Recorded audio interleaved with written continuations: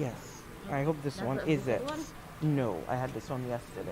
Okay, So so this this is is the updated one. updated. Alright, let's put it aside. Okay. Thank you What time so yesterday? much. Maybe it's the same thing. Anyways, That was pretty last from early. today I printed this one too. Okay, so I will go with yours. Okay. So they held. Let me ask you. The committee meeting.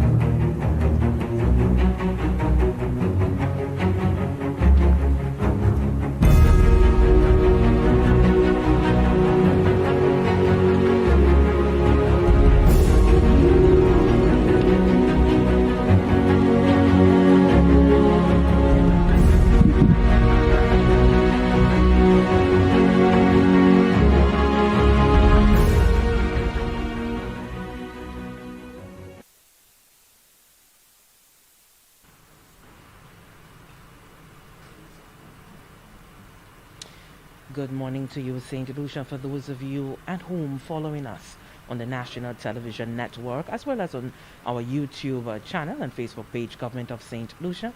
We're coming to you live from downtown Castries on this very historic day. It is Tuesday, March 8, 2022. It is International Women's Day. I say historic because as the Parliament of St. Lucia convenes for this week, the House of Assembly, before it will be a bill, the Domestic Violence Bill, and that bill is deemed to be one of the most progressive in the Caribbean to address domestic violence issues in St. Lucia, one that covers and caters to not just women, but men and children as well. We will be hearing for the Minister with Responsibility for Gender Affairs, Honorable Dr. Virginia Albert Poyot, and she will be tabling this bill later this morning. Also, a number of papers will be laid, of course, by the Honorable Prime Minister, Minister for Finance, Economic Development and the Youth Economy, Honorable Philip J. Pierre. We'll also have papers being laid by the Honorable Minister for Health, Wellness and Elderly Affairs, Honorable Moses Jabates.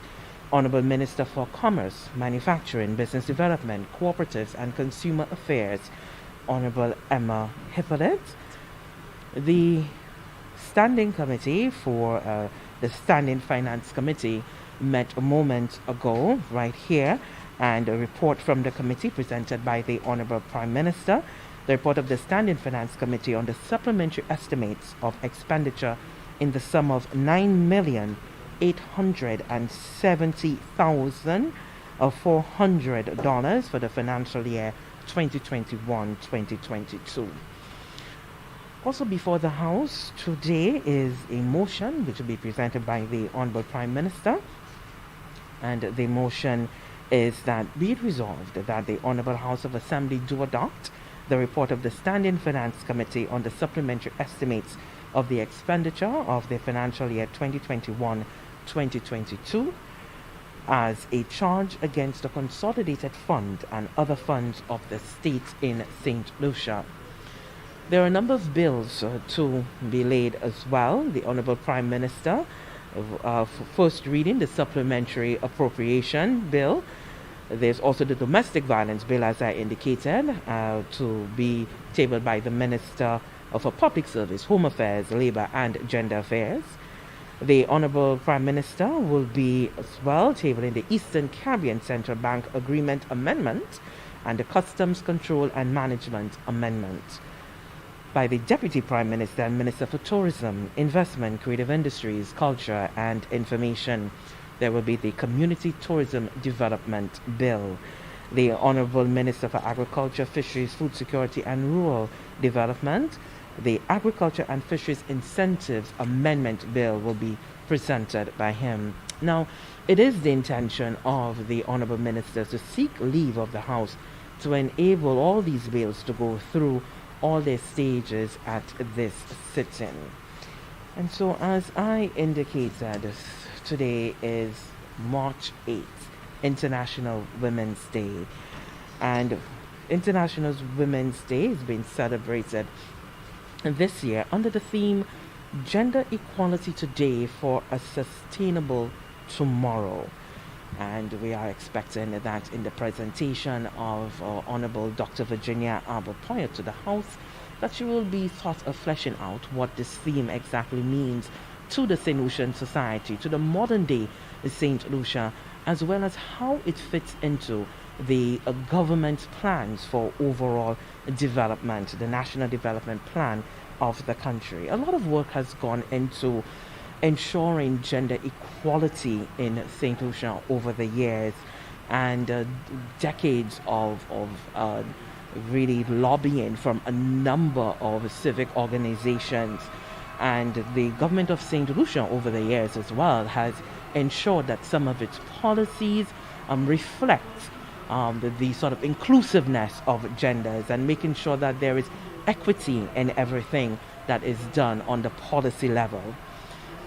In the last 2 to 3 years, 5 years, there's been a complete sort of zeroing in on what exactly that means, giving it a framework, if you will. And so gender mainstreaming and social protection is identified as one of the 3 cross-cutting thematic development areas in St. Lucia's medium-term development strategy, along with disaster risk management, resilience, and sustainable development and productivity and economic competitiveness. So over the last 2 years, there's been a groundbreaking stride in mainstreaming gender into climate change adaptation, for example, and that has been worldwide, most importantly here in St. Lucia as well. So mitigation and disaster risk reduction, recovery and response, mainly through St. Lucia's participation in the regional project enabling gender responsive disaster recovery, climate and environmental resilience in the Caribbean. This project, in short, is called Engender. And so out of this project, there's been information and a series of recommendations for ensuring gender responsive processes for a sustainable future. And a number of those things have resulted in policies, as I indicated, that really capture the needs of women, ensuring that there is that balance in gender.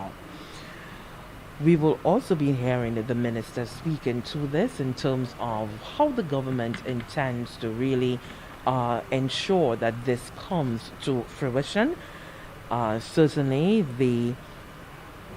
one of the sort of active points that the minister will be speaking to is the sort of establishment of focal points across ministries to ensure that all of the policies really do embrace the idea of gender equality, gender mainstreaming.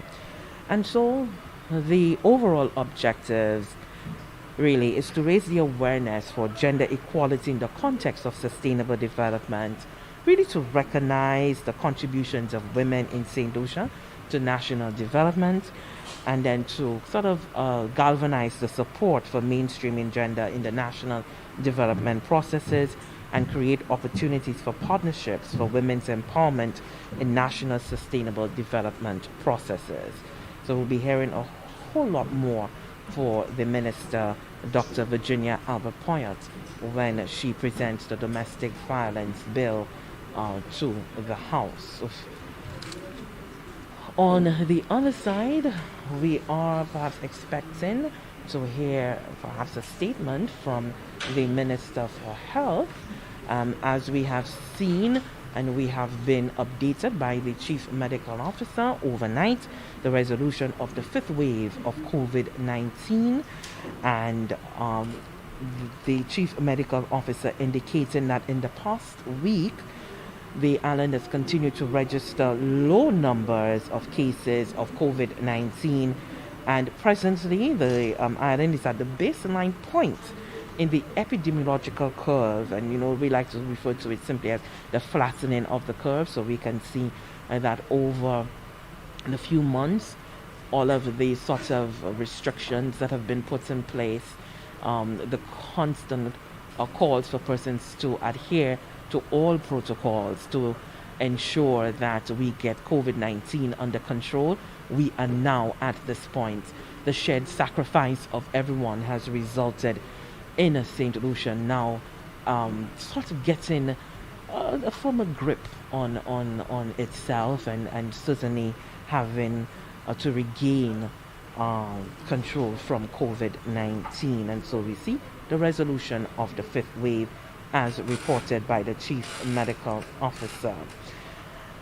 While that has happened, the authorities are very clear that while we are seeing very low numbers with COVID-19 by way of new infections and by way of current cases, the pandemic is far from being over.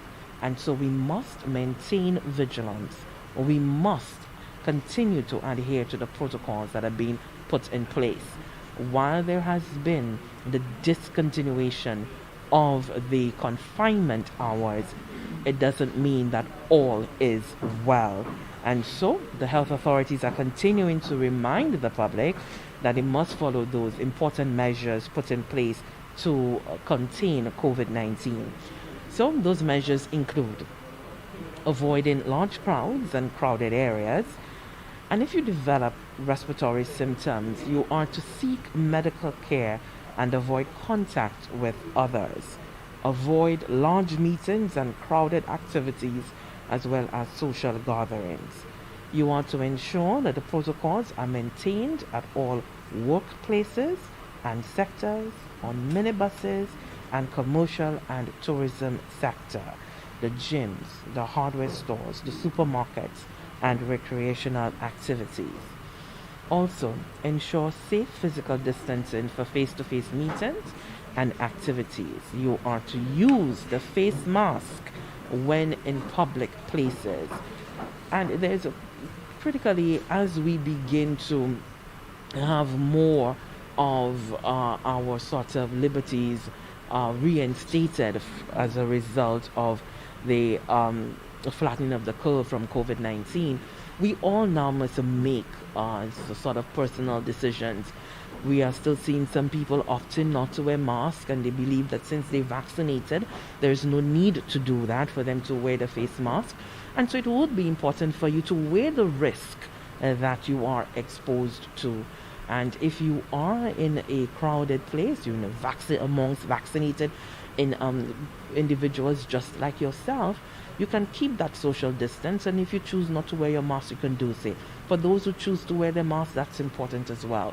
So at the end of the day, individuals need to weigh their own personal situations and their risk. You may be vaccinated, but then you have some underlying conditions. And if you choose to continue to wear the mask, that's very important as well. Okay? So ensure regular cleaning of surfaces and sanitation of all business establishments and environments. Ensure you remain in quarantine, very, very important. Remain in quarantine or isolation if you are a direct contact of a case or a member of your household is positive. Please, it's very important for us to do so. If we do not adhere to this important measure, then it means that we are at risk of allowing ourselves to see another spiraling incident of COVID-19, and we do not want that. You want to limit social activities at work and, of course, encourage vaccination of employees. So, the vaccines are available to us. The government of St. Lucia is ensuring that we have this very important option. And certainly there are the Pfizer, AstraZeneca, and Johnson & Johnson vaccines. They are available at the various wellness centers as per the COVID-19 vaccination schedule, and you could find that schedule on the Facebook page of the Government of St. Lucia. You can find it on the website of the Government of St. Lucia. You could also find it on the Ministry of Health, the Bureau of Health Education Facebook page as well.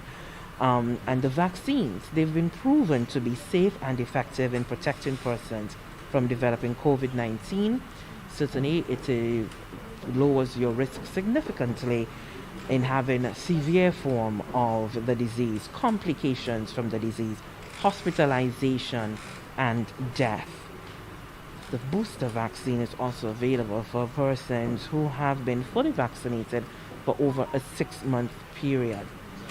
Now, everyone who has been vaccinated is urged to get, everyone who has not been vaccinated, you are urged to do so urgently, because this is how we are going to maintain our control over COVID-19. So, the health officials are appealing to all organizations, public and private sector, to ensure the strengthening of all public health protocols. COVID-19, because the chamber here in the House of Assembly is filled. Prime Minister, the Prime Minister engaged in a little conversation, tete-a-tete. We're seeing the Senior Minister, Honorable Stephenson King, walking through, taking a moment there to have brief conversation with persons in the gallery. We also have a number of women in the gallery, and they are adorned in purple, which is the universal color for International Women's Day. And the Speaker of the House is making his entry.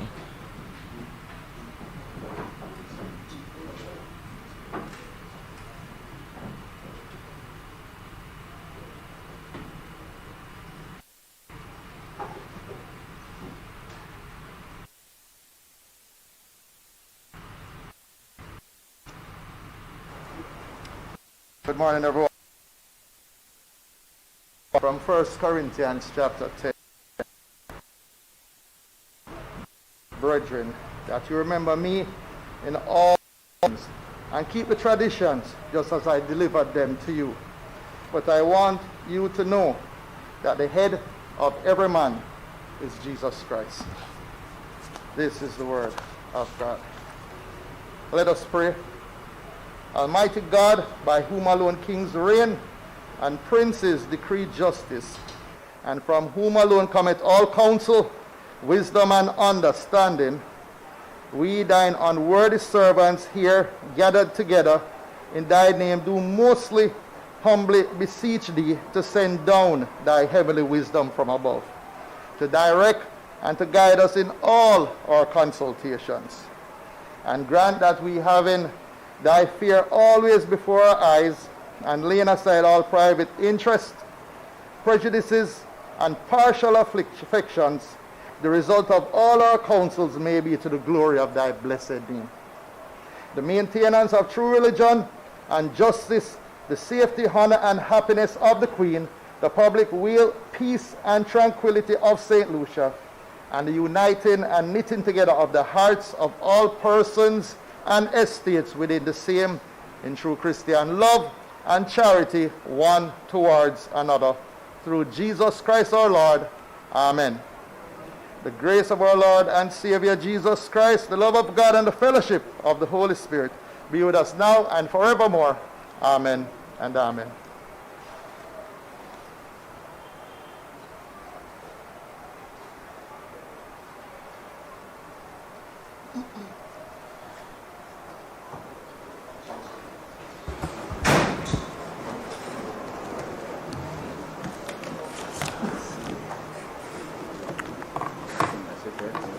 Good morning, honorable members.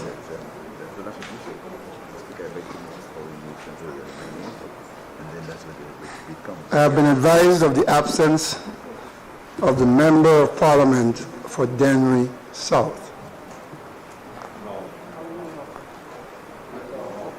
Dennery North, sorry, my apologies, Dennery North. Who is out of the island on state business. Let me at this time wish all the women of St. Lucia happy International Women's Day.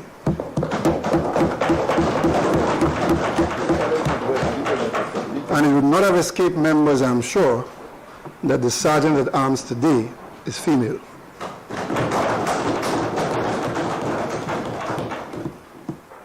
My sincere condolences to the Timet family the member from Meekwood North, who was a close colleague of the deceased, the Commissioner of Police, and the entire police force on the untimely passing of Police Officer Nathan Timet. Members, I have to report that we have received a congratulatory message from Canada's High Commission in Barbados, His Excellency Mr. George Fury, as well as the Speaker of the Senate of Canada and the Speaker of the House of Commons, in observance of our 43rd independence celebrations. The British High Commission, in collaboration with the Parliament of St. Lucia, will be hosting a seminar on Friday, March 11th, to highlight Commonwealth Day under the theme, Increasing Women's Political Participation in St. Lucia, a Parliamentary Perspective. The discussion will commence at 9 a.m. and will be streamed live on NTN. Ms. Abrak Satai, a researcher from the Swedish Research Council, is in the process of conducting interviews for a research project on the subject, quote, Large Lessons from Small Cases, Understanding Democracy in its Everyday Practice in Small Island States, unquote. All members would have been contacted by the Office of the Parliament, setting up the date and time for the interview. The interviews will take place during the period March 7th to March 18th. This research project aims to increase the understanding of the political system of small island nations work in their everyday practice. Let me just get a document from the Parliamentary.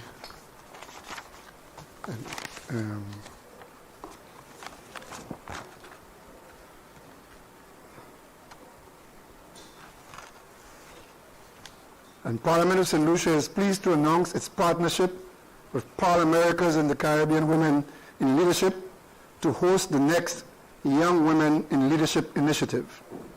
St. Lucia will be the third Caribbean Parliament to host such an initiative, joining the parliaments of Trinidad and Tobago and Antigua and Barbuda. Young Women in Leadership is a training program designed to support young women aged 18 to 25 in building the knowledge, skills, and networks needed to positively impact the community and country, with a focus on parliamentary engagement and promoting gender equality, inclusion, and respect for human rights.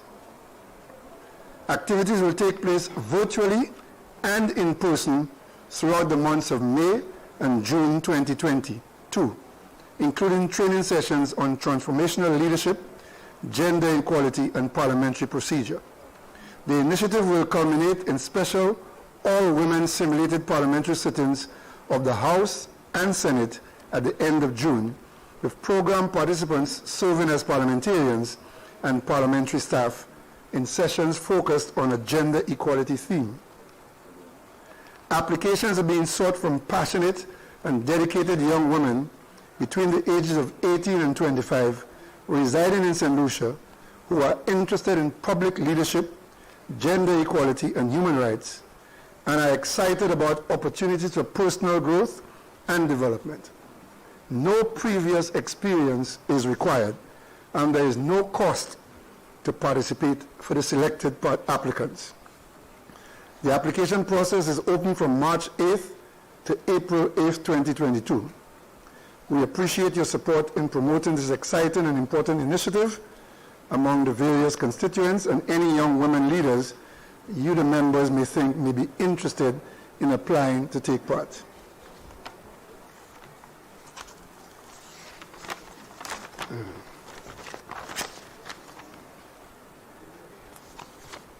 Members, a few weeks ago, the leader of the opposition and a member from Meekwood South, in a nationally broadcast interview, parts of which were broadcast as a news item, made some stunning allegations pertaining to the presiding officer, accusing him of, among other things, bias and a breach of the Constitution of St. Lucia.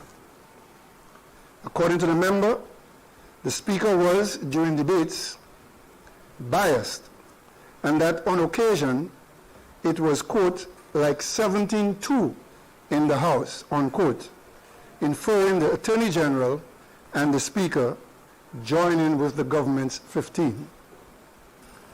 The accusation of bias is one which is personal to the maker of the statement, and I take no umbrage with the Leader of Opposition and member from Miku South, or for any other member for that matter, if they believe me to be biased during the conduct of proceedings. It is the quality of my rulings and not any single member's view which will paint me as a good or bad speaker. So therefore I take no issue with the member's pronouncement or any member's pronouncement on the question of bias. Not so with the matter of the Attorney General, where the member from Miku South has accused me of improperly seating the Attorney General. Unprecedented is how he termed it. This is now the member's third term as a parliamentarian, and it is assumed that he would be by now familiar with the rules which govern this institution. More than this, and as his comments relate to the Attorney General, one would have thought he would have at least done his due diligence before making public comments. Further, considering in a previous life he had appointed an Attorney General under exactly the same terms as the current Attorney General, who he now accuses of being improperly seated, that he would have consulted with those who know about those things before making such rash pronouncements. The fact is, it is not unprecedented for an Attorney General who is a public officer to sit in the House of Assembly. From as far back as 1997, it has been the norm. But norm or not, what does the Constitution, our supreme law, say about the composition of the House of Assembly? For an answer to that question, we must go to Section 30 of the Constitution. Every member in this honorable House was furnished with a Constitution, not to put on the bookshelf, but to read it to acquaint themselves. Section 30, Composition. Subsection 1. The House shall consist of such number of members as corresponds with the number of constituencies for the time being established in accordance with the provisions of Section 58. Section 58, of course, deals with boundaries. Who shall be elected in accordance with the provisions of Section 33, which deals with elections. Subsection 2. If a person who is not a member of the House is elected to be Speaker, he shall, by virtue of holding or acting in that office, be a member of the House. 3. At any time when the office of Attorney General is a public office, the Attorney General shall, by virtue of holding or acting in that office, be a member of the House. Regarding the Speaker, Section 45 circumscribes his voting ability, and it states, under Section 45(3), the reference to all the members of the House in Sections 17(7), 18(2), and 41(2), 3, 4, and 5 of this Constitution shall not include the Speaker if he was elected from among persons who are not members of the House. These sections of the Constitution relate to voting on bills and voting on constitutional matters. Subsection 5. A Speaker who was elected from among persons who were not members of the House shall have neither an original nor a casting vote. That applies to me. Members would note that the circumscription of Section 45, subsection 5, places no bar on the ability of the Attorney General, but only on a Speaker who is not himself a constituency representative. Where then did the Leader of the Opposition, the MP from Miku South, get the idea that the Speaker improperly seated the Attorney General? The fact is, under our Constitution, the Attorney General, as appointed, is a full member of the House with all the rights and privileges of the other 17 members who were elected on election day. Notwithstanding the serious allegation and the egregious breach of the rules, I seek no apology or retraction from the member and do not intend to take any action in this matter. Still, I want to caution all members to at least acquaint themselves with the facts attendant to the things they wish to speak about, especially when these statements can unnecessarily be injurious to the reputation of others. At this point, members, I would like to acknowledge the victorious St. Lucia netball team who recently participated in the OACS netball tournament. And on your behalf, I invited the members here to receive from the Minister for Sports a congratulatory messages. Members, I ask you to join me in welcoming the members of the St. Lucia National Netball Team.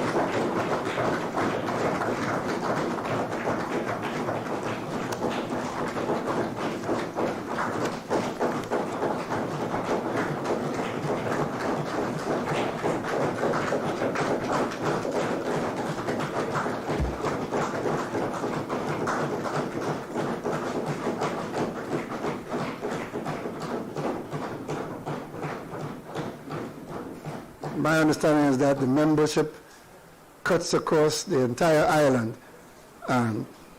Statements from ministers, I now invite the Minister for Youth Development and Sports.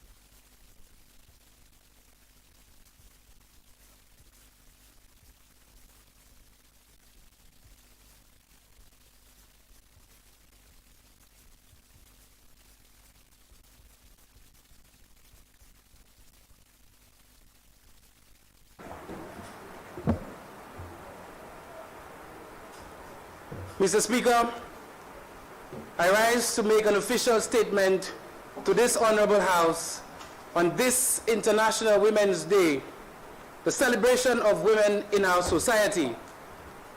In doing so, I want to thank the many women who have worked tirelessly in the pursuit of excellence in sports on our island, especially in this trying time.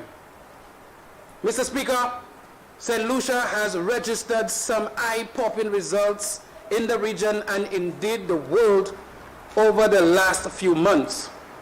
And I'm happy to report that it is our women, our St. Lucian women, who are the ones flying our nation's flag so high.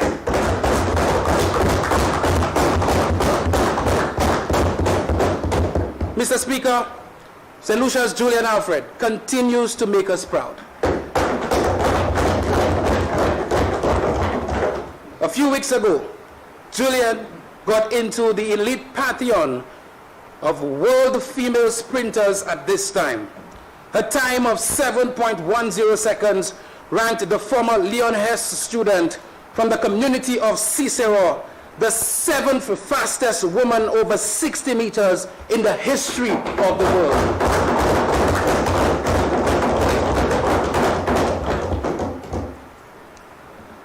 But Mr. Speaker, I will never allow St. Lucia to forget that when the member of Denry North offered support to this young lady, he was excoriated and investigated. And up to this day, no financial audit has ever been released. But we'll speak about this in another show. Who did that just now? Mr. Speaker, this government will show you and the rest of the world how much we care right now, Mr. Speaker, for our female athletes. I want the people of St. Lucia to know that I can now confirm that this government, under the instruction of the Honorable Prime Minister and this Sports Minister, with this Minister of Housing, and in collaboration with the member for Castries South, is currently in the process of repairing Julian Alfred's home in Cicero. Mr. Speaker, we are not just talk, we are action. Hypocrite. But Mr. Speaker, the sport of track and field may just be the sport to bring home the elusive Olympic medal. This is because we are seeing a cadre of young women continuing to show progress as they go through our developmental programs.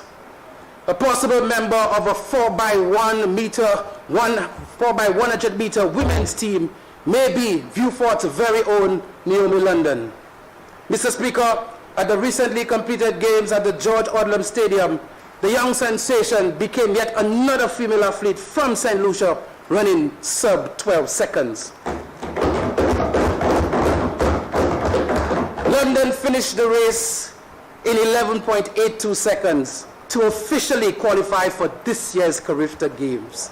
Her time puts her right up there with Julian Alfred at this age and puts her with the likes of Michaela Hyacinth, Kimani Alfos, which will be a force to reckon with in the region and indeed the world at the next Olympic Games. We care about our female athletes, and we will continue to prioritize their well-being. And today, Mr. Speaker, as you said, in our midst, our senior national netball team is here. In a time where this group of women had to face the huge restrictions placed on them by COVID-19, Team St. Lucia placed second in the recently completed OACS Netball Championship. Mr. Speaker, I as Minister must tell the story of these women who braved day and night, sitting on buses en route to training, fearful of contracting the deadly disease on their way to and from our facilities. Yet they toiled. Mr. Speaker, these women who hopped, skipped, and jumped all over their opponents in the sub-region, they suffered injuries, some career-ending, but they stood up in support of their teammates as they fought for sweet victory. Team St. Lucia had a mixture of young netballers, but as a result of complications due to the coronavirus, other senior players put up their hands, came out of retirement, and joined the battle for regional netball supremacy. And so today, Mr. Speaker, I believe all of St. Lucia, including every one of my parliamentary colleagues, should again put their hands together for this netball team, including the delegation of Sanya Hansman, team manager Mrs. Marian Marshall Montoot, head coach Donna Lynn Patterson Joseph, primary care Alexandria Eugene, the players Shem Maxwell as captain, vice captain DeSilva Florton, Roxanne Snyder, Kiana Nelson, Vern Alexander, Makiba Alcid, Aliyah Estefor, Malika Destang, Alana Paul, Gemma Lionel, Megan Nestor, Safia Paul, and of course, Lakeisha Phillips. Put your hands together for them one more time. Meanwhile, Mr. Speaker, our female cricketers continue to show progress in the regional game.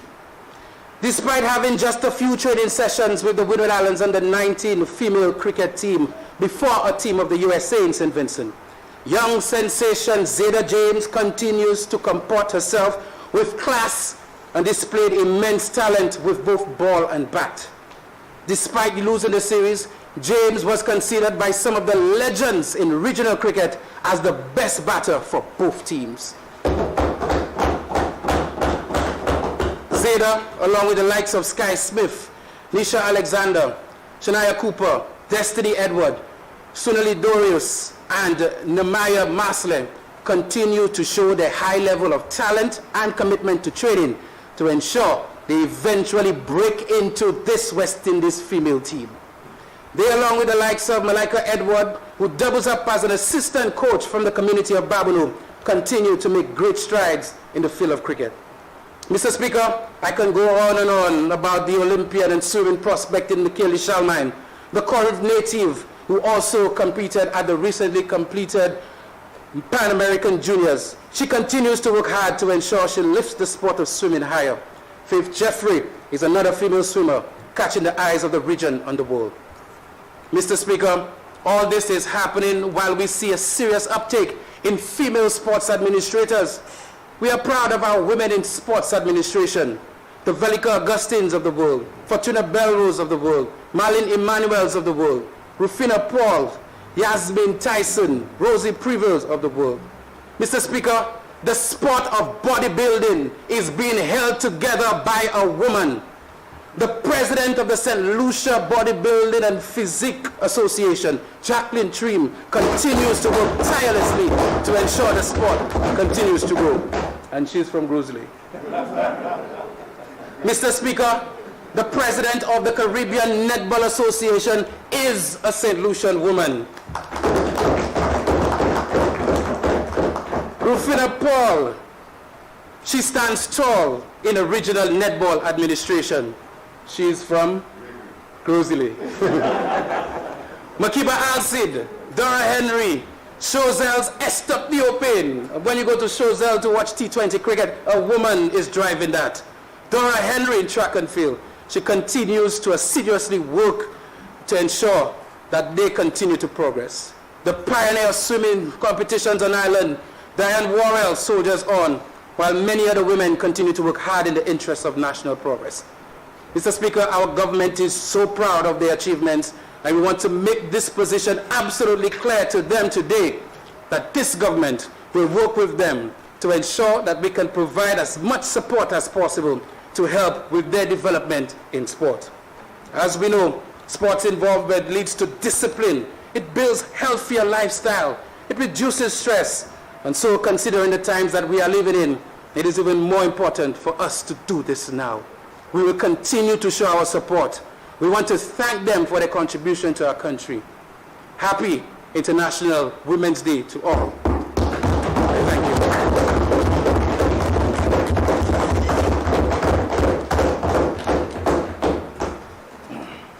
Thank you very much, and we want to thank our national netball team, management and team. Thank you very much again for your service to country, and thank you for being here this morning. Thank you very much.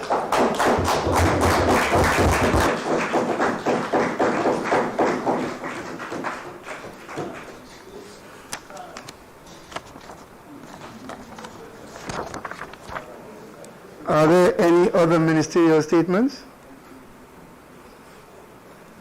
The Minister of Reports.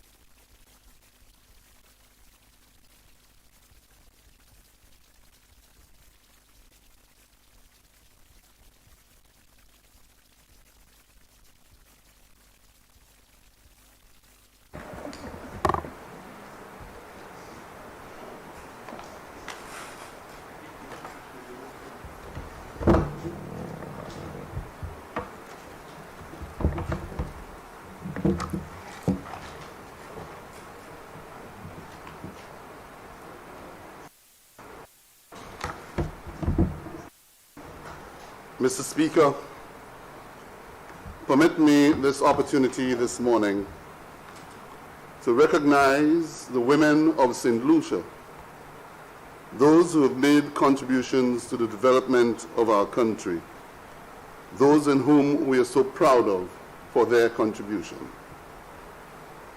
I must recognize this morning the presence of Ms. Lauren Williams, who served in this Parliament and the Senate as Attorney General of this country. I want to recognize also, Mr. Speaker, the women who have come to champion the cause for women here today, who are sitting in the gallery. And I just noticed, Mr. Speaker, yet another woman who has served this country with great pride and dignity, Senator Alvina Reynolds, who is also here. Permit me also, Mr. Speaker, to recognize and to commend our Minister for Gender Relations for the task that she has been faced with and for today championing the cause for domestic violence here in St. Lucia, supported by her colleague, the Honorable Emma Hippolyte. But, Mr. Speaker, my address today, my statement today, is on the matter pertaining to the revocation of Queen's Chain lease to Cabot St. Lucia Incorporated. Mr. Speaker, on June 14, 2019, Cabot, a Canadian golf resort and residential real estate developer, announced in Nova Scotia, Canada, its intention to develop, manage, and operate a new master plan resort community here in St. Lucia. The announcement signaled the brand's first international property outside of Canada to be located on Point Hardy Cap Estate on a 375-acre peninsula at the northern tip of St. Lucia, where Cabot St. Lucia acquired to expand upon its legacy of excellence with a golf club, residential community, and resort. Mr. Speaker, on March 10, 2020, less than a year later, the St. Lucia National Trust, the Archaeological and Historical Society, and the Lavot Links Concerned Citizens Group published a joint press release indicating that they, the parties to the press release, stood together in support of genuine sustainable development for the benefit of the people of St. Lucia.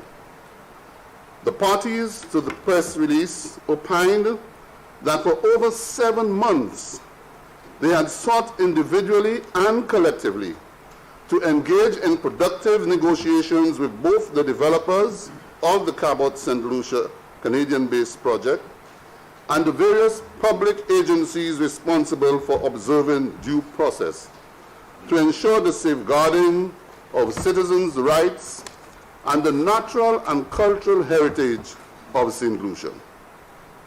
They went on further to lament that all of the efforts to that date had been frustrated and they were left with no option but to speak out publicly as they witnessed the ongoing massive clearance of large tracts of land without the necessary safeguards or preparations, thus jeopardizing important archaeological and natural heritage within the Cabot St. Lucia site and the adjoining Queen's Chain. Mr. Speaker, in parallel, while in opposition, the St. Lucia Labour Party asserted and repeatedly stated that it stood in solidarity with the people of St. Lucia and all other organizations which had expressed their concerns regarding the development of Cabot St. Lucia. Today, Mr. Speaker, I'm obliged to endorse and reaffirm that commitment established by this government to minding our business by putting the people and the people's business first, not just in word, but in deed and in the name of the people of St. Lucia. Mr. Speaker, some may recall that notwithstanding the public outcry, protests, statements, and advocacy emanating from the general public, stakeholder organizations such as the St. Lucia National Trust, the Archaeological and Historical Society, and the Lavot Links Concerned Citizens Group, the St. Lucia Labour Party, among others, the former government ignored and disregarded the pleas of the people and proceeded to grant leases of the Queen's Chain to Cabot unrestricted.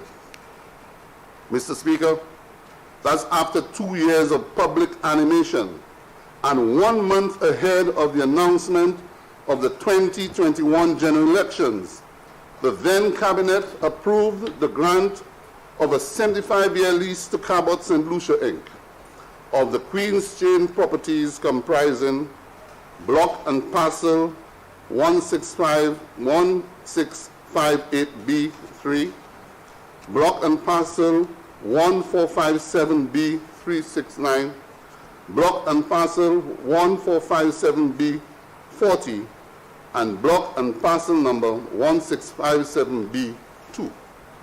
Simultaneously, Mr. Speaker, the then cabinet also approved the rental rate for the lease of block and parcel 1658B3, block and parcel 1457B369, block and parcel 1457B40, block and parcel 1657B2, block and parcel 1657B1, 1, 1, 3, 1, 1, 4, 1, 1, and 5, 1, 1, and block and parcel 1658B, 12, 1, 1. Mr. Speaker, in keeping with the philosophy of this nationally united people's government of red, red, and blue, we have revisited the previous decisions of 8 June 2021 undertaken by the former administration, and in keeping with the people's mantra to realize genuine sustainable development for the benefit of the people of St. Lucia, and the preservation, protection, and respect of our patrimony, heritage, and the assets of our country. These decisions by this government ensures that the ancient Amerindian site will be protected and the continued state ownership of the adjoining Queen's Chain.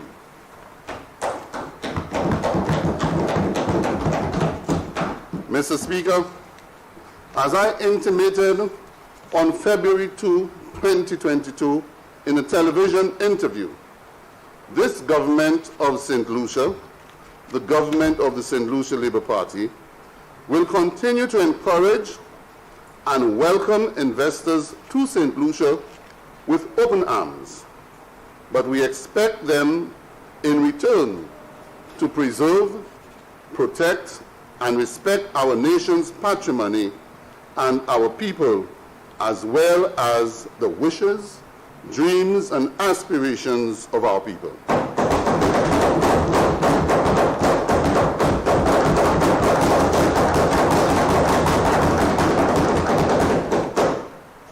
While we subscribe to the philosophy of investment by invitation, we are resolute and idealistic defenders of our heritage, patrimony, and this dear land that gave us birth. Consequently, in pursuit of the ideals of our people, their dreams and aspirations, this government of the people, by the people, and for the people, considered the request by the Department of Physical Development and Urban Renewal and approved the revocation, cancellation of the 75-year lease to Cabot St. Lucia, Inc. for the following parcels of Queen's Chain: block and parcel number 1658B3, block and parcels number 1457B369, and block and parcel number 1457B40, and block and parcel number 1657B2. The Cabinet further approved the revocation of the approved rental rate for the block and parcel numbers 1657B 111, 1657B 311, 1657B 411, 1657B 511 and block and parcel number 1658B 1211.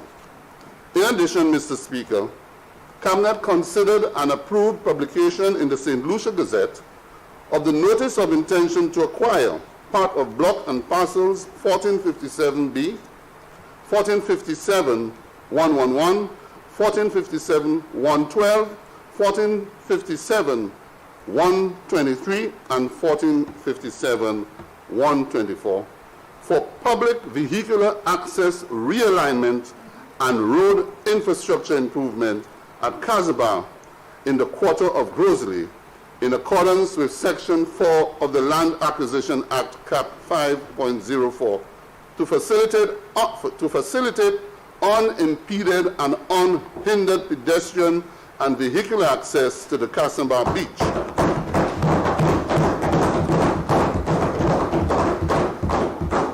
This will also include unimpeded, unhindered pedestrian and vehicular access to Donkey Beach and Secret Beach, and to establish adequate parking and recreational facilities for use by our children, our youth, and the general adult population who frequently access the beach. Mr. Speaker, the aforementioned decisions of the government will in no way dilute the appeal, the atmosphere, or the concept and intended experience of the developer, but rather highlight the authenticity of the inspiration of our beauty, the charm and our people, and the value of our heritage. Therefore, Mr. Speaker, the Department of Physical Development and Urban Renewal will continue its eternal vigilance to monitor and observe the ongoing development at Cabot and other sites, to ensure compliance with all the established planning and sustainable development protocols and guidelines, to ensure a unique product that is environmentally clean, green and serene and pristine, in compliance with our philosophy of sustainability, balance between development and conservation, and to uphold our conviction towards the attainment of the 17 UN Sustainable Development Goals. Once again, Mr. Speaker, our initiative, our intervention is a demonstration of our commitment to the people. It's a demonstration of putting people first, but it's also a careful initiative, a careful intervention, recognizing the importance of investment and balancing investment with livelihoods and the people of this country. Mr. Speaker, I thank you for your indulgence.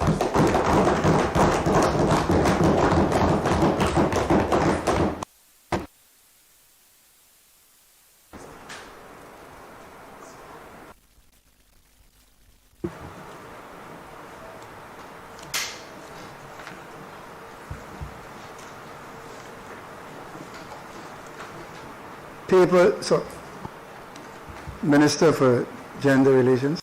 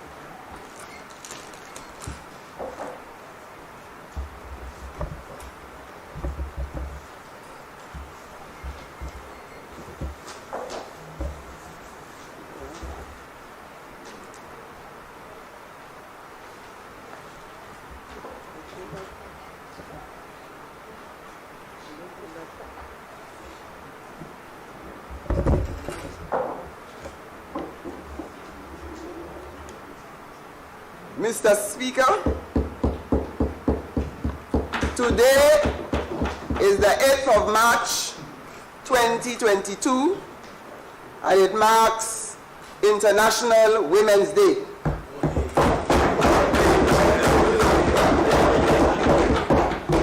A day for all women. However, Mr. Speaker, there is one gentleman that I know of who is also sharing that day. And this gentleman happens to be my husband. It is his birthday today. So he enjoys it because it is his birthday, and I wish him all the best and unconditional support for women.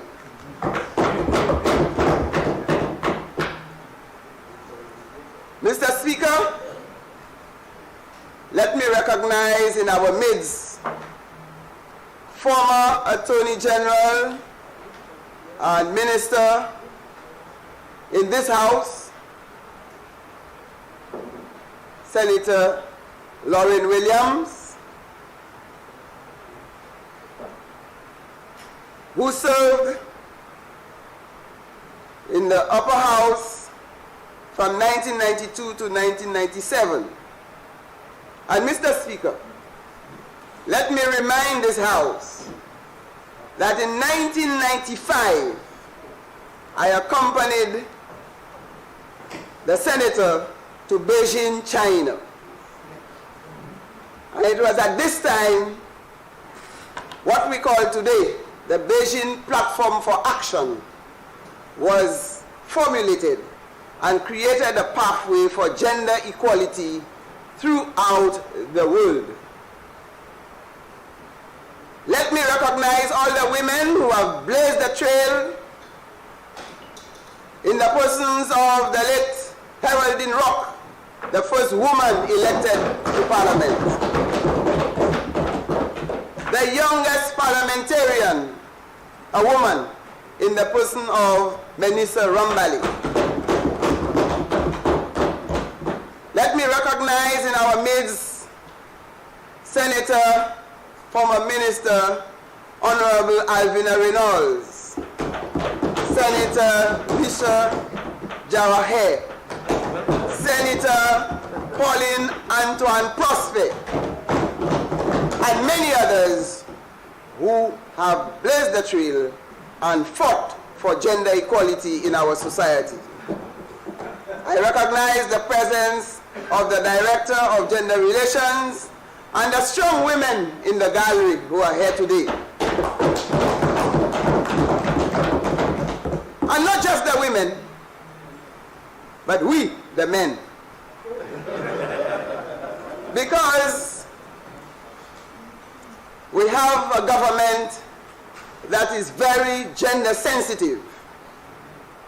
I need to thank the Honorable Prime Minister and the members of the government and cabinet colleagues for their support for women. And we look forward and we will work with the government, and the women in St. Lucia have pledged their full support to ensure that this government is successful. Mr. Speaker, it has been a long journey for me. With my background in education, I started in 1989 the struggle for gender equality in the St. Lucia Teachers Union. And today, I apologize that I cannot be with them, because I told them that we have to fight the battle for gender equality at all fronts. And they have the Women's Conference today. I have sent them greetings and I wish them well. Fellow parliamentarians, we do not make a distinction here, because all parliamentarians here, whether man or woman, would not be on this planet without a mother. That's a woman. You may have a sister, that's a woman. A daughter, that's a woman. Grandmother, that's a woman. So it is our day. Mr. Speaker, gender equality today for a sustainable tomorrow is the theme for International Women's Day this year. I am pleased, Mr. Speaker, to state that this government, under the leadership of the current Prime Minister and Parliamentary Rep for Castries East, has decided to bring a gift in this house, and I'm carrying the gift on behalf of the government. And this gift will be presented later, Mr. Speaker, the Domestic Violence Bill. And this government is focused on putting people first, putting you first, and today is putting women first. Mr. Speaker, gender equality is still only an aspirational goal in many regions of the world. Mr. Speaker, attempts at making gender equality a reality in our world has been met with resistance, festering for centuries to the point where it became the norm.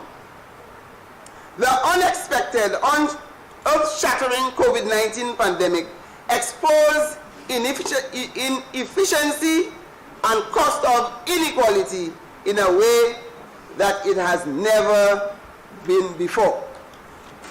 Mr. Speaker, Economic Commission of Latin America and the Caribbean, ECLAC, the UN Women Multi-Country Office of the Caribbean, are employing countries to consider building back better with equality in this national recovery effort. In fact, the UN Secretary General reports and the numerous policy beliefs prepared for centuries since the pandemic have all acknowledged that gender equality is indispensable to sustainable development. Mr. Speaker, gender equality is not an automatic outcome of national development plans. It must be a deliberate and intentional goal. Gender mainstreaming and social protection is identified as one of 3 cross-cutting thematic development areas in St. Lucia's medium-term development strategy, along with disaster risk management, resilience and sustainable development, and productivity and economic competitiveness. In the last 2 years, there has been groundbreaking strides in mainstreaming gender into climate change adaptation, mitigation and disaster risk reduction, recovery and response, mainly through our participation in the regional project enabling gender-responsive disaster recovery, climate and environmental resilience in the Caribbean, ENGENDER, acronym ENGENDER. The many outputs of this project provide a wealth of information and recommendations for ensuring gender-responsive processes for a sustainable future. Mr. Speaker, the improved understanding of gender in national development, made possible through public sector capacity enhancement, coincided with other national, regional, and international initiatives that highlighted the indispensable role of gender equality in sustainable development. Mr. Speaker, admittedly, gender in national development is still in an embryonic stage in St. Lucia. The recent processes, however, are creating an enabling environment for communicating, influencing, and inspiring national development actors to incorporate gender in the planning and implementation process. The government of St. Lucia, through the Gender Affairs Department, is embarking on the establishment of a gender equality focal point system in the public sector to ensure that gender is mainstreamed in all national development planning. And I can tell you, Mr. Speaker, under the leadership of the Prime Minister and Minister and Parliamentary Rep for Castries East, gender is on the agenda. Mr. Speaker, gender equality is not the domain of one sector or group, but like all goals of national development, it comprises all of society, inclusive of women, girls, men, and boys. The theme this year for International Women's Day, Gender Equality Today for a Sustainable Tomorrow, is in sync with the theme for St. Lucia's 43rd anniversary of independence. Duvansam, celebrating our people. And the priority theme for the 66th session on the Commission on the Status of Women, Achieving Gender Equality and the Empowerment of All Women and Girls in the context of climate change, environmental and disaster risk reduction policies and programs. Mr. Speaker, c'est je cette Lucia, c'est Jean Babolo, toute femme, zot ni pour ça, hodia c'est jour, zot ni pour célébrer, parce que ça travaille web. Et le gouvernement ça là, qui là, en bas, Premier ministre, qui a représenté Castries East, gouvernement ça là qui travaille pour mener égalité entre femmes et puis hommes en pays cette ici. Avec moi cadeau, nous avons saluté toutes femmes, nous avons souhaité toutes femmes bonne journée. Avec à nous être ensemble, à nous supporter le gouvernement pour nous faire bagaille marcher bien un pays pour tout le monde, pour toutes les enfants, pour les hommes, pour Timbay, pour Tifi. International Women's Day, therefore, presents a platform to deepen the understanding of the commitment of the government of St. Lucia to leave no one behind and link sector and national gender equality and environmental and climate sustainability actors to local, regional, and international partners. Opportunities so as to catalyze and accelerate progress in the implementation of concrete recommendations and actions for gender equality outcomes in national sustainable development processes. And Mr. Speaker, for the few months that I have spent in the Cabinet of Ministers, every single day we attend meetings, we hear the issue of women and the plight of women in St. Lucia.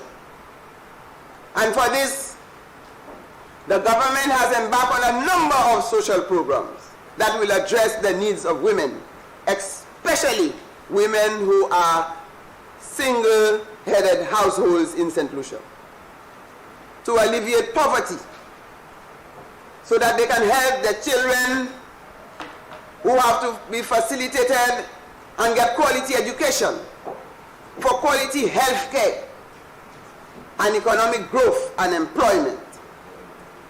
This year's International Women's Day observance will therefore create opportunities to inform the public of the many ongoing gender equality initiatives in national development and recognize those who work behind the scenes to make it happen. Bring people and institutions together to discuss implications of the various sector-specific gender and climate nexus reports, Mr. Speaker, and spark national interest in the reaffirmed commitment to finding innovative solutions to addressing existing gaps in the national sustainable development processes. Mr. Speaker, the objectives of gender equality and raising the consciousness of our people is: 1, raise awareness of gender equality in the context of sustainable development. Recognize, encourage, and validate the contributions of women in St. Lucia to national sustainable development. And you heard my fellow colleague from Parliamentarian from Grosse Lake and how he saluted the women in all walks of life, especially in the field of sports, and how they have made St. Lucia proud. Mr. Speaker, the other objective we speak to is to create opportunities for partnership for women's empowerment in national sustainable development processes. And Mr. Speaker, I'm proud to say that today we sit in this lower house with the Honorable Parliamentarian from Soufrière for Saint-Jacques, our senators in the upper house, and we are there to remind all that women have a role to play in decision making. Mr. Speaker, for this International Women's Day and this month, we are securing the month of March for women. We have a number of activities we have planned. We have church and ecumenical services in observance of International Women's Day, the launch of the Women's Parliamentary Caucus. This is the first time in the history of St. Lucia that we have established a Women's Parliamentary Caucus. And this caucus goes across the political divide. Announcement on the adoption of a public sector national gender equality focal point system.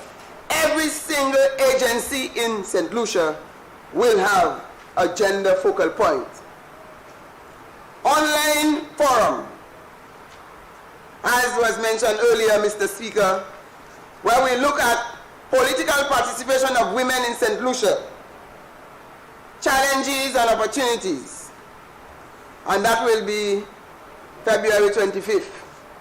High-level panel discussion, fostering gender equality through constitutional and legislative enhancement, tabling the Domestic Violence Bill of 2022, validation and productivity of nationally developed gender assessments in education, health, resilience, ecosystems, tourism, infrastructure, and energy sector. Launch a reviving gender equality, recognizing, encouraging, and validating national actors for gender equality. Mr. Speaker, we have a number of activities, including talk shows, interviews, and a message which I delivered to all St. Lucians and those beyond. We wear purple and pink and blue today. Mr. Blue Wave. UN Women for the Caribbean, Organization of American States, Organization of Eastern Caribbean States, CARICOM. And Mr. Speaker, later I will tell you that the Secretary General of CARICOM wanted to be here in this Parliament for this historic moment. But unfortunately, an emergency came up and she had to cancel her trip. But she will be back. She will come. The British High Commission, Institute for Gender and Development Studies, University of the West Indies, Women Parliamentarians, Parliamentary Office, Attorney General Chambers, Department of Economic Development, Department of Sustainable Development. Women in St. Lucia, stay strong. Let us work together to build a better future, not just for ourselves, but for our children and the future generation. I wish every single woman in St. Lucia, those in the diaspora, and around the world, happy International Women's Day to all women. I thank you, Mr. Speaker.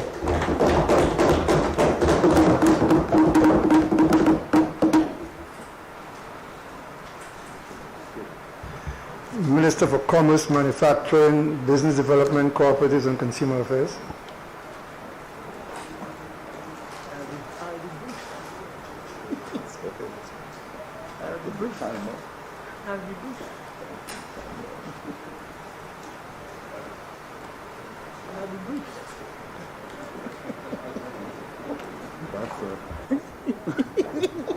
I'll be economical with my words.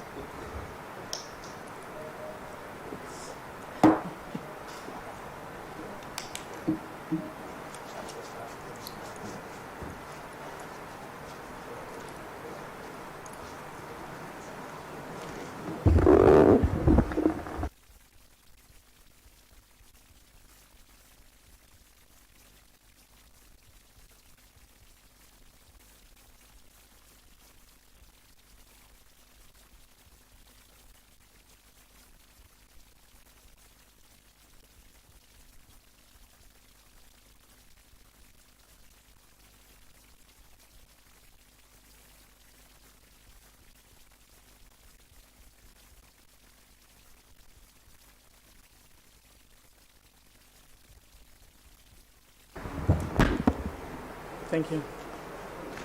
Thank you, Mr. Speaker.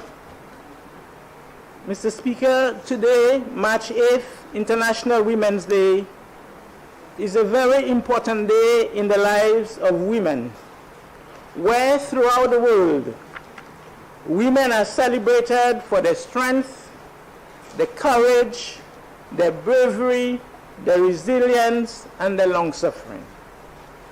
Mr. Speaker, today through you, I take this opportunity to salute the women of St. Lucia in their role in building a better, stronger, and united St. Lucia. Happy International Women's Day, sisters.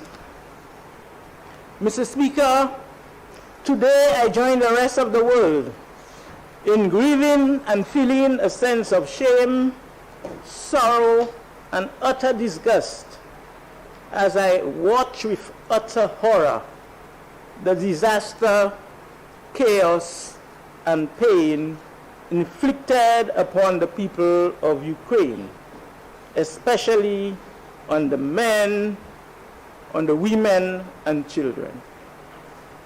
I therefore think it fitting that at this moment that I applaud the strength, resilience, and bravery of the Ukrainian people and their love for their homeland. Mr. Speaker, I pray that peace reigns. Mr. Speaker, with your permission, I want to add my voice to express condolences to the Timet family and to the members of the Royal St. Lucia Police Force on the passing of Officer Nathan Timet. I also want to take this moment to express condolences to the various families of victims of violence in our country. Mr. Speaker, every member of this Honorable House and every member of society must shun violence and take every step possible to see how we can reduce and eliminate violence. Mr. Speaker, today, International Women's Day, I think it fitting that I report to this Honorable House that during a meeting of the Women's Parliamentary Caucus in December 2021, the women of both the upper and lower houses the women of both the St. Lucia Labour Party and the United Workers' Party decided unanimously to form the St. Lucia Women's Parliamentary Caucus. And I must report, Mr. Speaker, that a first meeting of this caucus has been held. Mr. Speaker, women parliamentary caucuses or parliamentary groups are mechanisms that have been created within the parliament of many countries to strengthen cooperation among women engaged in political life. Such caucuses can bring women parliamentarians together across party lines in effective alliance around common goals and issues that they all support. It also helps raise above the tensions between parties to fight the causes of women. Women caucuses defend women's legislative priorities and increase their influence in Parliament. This could have a demonstrable effect on the livelihood of women issues being discussed in Parliament and ultimately articulated in legislation. These caucuses have enabled women parliamentarians to express their views and impact the work of Parliament. Women caucuses can also work in other policy areas, not necessarily focus on women, analyzing a broad range of issues from a gender perspective and addressing the needs of other marginalized groups, especially children. Women caucuses help to build the capacity of women parliamentarians, organizing and promoting support and training to make them better members. Research have found that the main challenge facing newly elected women is coming to grips with parliamentary written and unwritten rules and procedures. Women caucuses can help by educating the members in such areas and teaching women the ropes of Parliament to make them better, more confident leaders. Women caucuses promote gender mainstreaming in the workplace and benefiting women parliamentarians themselves and improving the institution's sensitivity to gender. Mr. Speaker, today, our newly formed caucus will be tested with an issue that is of concern to all of us, and that is domestic violence. Secondly, Mr. Speaker, the reference material that we have received since the decision to form the caucus will allow us to analyze the estimates using gender lenses. And that is, we need to analyze how the estimates would affect men, women, and children. To ensure that the issue of gender equality take root in our society and system, we've heard from the member from Babono as to some of the actions that will be taken, especially the issue of gender focal points within the public service and allied agencies. My responsibility as the Minister for Commerce is to ensure that we have a similar system in the private sector. Mr. Speaker, women parliamentarians working together to improve the lives of our people, women, children, and men. May God continue to guide and bless us. I thank you.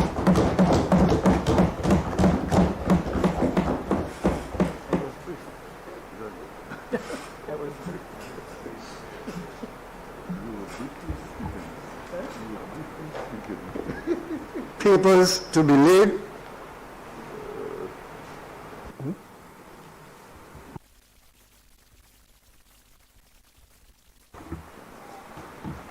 Prime Minister and Minister for Finance, Economic Development and the Youth Economy.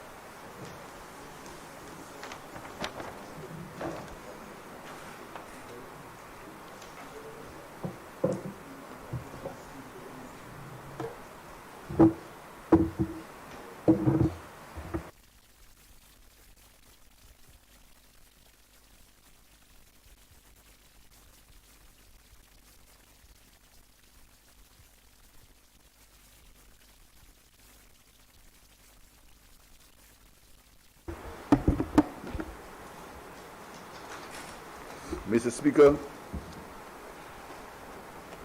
on Sunday morning, a tragic incident occurred that led to the murder of a police officer, Timet, who was a young, promising policeman. His colleague, Officer King, was seriously injured. On behalf of the government and people of St. Lucia, I express my deepest condolences to the family of the deceased, wish a speedy recovery to the injured, and empathize with the victims of the crime. My government has always recognized that crime is an issue which requires a collaborative approach and was not an issue for the police alone. Indeed, in our 2021 manifesto we stated, and I quote, "In addressing the issue of crime, the social structures which give rise to it must be examined to make the necessary remedial policy decisions." We stated that attention must of necessity be given to the basic unit of society, which is the family. Whilst in opposition, I consistently called upon the government to ensure it dealt with the situation holistically and to be inclusive. I remain committed to that position in government. The violence which manifests itself today is the result of long festering issues left unattended. In saying so, I ascribe blame to no single entity or individual. It will take all of us to solve the problem. I will spare no effort in ensuring that government does its part through, among other things, human services support and resources to assist the most vulnerable. Over the past few months, we have seen an unacceptable level of criminal behavior which cannot be allowed to continue. The lack of empathy being witnessed must be curtailed, and we must do so at the earliest. Whatever we do, however, must be done within the ambit of the law, for lawlessness begets lawlessness. Even as we fight the criminal element with all our might, we must not ourselves descend into lawlessness. And whilst it is true that the job of the police is to protect the citizenry, equally we too must protect our police specifically and our communities and country generally by being intolerant to criminal behavior. Ensuring our country is not engulfed by crime is the business of all of us, as I have said earlier. I have assured the police commissioner of my government's total support in the provision of human services, training, and equipment. In the last 8 months, we have provided 16 vehicles.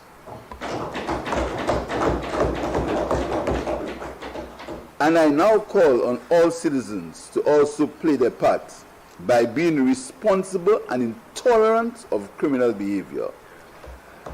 Our communities must not become sanctuaries for the criminally bent. Our homes must not be places which harbor criminals. Our sons and daughters must be taught that criminality is not a way of life to be pursued. All of us must do all we can to return our communities and by extension our country. Let us work together to make our country the best place to live and work. I thank you.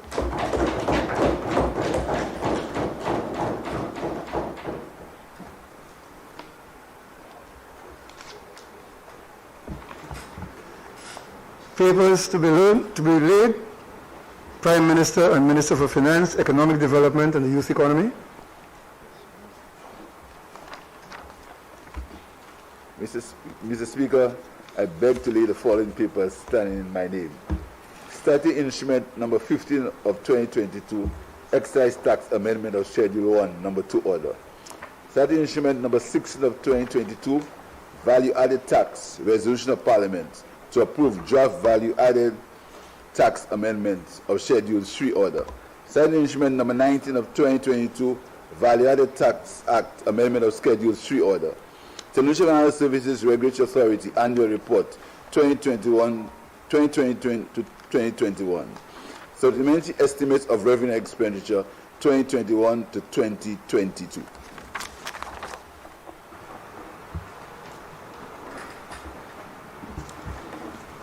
Deputy Prime Minister, Minister for Tourism, Investment, Creative Industries, Culture and Information.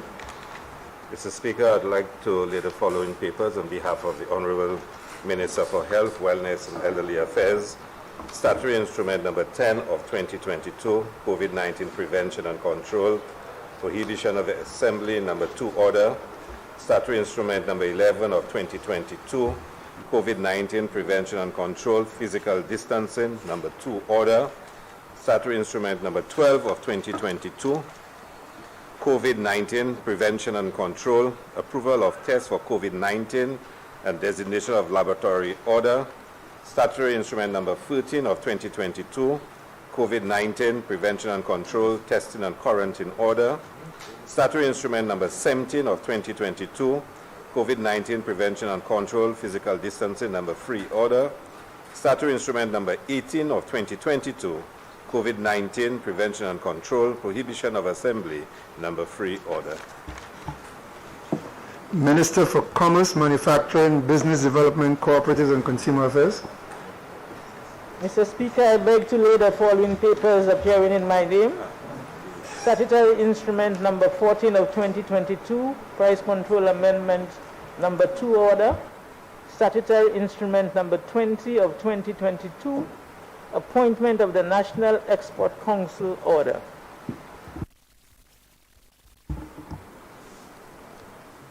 Report from committee. Prime Minister and Minister for Finance, Economic Development and the Youth Economy. Officer, can you put on the microphone for the Prime Minister?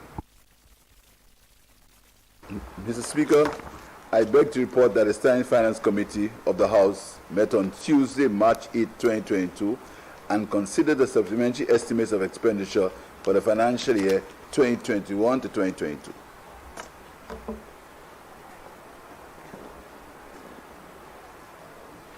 Motions. Prime Minister and Minister for Finance, Economic Development and Youth Economy. Mr. Speaker, I beg to move the following motion standing in my name.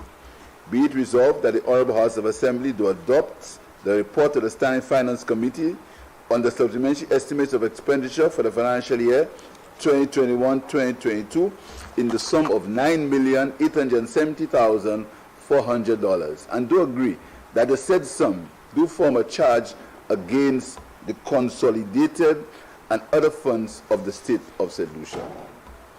Mr. Speaker, just a minute.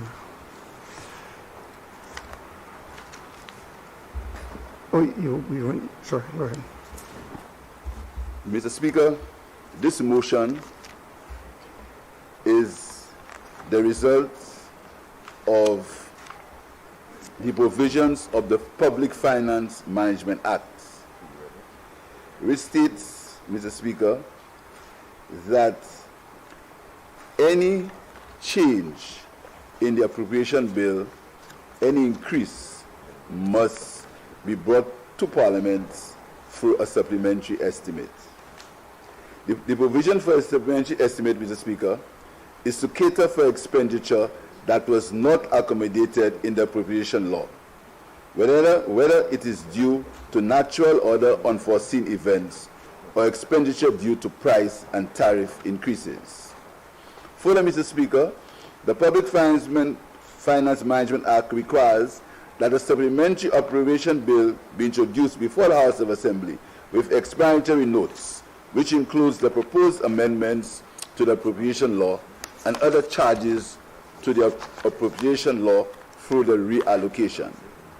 Mr. Speaker, the proposal before this Honorable House seeks to increase the government's budgetary spending by approximately $9.87 million for the current fiscal year, for additional amounts paid out of the general revenue and funds of the states.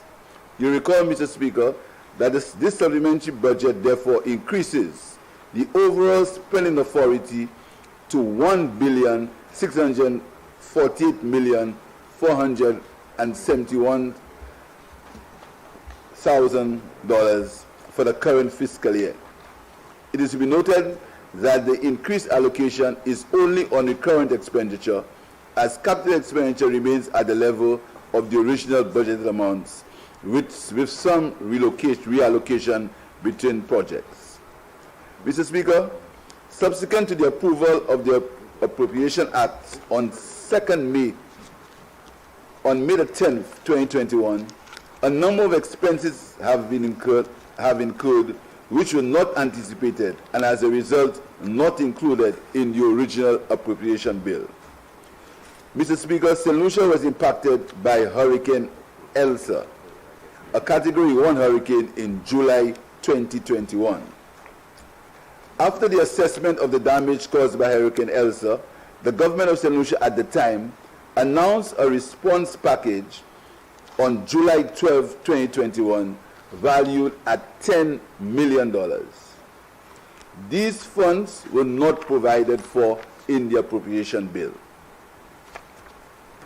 Mr. Speaker, these funds were allocated by the previous government under the following headings: Ministry of Agriculture for emergency agricultural assistance in the amount of $5 million. Ministry of Infrastructure for cleanup and restoration of the road network in the sum of $1 million. Ministry of Equity, Social Justice, Local Government and Empowerment in the amount of $3 million. And the Department of Housing in the sum of $1 million to repair damages to the CDC apartment buildings on Jeremy Street. Mr. Speaker, you will recall also that the sum of $10 million was approved, but that came from the National Economic Fund because at the time the government did not have any extra resources to be able to pay for these expenses of $10 million. Mr. Speaker, what that means is we are cleaning up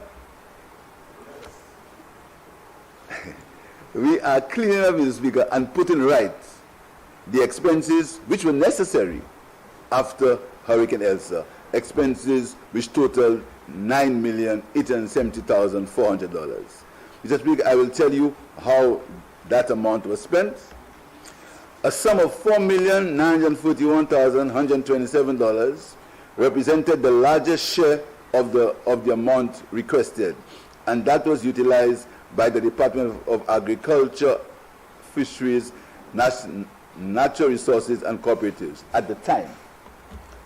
That was the name of the ministry at the time. And it was expense for labor support programs, $1.3 million, compensation to banana farmers, $1.6 million, and the balance of the funds were expended to purchase agricultural inputs for farmers and to undertake repairs to greenhouses, etc. Mr. Speaker, a sum of $1 million was approved for the Department of Housing and paid as a contribution to the National Housing Corporation to assist in defraying the cost of undertaking roof repairs within the Castries housing estates. A sum of $939,273 was utilized under the Department of Infrastructure, and it was used to finance clearing and cutting of roadside verges and removal of debris, clearing of culverts, dredging of rivers and soil removal, and hiring of equipment for excavation. And a sum of $3 million was utilized by the Department of Equity to provide cash and in-kind support to reconstruct houses that were damaged by Hurricane Elsa. Mr. Speaker, and when the people of St. Lucia took the right decision, that was the only amount that was left for us to spend, the $3 million for housing repairs. All the other expenses that I've outlined were spent before July 26, 2021. Mr. Speaker, so we have to come to the House this morning to allow the Honorable House to agree to these expenses through the supplementary budget so they can become part of the appropriation bill for the last year. I thank you, Mr. Speaker.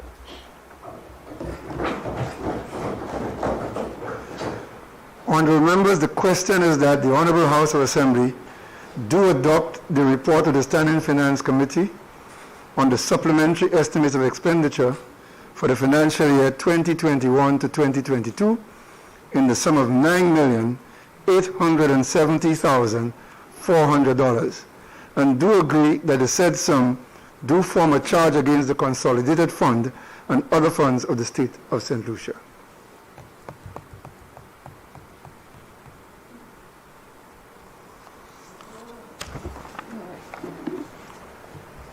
The member from Nico South. Thank you very much, Mr. Speaker. Let first me join the rest of St. Lucia in expressing our deepest sympathies for Constable Nathan Timet. I also certainly want to extend our condolences to his family. I'm only hoping, Mr. Speaker, that the insurance fund that was set up for police officers, that we will see a quick resolution. Money is never a substitute for one's loved ones, Mr. Speaker. But certainly in the absence of no support, and I'm very proud that under our administration that's something that we implemented. But Mr. Speaker, I also want to send out my sympathies and my concerns, and I'm hoping for a quick recovery of Constable Isaac Calvin as well. I know that he is still currently at OKEU. Mr. Speaker, on a more joyous note, I want to express my support and recognition of International Women's Day. I think that we in St. Lucia are very blessed. I believe that there have been several reports that have highlighted the fact that women have actually obtained higher offices in St. Lucia at a higher rate than most other countries in the world.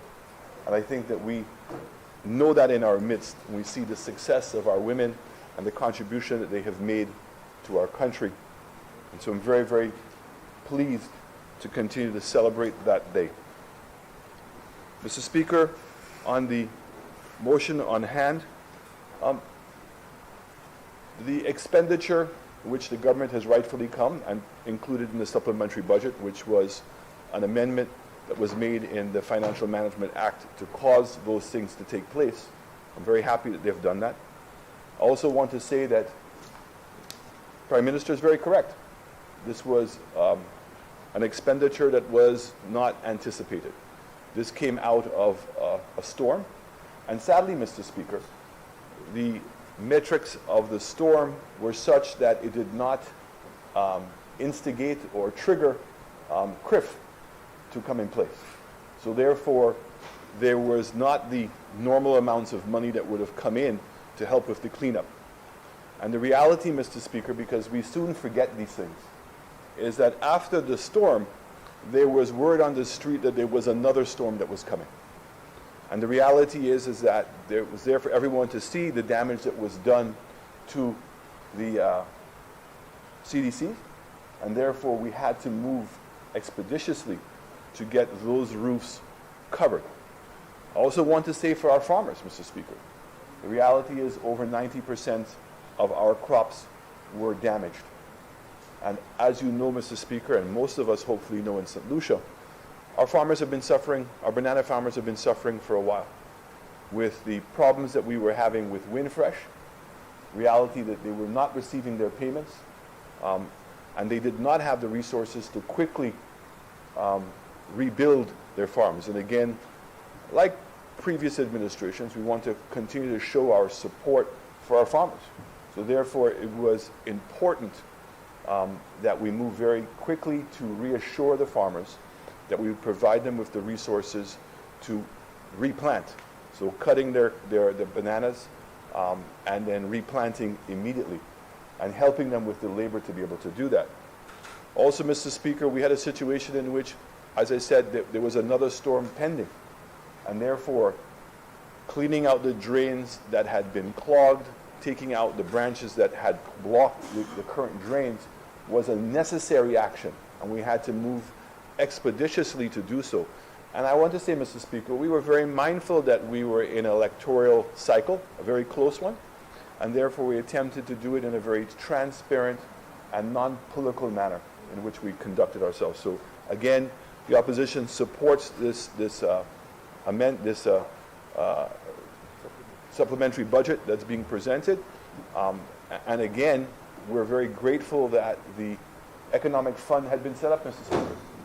And the Economic Fund was set up exactly for reasons like this, for capital expenditure. And therefore, we had the resources in a very difficult financial situation to be able to move very quickly. And it just reminds us, Mr. Speaker, that as a small island developing state, and given what's taking place in the world, and certainly the world economic order, meaning the rules that we have to abide by the IMF and the World Bank and the OECD, building a reserve of monies is critical. We're seeing every single year the most creative exogenous forces, things that we could have never managed, a global pandemic, what is taking place right now in the Ukraine, and certainly now the pending, we don't even know what to call it. Some persons are referring to the stagflation that is pending. We don't know. But we do know that we're seeing unprecedented inflationary pressures. We're seeing central banks around the world, Mr. Speaker, employing traditional economic models of wanting to slow down the economy and using the interest rates to do so. We're seeing the US dollar that is a very, very strong dollar, Mr. Speaker, and will have significant implications for our tourism industry and our competitiveness in that tourism industry.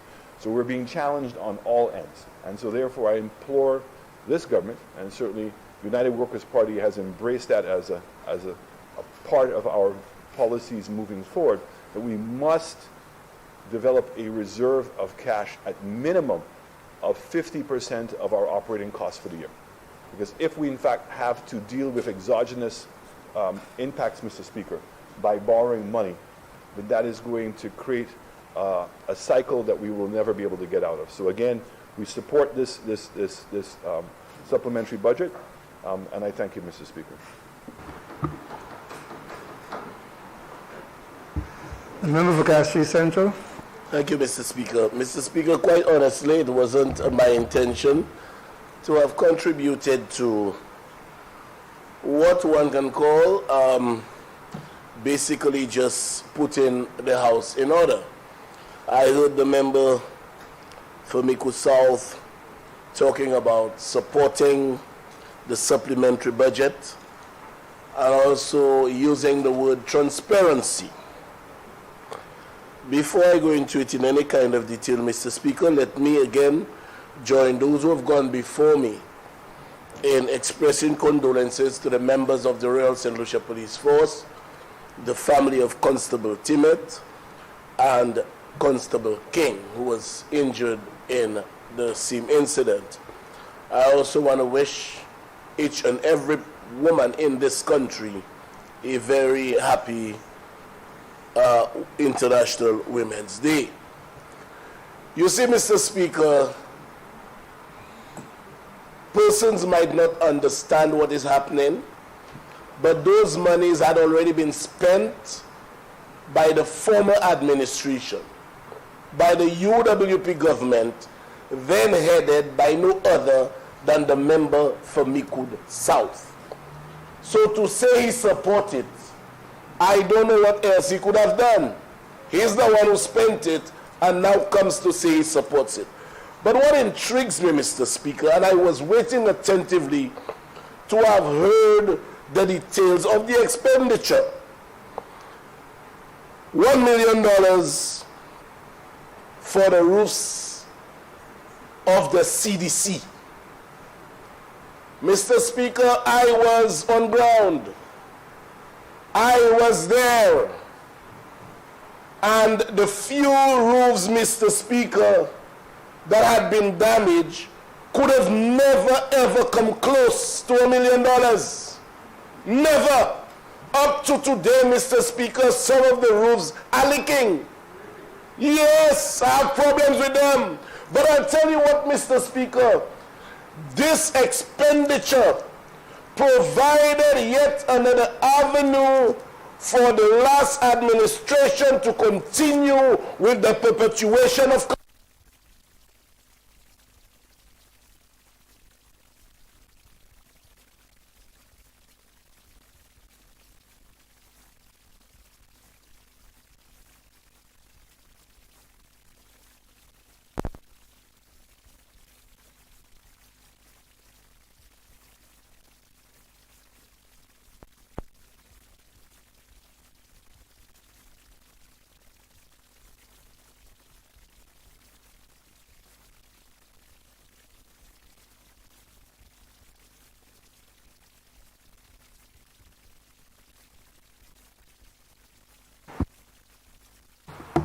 it's on now. Thank you, Mr. Speaker. So I was saying, Mr. Speaker, I was hoping that the leader of the opposition remained mute as it related to this, because this was money spent by the last administration, which he led.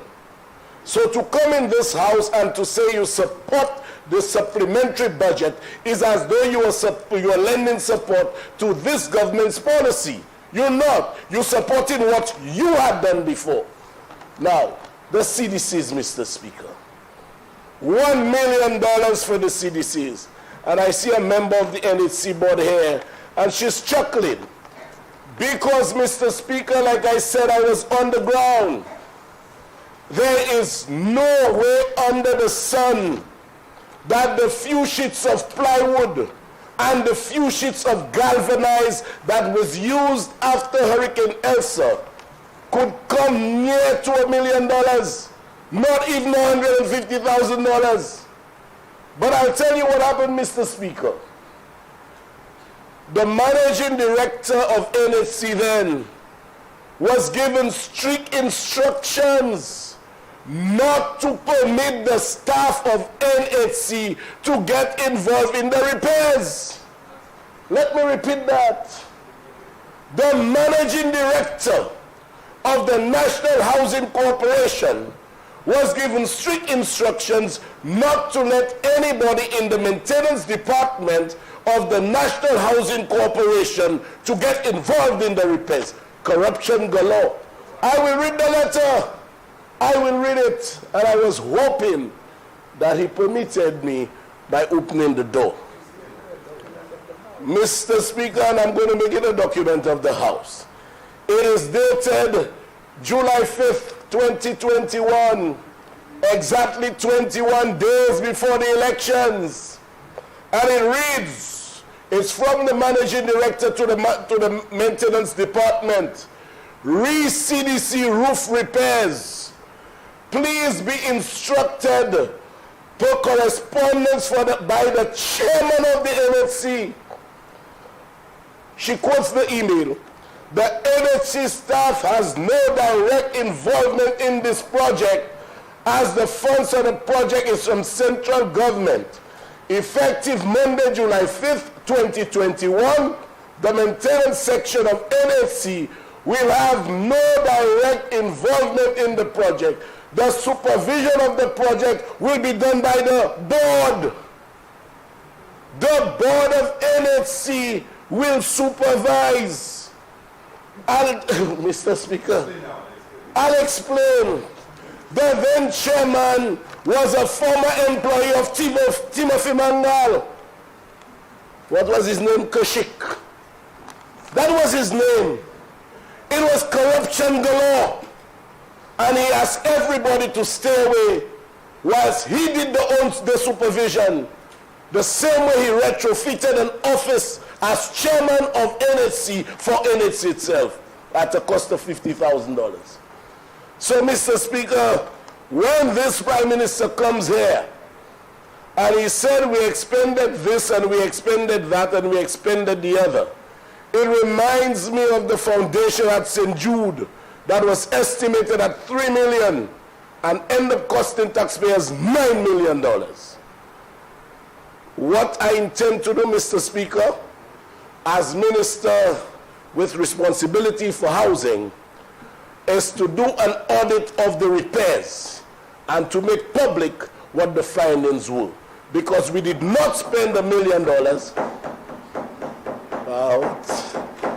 We did not spend $1 million. They did not spend $1 million, Mr. Speaker.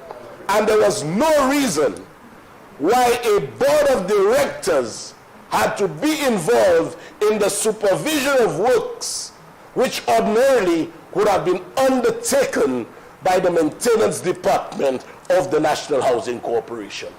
It all boils down, Mr. Speaker. So when the member for Miku South speaks about having money in place, it provided an opportunity 3 weeks before elections for another bit of corruption to get funds for the general elections. But clearly, it did not work. Thank you, Mr. Speaker.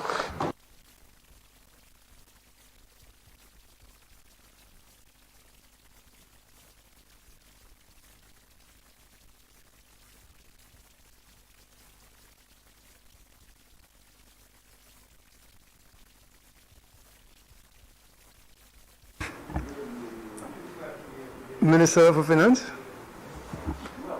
Thank you, Mr. Speaker. Mr. Speaker, just to clarify one thing that the member from Mikonov said. He said there was... What's it? South. My apologies. He said that there was transparent distribution of the funds. Mr. Speaker, I was leader of the opposition, and there were 6 of us in the parliament. The government never, after Hurricane Elsa, called any one of us to ask whether there was damage in our constituency, whether we needed any support. So I want to put on the record that we were never consulted in the distribution of these funds. Just to make it clear, Mr. Speaker. Hurricane Elsa, in terms of the house repairs, July 26 came too quickly. So when we came into government, the money was in the Ministry of Equity. And the list that came out from Ministry of Equity of the houses that they had approved, Mr. Speaker. First of all, the list was prepared by people who fortunately be defeated in the elections. Every one of them. In every 5 of these 6 constituencies that we've won. And incidentally, Mr. Speaker, we've won 5 of these constituencies from 1997. So in that list, you know who sent that list to the then Ministry of Equity? The people that we defeated in the elections. And out of these, I can assure you, not 5% of these houses were damaged by any hurricane. That was political favors being granted to people who they believed would have supported them. So I want to put on the record, Mr. Speaker, that the member from Miku South is not yes, you understand this? So when, Mr. Speaker, the member gets up with all his piousness, and he's blamed the mea culpa, he must say mea culpa, mea culpa. But the people of St. Lucia, is his fault. It's his fault, Mr. Speaker, that the people of St. Lucia put him where he is. Because you do not come in the same thing this morning with Miss Alfred, Mr. Speaker. They investigated the member from Miku for Denby North. They called him all kind of names. They sat there, minister's account, for $150 that the minister was transferring to Miss Alfred to help her in the studies. Mr. Speaker, I wouldn't go down that track any longer. I want to correct him and say there was no equitable or transparent distribution of these funds. There was none, Mr. Speaker. But I thank him for his understanding for a change of why we should pass a supplementary bill. I thank you, Mr. Speaker. Honourable members, the question is that the Honourable House of Assembly do adopt the report of the Standing Finance Committee on the supplementary estimates of expenditure for the financial year 2021 to 2022 in the sum of $9,870,400, and do agree that the said sum do form a charge against the consolidated fund and other funds of the state of St. Lucia. I now put the question. As many as of that opinion say aye. As many as of a contrary opinion say no. I think the ayes have it. The ayes have it.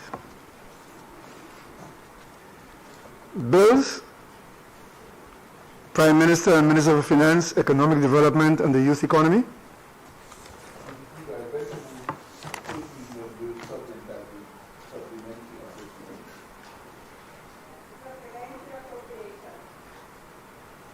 Prime Minister and Minister of Finance.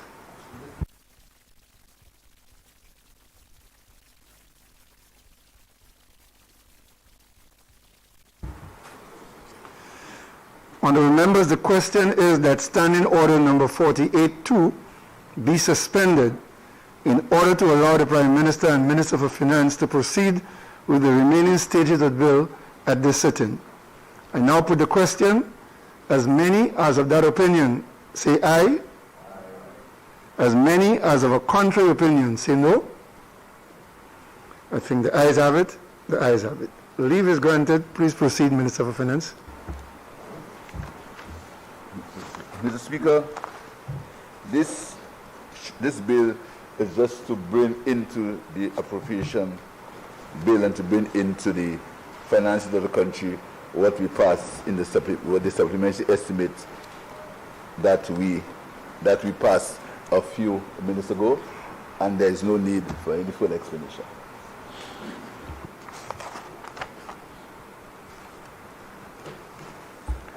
Honourable members, the question is that the supplementary appropriation bill be read a second time.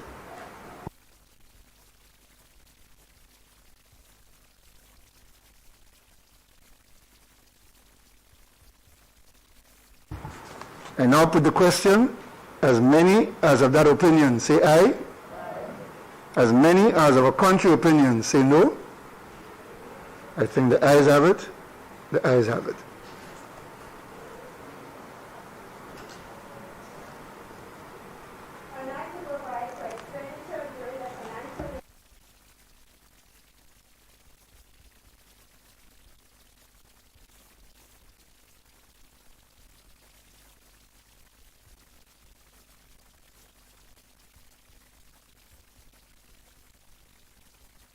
Minister for Finance.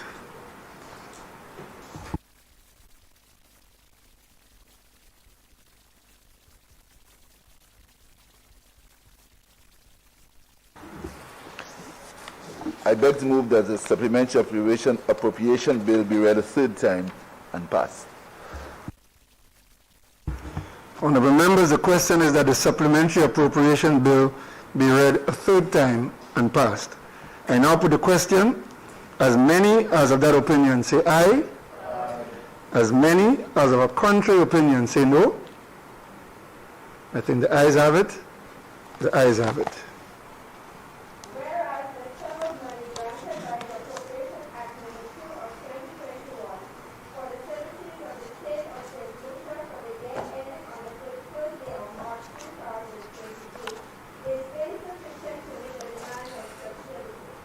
These enacted by the King's Most Excellent Majesty, the Admitted by the consent of the House of Assembly and the Senate of St. Lucia, and by the authority of the same as follows.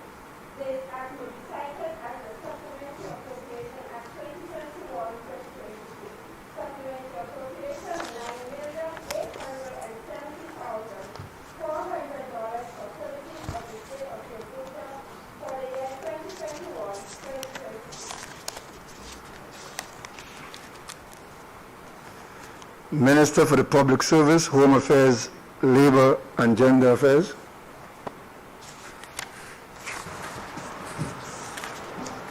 Mr. Speaker, I beg to move the first reading of a bill shortly entitled Domestic Violence.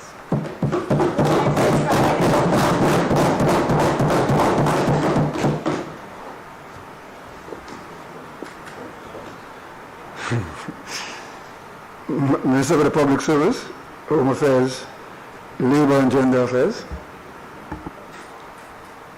Mr. Speaker, I beg to move for the suspension of Standing Orders number 42-2 to allow the bill to go through its remaining stages at this sitting.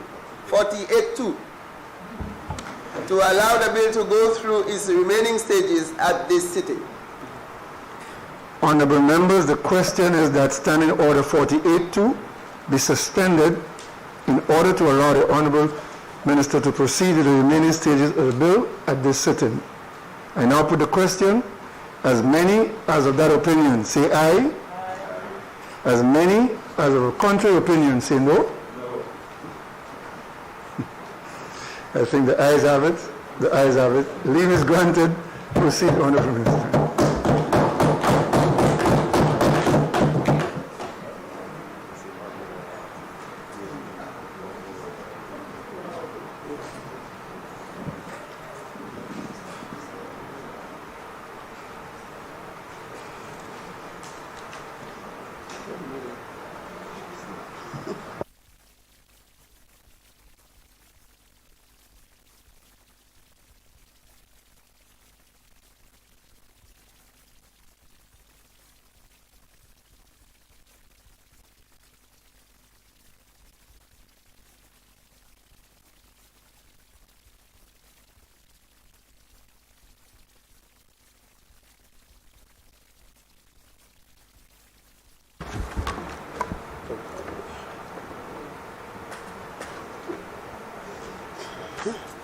We have the protocols.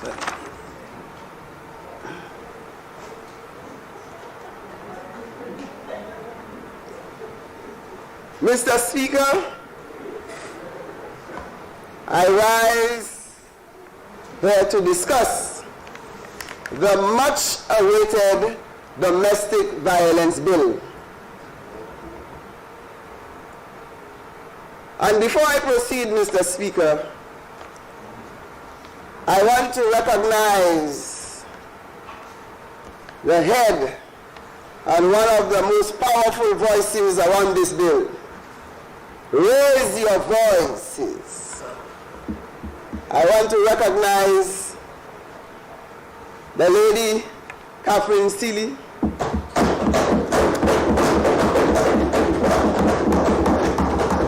who has worked tirelessly for many years agitating and advocating for this bill to enter this House. Mr. Speaker, the last time a bill walked into this House was in 1995.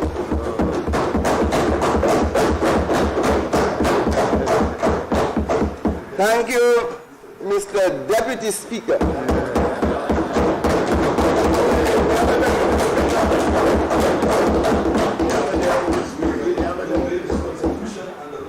Right, we are obeying the Constitution and the law. That's right. That we cannot do without a Deputy Speaker, the youngest member of Parliament. The future belongs to the youth. Mr. Speaker, the summary violence, the domestic violence, the summary proceedings of 1995,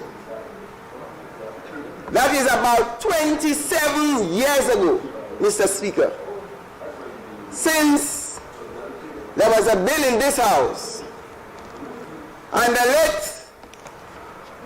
latest to this is one where we were fortunate to have a woman. Member for Cast Resist. Member for Mikud South. Order.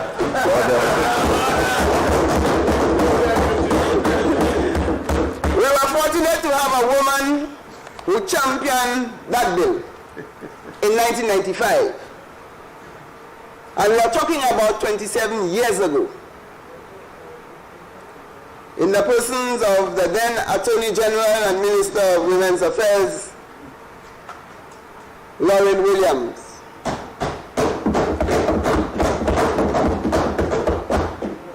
Mr. Speaker, this bill is also in memory of the late Iona Linga Ford. This lady championed the cause of domestic violence in St. Lucia for decades. established the crisis center and fought for women. We had persons like Marcia Lesmore, who had the women's desk, and many others. This bill, in 2016, when the last Labour government was in office, was at the doorstep of this house. It stayed outside. It got wet. It got dirty. But the women did not allow it to rest. They fought. They got it amended.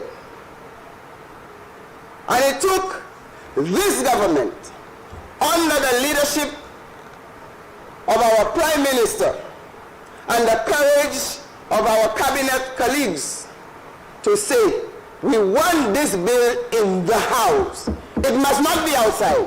It must not be on the step. It must be in the house.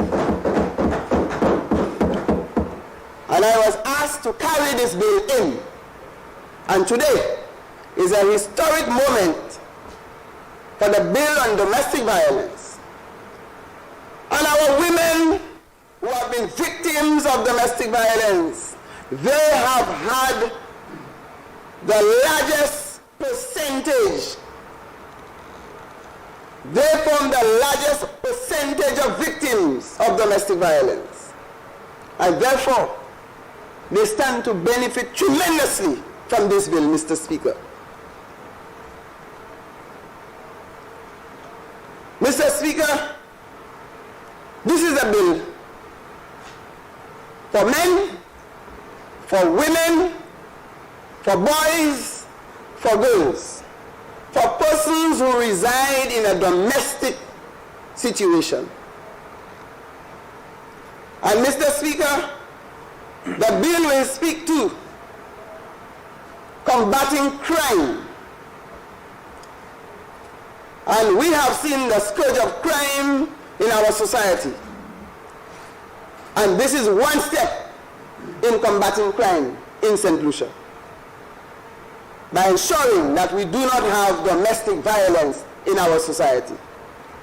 Mr. Speaker, the bill speaks to the powers of the minister, where the minister will be charged with the responsibility for providing training for criminal justice and health authorities, provide resources to provide the support services that victims need. It also speaks to what is domestic violence. It speaks to the prohibition of domestic violence, report on acts of domestic violence, gives the police powers of entry and arrest and detention, bail for an officer in relation to an act of domestic violence, protection order, interim and final, conduct of court proceedings, and miscellaneous. Mr. Speaker, as a woman parliamentarian, minister with responsibility for gender affairs, a woman's rights activist for decades, and a St. Lucian citizen, I stand here to present to this honorable House this much anticipated domestic violence bill of 2022. Mr. Speaker, it is an honor to be doing so today on International Women's Day. I take this opportunity, as I said earlier, to extend to every woman Happy International Women's Day. Presenting this bill today is an expression of my commitment to you, the women of St. Lucia, the government's commitment to you, the women of St. Lucia, to ensure that your specific needs and circumstances are not forgotten in national development.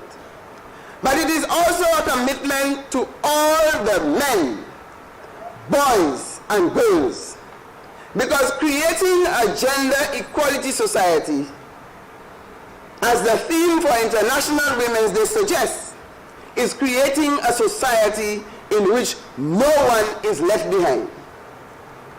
A sustainable society. Gender equality, Mr. Speaker, with particularly gender-based violence prevention and response require partnerships.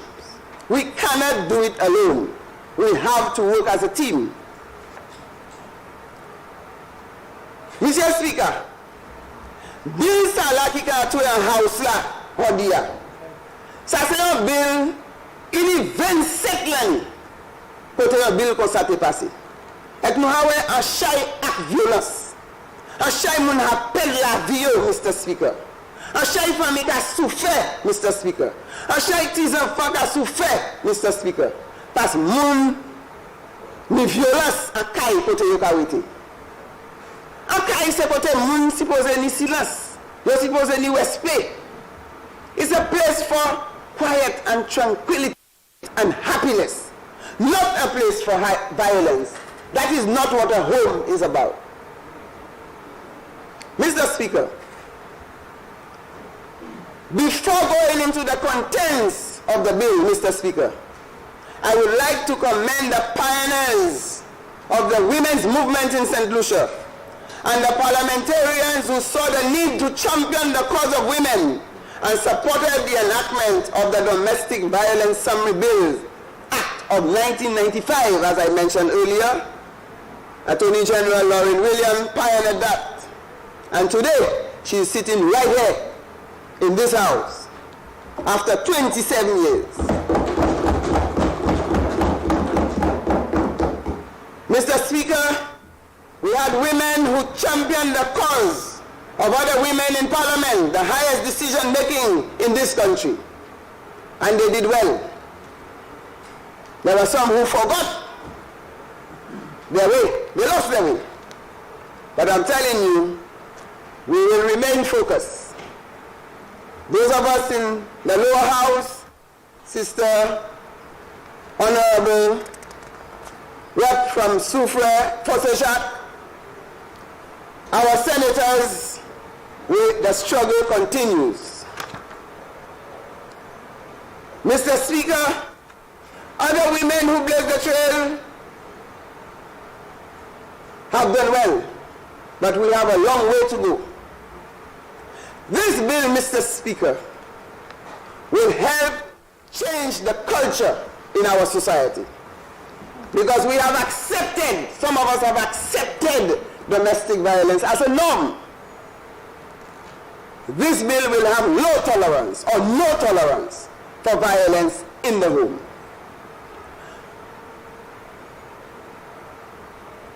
Mr. Speaker, I salute the civil society and non-governmental organizations who have tirelessly advocated for violence against women and family violence. I thank and congratulate the other branches of government, including the judiciary, the public officers, particularly staff of legislative drafting unit, of the Attorney General who spent night and day trying to get this bill ready to deliver on International Women's Day.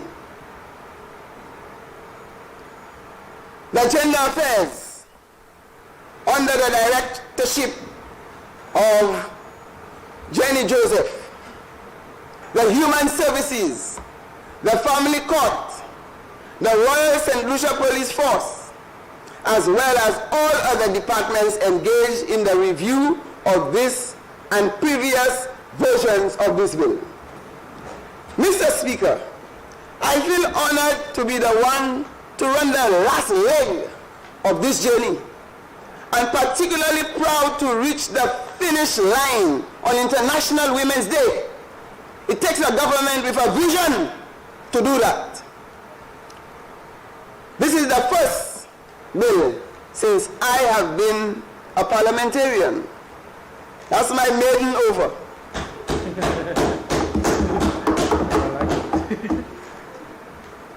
It has been a long, rough road for you, the women. But like I have said, it's not help is on the way. Help is here now under this government. Mr. Speaker, I am grateful to be surrounded by fellow parliamentarians who share a vision of a St. Lucia free from domestic violence in all its manifestations. Mr. Speaker, St. Lucia has invested considerable efforts in the struggle to end violence against women. In 1982, St. Lucia signed and ratified the UN Convention on the Elimination of All Forms of Discrimination Against Women, CEDAW. And in 1995, we ratified the Inter-American Convention on the Prevention, Punishment, Eradication of Violence Against Women, Belém do Pará. We sign international conventions, we identify with them, but we have to do what we have to do at home. And for this bill to stay out there in the rain since 2016, it is an atrocity. The government was too busy building racetracks, horse riding, having fun, giving away lands, and forget our women, our men, our children who become victims of domestic violence. Who's building the racetracks? On the other side. Mr. Speaker, we have to understand the impact of domestic violence on children. These children witness that on a daily basis. That affects their learning. And the teachers can see it in the classroom. These children who are exposed to domestic violence, they grow and they feel it's the norm. And that contributes to criminal activities in our country. Because they think it's okay to beat, to kill, to lie, to spy, to harass, to molest. Both of these instruments, Mr. Speaker, condemn discrimination against women in all its forms and further condemn acts of violence committed in the home and domestic relationships. St. Lucia has committed to enabling ending discrimination in all its forms. They call on state parties, these conventions call on state parties to engage in constitutional and legal reform to guarantee all citizens, inclusive of all women and girls, their rights to, among other things, live lives free of violence. Mr. Speaker, I'm proud to say that this bill tabled in the House today is one of the most progressive bills on domestic violence in the Caribbean. Mr. Speaker, the first domestic violence legislation passed in St. Lucia was the Domestic Violence Summaries Proceedings Act number 7 of 1995, chapter 4.04. It was drafted from the CARICOM model legislation on domestic violence. It created legal recourse for women subject to abuse by their male intimate partners. It ensured the protection from further abuse by creating the opportunity to make application to the family court for protection, occupation, and tenancy orders. Domestic violence legislation in St. Lucia was limited in scope. The 1995 bill was limited. Domestic violence was not by itself a crime, but some acts were identified as crimes in the criminal code. So when there was domestic violence in the home, it was not recorded as domestic violence. It was recorded as a crime under the criminal code. So when we look at statistics to identify how many persons were victims of domestic violence, our bill did not cover that. So you'll get beating, you'll be abused in the home, and they just say, well, we'll cover that under the criminal code. But now, once this bill is enacted, it will be recorded as domestic violence. Mr. Speaker, only criminal offense, the only criminal offense it actually created was breach of protection order used by the court. Since many of the acts which constitute domestic violence, such as assault, battery, rape, harassment, and others, were already included in the criminal code. The Domestic Violence Summary Proceedings Act of 1995 acted as a complement to the criminal code. By way of example, Mr. Speaker, let us imagine a woman lodges a complaint against her boyfriend or her husband, who she claims beat her with a blunt object to the extent that she sustained a broken arm. The police would possibly treat the matter as an assault. There would be no record of that act as an incident of domestic violence, unless, in addition to reporting to the police, she also applies for a protection order from the family court. That is the only time it will be recorded as a domestic violence act. Mr. Speaker, because there is no specific set of information that the police is mandated to give to that woman, she may not even know that she can access services from the family court for her experience of domestic violence. The police, they were not clear on how to handle domestic violence issues. They said that's an internal affair. That's a man-woman affair. That's a family affair. They're not getting involved. With this bill, Mr. Speaker, their responsibilities are very clear. Mr. Speaker, there are many cases where violence was committed against women from ex-partners, maybe the fathers of the children.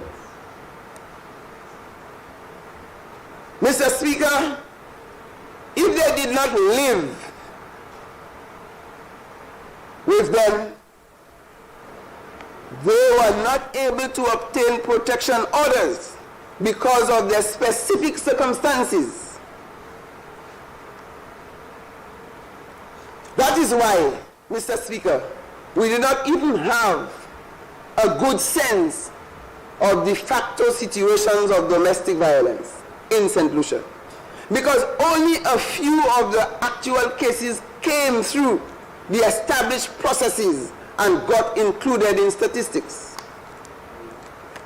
Mr. Speaker, what is interesting in this bill is that this bill has expanded the scope of domestic violence.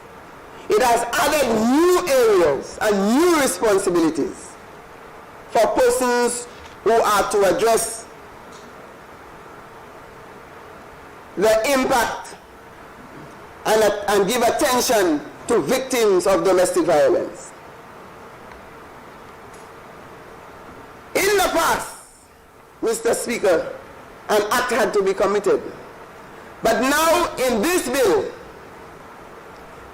speaks to the intention of committing an act as domestic violence. Debu kai feng is a domestic violence. Walibu feng. Debu di ngai watwaka ekbel sala. Mr. Speaker, we talk of physical abuse or threats of physical abuse. We talk of sexual abuse or threats of sexual abuse. Emotional, verbal, or psychological abuse. It's not only when you beat somebody, you abuse the person. When you insult the person, when you stalk the person, you harass the person, that is abuse.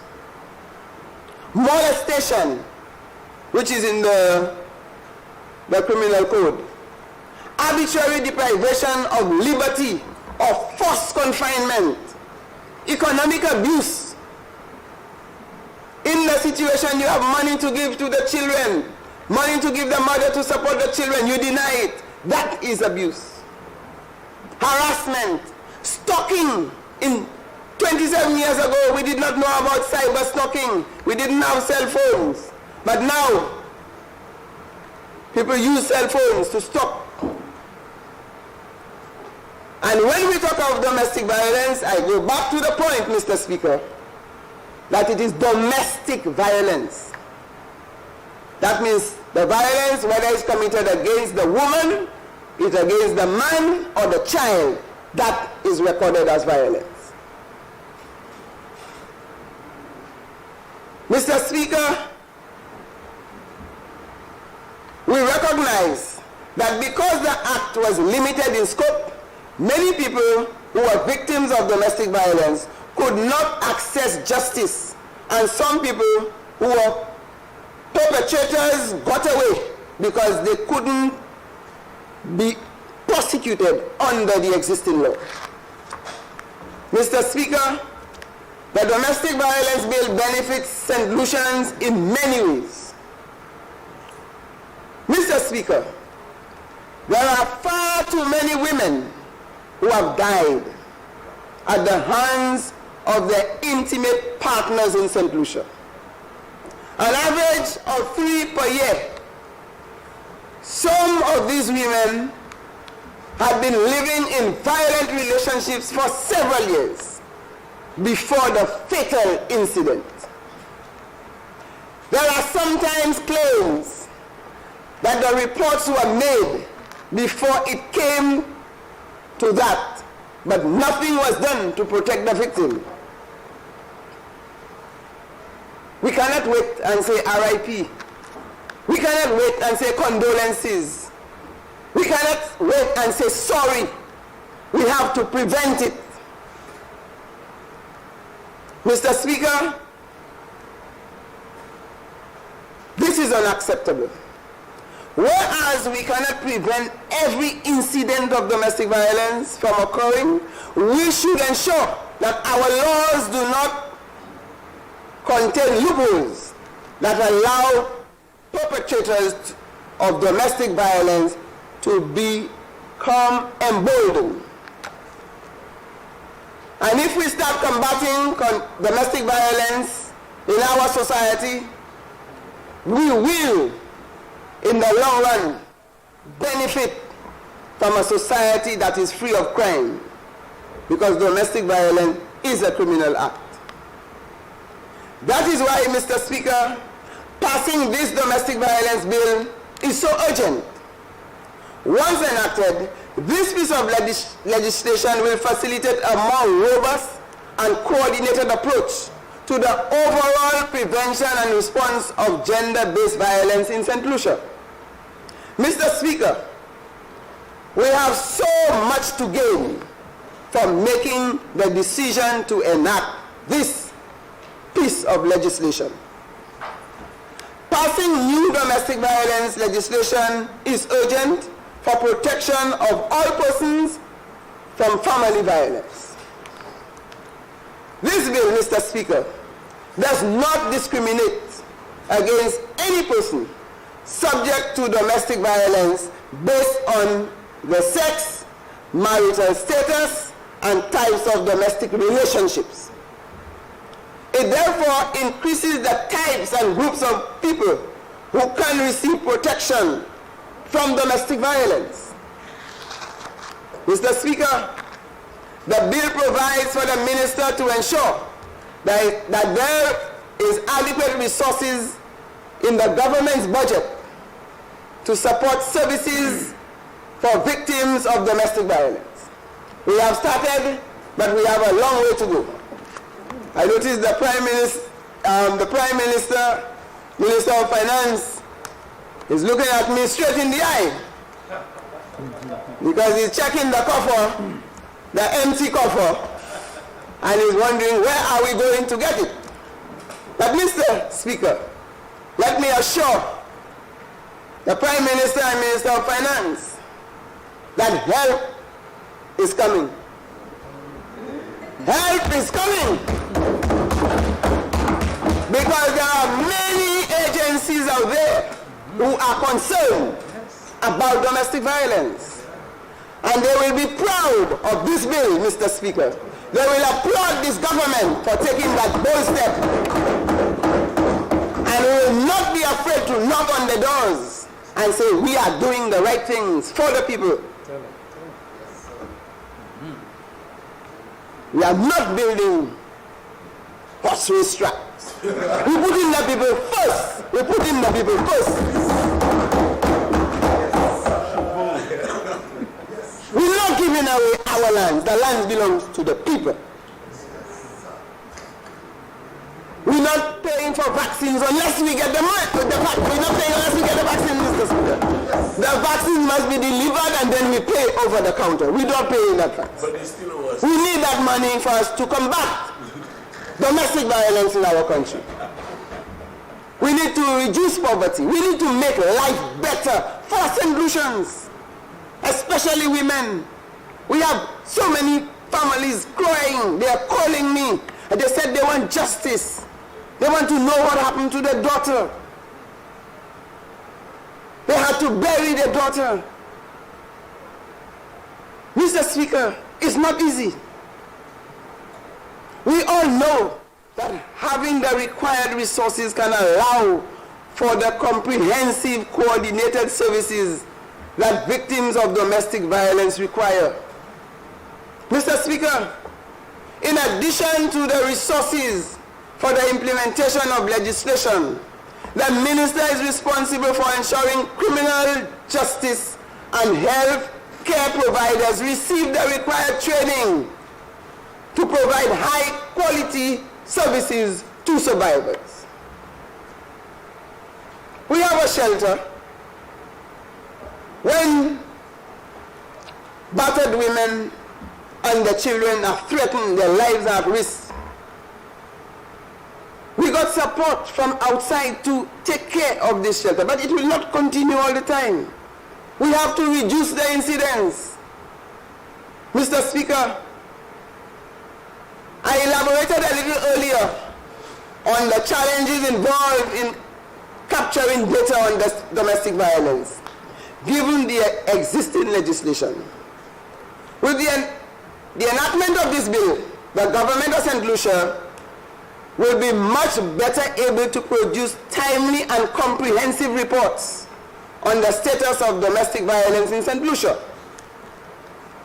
And based on these reports, we are in a position to negotiate with our friends and well-wishers and international agencies. Mr. Speaker, because we will be aware of the situation with domestic violence outside of an emergency setting, when an emergency does occur, it will be easier for us to determine whether there is an increase in incidents of domestic violence. We will even be able, Mr. Speaker, to see what types of acts specifically are on the increase or for which groups of victims there is an increase. Mr. Speaker, we could even tell whether there are more incidents within the home or in the domestic relationship settings. Having that kind of data will save us time in decision making and save us valuable and scarce resources. Mr. Speaker, up-to-date information and statistics assist generally in accessing resources and putting available resources to strategic use. Children and dependents can report abuse against them or abuse that they witness. Many times people say that's a man-woman affair, I'm not getting involved. But now we empower the citizens to report what they have seen. We have children who come to school and they report domestic violence in the home. The teachers have that right to report the matter. And if you know of an incident and you do not report, you will be charged. once it can be verified that you knew, because you could have saved a life, you could have saved an incident. So all of us are charged with the responsibility to protect each other, Mr. Speaker. Now, who can apply for protection order? The bill is responsive to our lived reality. Mr. Speaker, 3 classes of people can make an application for protection under this bill. A person who is or has been in a domestic relationship with another person who commits or committed violence against him or her. A person applying on behalf of someone else in such a situation. And a child or dependent of a person who commits violence against them. As you can see, Mr. Speaker, all types of family violence can be reported under this bill. The applicant need not be intimately involved with the respondent to apply. In addition, you don't have to experience the violence yourself to be empowered to report it. Anyone can report domestic violence that they witness. And in the case of violence against children, even suspected violence can be reported by a third party. These are the improvements we see in this bill. Moreover, the police will be duty-bound to respond to every report in the same way they do for other crimes. The police is empowered to do that.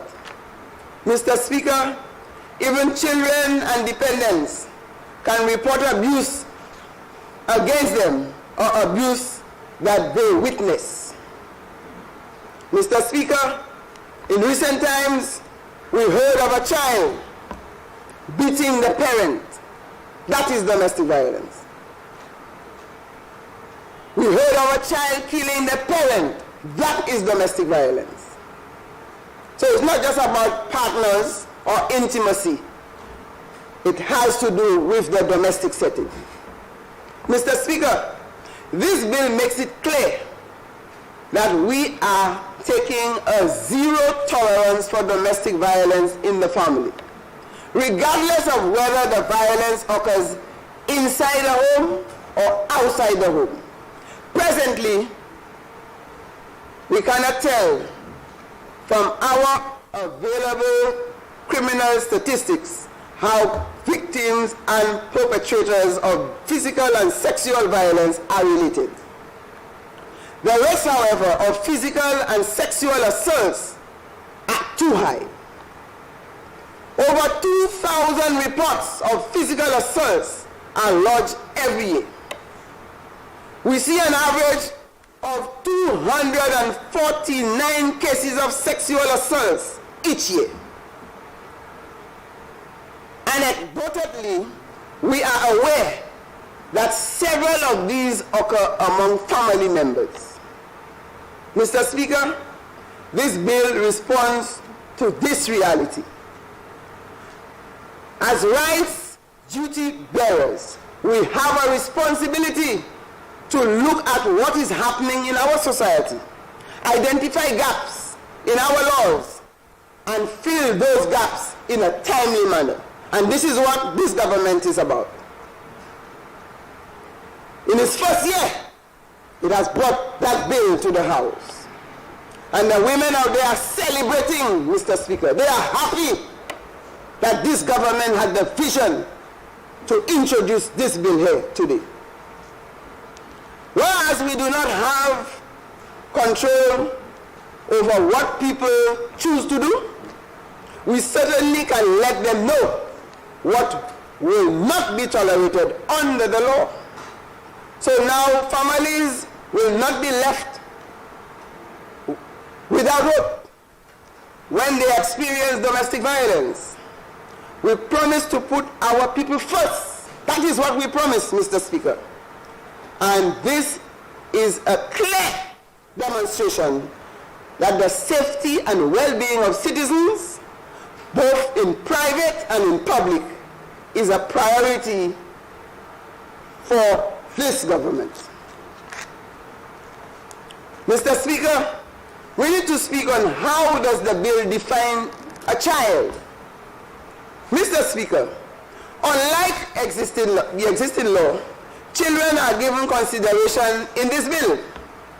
It describes a child as a person below the age of 18 who resides with the applicant or the respondent, or both, whether or not that person is a child of both or either of them. The child could be biological, adopted, stepfather, foster father, or child treated as a child of either of the applicant or respondent. Mr. Speaker, interestingly, a talk show host asked me what will happen to a mother who told a supposedly father that a child is yours, and when that child has grown, and this child, the supposedly father, decided to do a DNA and found that he is not the father. Should the mother refund him all the money that he spent on the child? My response, Mr. Speaker, is that you have made a contribution to humanity. Sure. Because if that child was a lawyer, a banker, prime minister, or whoever, and that child continues to call you daddy, will you say, don't call me daddy? You have made a contribution, but you will settle the score with the mother, not with the child.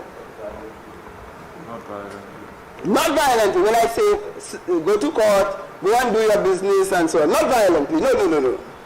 So the talk show host wanted to know whether he is entitled to a refund. Mr. Speaker, a descendant such as grandchildren, grandniece or nephew, or related by blood or affinity to the applicant or respondent. These are the children. In the care and protection of the applicant or respondent, a member of the shared household, whether currently or before. Mr. Speaker, all children in St. Lucia fall in one of these categories in a family context.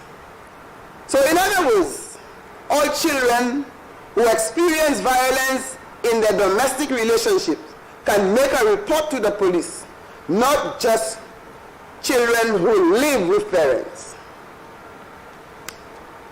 Who can be reported for domestic abuse? In the same way the bill broadens who can be reported for domestic violence, it defines a respondent as a person who can also be a child, who is or has been in a domestic relationship with the applicant, and against who the applicant has applied for or obtained protection order. Mr. Speaker, under the existing law, children cannot be respondents. In other words, if a child commits an act of domestic violence, the victim of that act cannot seek protection order from the court against that child. Mr. Speaker, we know that there are children under the age of 18 who engage in acts of domestic violence. And Mr. Speaker, there is a growing trend of our young people involved in criminal activities. And this bill will begin to rescue the situation. The bill is making a statement, Mr. Speaker, that children are not excused because of their age. As you are aware, Mr. Speaker, the Child Justice Act of 2018 does speak to diversion and restoration justice. Increasing accountability for children in this bill, therefore, will help those children who engage in such acts to gain timely access to rehabilitation programs so they can have an opportunity to lead productive lives beyond this experience. And this is why, Mr. Speaker, the Honorable Prime Minister in his wisdom has seen the need to form a youth at risk unit, and this will help coordinate the support that children need so they do not get themselves on the other side of the law. Mr. Speaker, we know that it is harder to teach old dogs new tricks. Early detection is always better. We believe, Mr. Speaker, that increasing the level of accountability of juveniles committing acts of domestic violence will assist greatly in curbing the prevalence of youth violence on the island. We are hearing, Mr. Speaker, of a disturbing trend of younger and younger offenders of violent crimes. And the Border Lake Correctional Facility under my watch, the statistics are growing. Maybe this bill alone cannot stop this altogether, but it can help in two ways.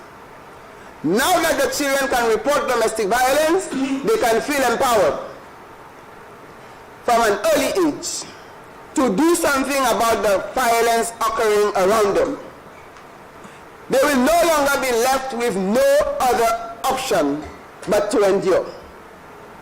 We have all seen the effects on children who have had to endure domestic violence, growing up feeling helpless and angry. Mr. Speaker, helpless and angry children are not likely to become angry, abusive adults who themselves perpetuate domestic violence. The second way, Mr. Speaker, is in which the bill can help is early detection. Because of the Child Justice Bill, such children will have an opportunity, depending on the offense they committed, to experience a court diversion program. These programs teach pre-social skills. Acquiring these skills can help children deal with stress and learn how to make better choices. Mr. Speaker, our nation's children must be protected and must be guaranteed an equal opportunity to thrive, regardless of their circumstances under which they are born. That is why, Mr. Speaker, this domestic violence bill is not a standalone piece of legislation. It complements and is supported by the Child Care Protection and Adoption Act of 2018, the Child Justice Act of 2018, and will further be supported by the enactment of the Status of Children Bill and the Child Maintenance Bill, and all of which were from the OECS Family Court Model Bill. Mr. Speaker, very often when we hear of domestic violence, we believe it pertains only to violence committed in the home. Our current legislation may have introduced that interpretation. But, Mr. Speaker, we know all too well that many of the acts of domestic violence occur among persons who do not live together, but are intimately involved. The bill therefore defines the domestic relationship, thereby expanding the scope of the law. Domestic relationship is therefore defined as relationship between an applicant and a respondent, where the applicant and the respondents are or were married to each other under any law, custom or religion, are or in cohabitation, are the parents of a child or had parental responsibility of the same child, whether or not at the same time, are family members related by affinity or adoption, or were in engagement, dating, or in a visiting relationship, share the same household or residence, are in or have been in relationship determined by the court to be a domestic relationship. Mr. Speaker, what is domestic violence? Domestic violence in relation to a person means an action which harms, injures, or endangers health, safety, life, limb, or well-being, whether mental or physical. Any one or combination of these acts constitutes domestic violence. And when we talk of domestic violence, we're talking about whether it is committed against the man or whether it's committed against the woman or the child.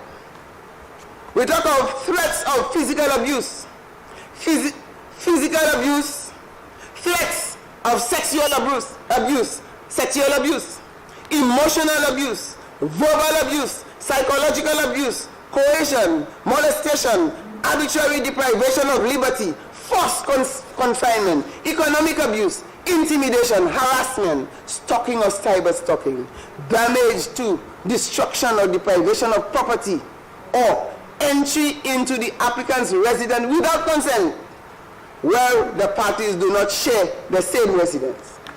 Mr. Speaker, as you can see, this bill is very conscious of what violence in the family looks like. Don't believe that just because there are no scars, an act of abuse cannot be reported to the police. Mr. Speaker, this bill will enact, will ensure that police officers understand that scars are not only indicators of violence. There are acts included in this definition that many of our Caribbean neighbors did not include in their legislation because they had not been taken into consideration in the model bill. Coercion is an example, Mr. Speaker.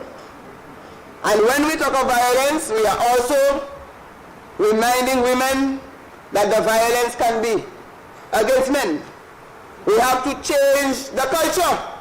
We have to educate our men that if they are violated, they are abused, they must report the matter, Mr. Speaker. They must be men to have the courage to report. But however, we are saying the incidents that we see, the records that we see, the women come forward. There are some women who are afraid because their male partner takes control of the resources. They are afraid of losing what they have, and they do not want to report the cases of domestic violence. There are times children are involved, property involved, and domestic violence know no class, no color, no creed. There are people in high places who are victims of domestic violence, but because of their status, because of their pride, they do not report. If there is a black, they wear shades. If there are bruises on their arm, they wear long sleeves. If there are bruises on their legs, they wear pants, but they will not report the matter. We want every single person who has become a victim of domestic violence to report the matter.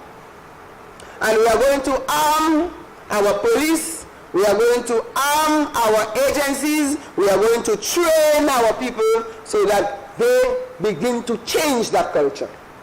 They begin to understand that when you go home, after a long day like today, Mr. Speaker, I don't want any of you to reach home and you're abused. Any of us, meaning that your home is a place of tranquility and happiness. You're supposed to relax and reflect on what happened in the house and who you saw, and not about you are this and you are that. You have to go and sleep in peace. No quarrel. No checking telephone. Who called who? Don't get up early and go and check in the bags. It happens for both sides, Mr. Speaker. Yes. Because, you see, we know everything. Because when we train women, them, they tell us the truth. So we know what's happening. You understand how to unlock phones. Yes, they know how to unlock phones too. But we are telling them, once the man report that it is an abuse. It's an abuse, you must not do it. Whether it's the woman, whether it's the man, you must not do it. No nagging, quarreling, cursing each other, abusing each other. It's supposed to be love. Yes. I love you, darling. Yes. Thank you very much. Yes. My little cherry pie. Yes. Bring the flowers. Yes. Okay?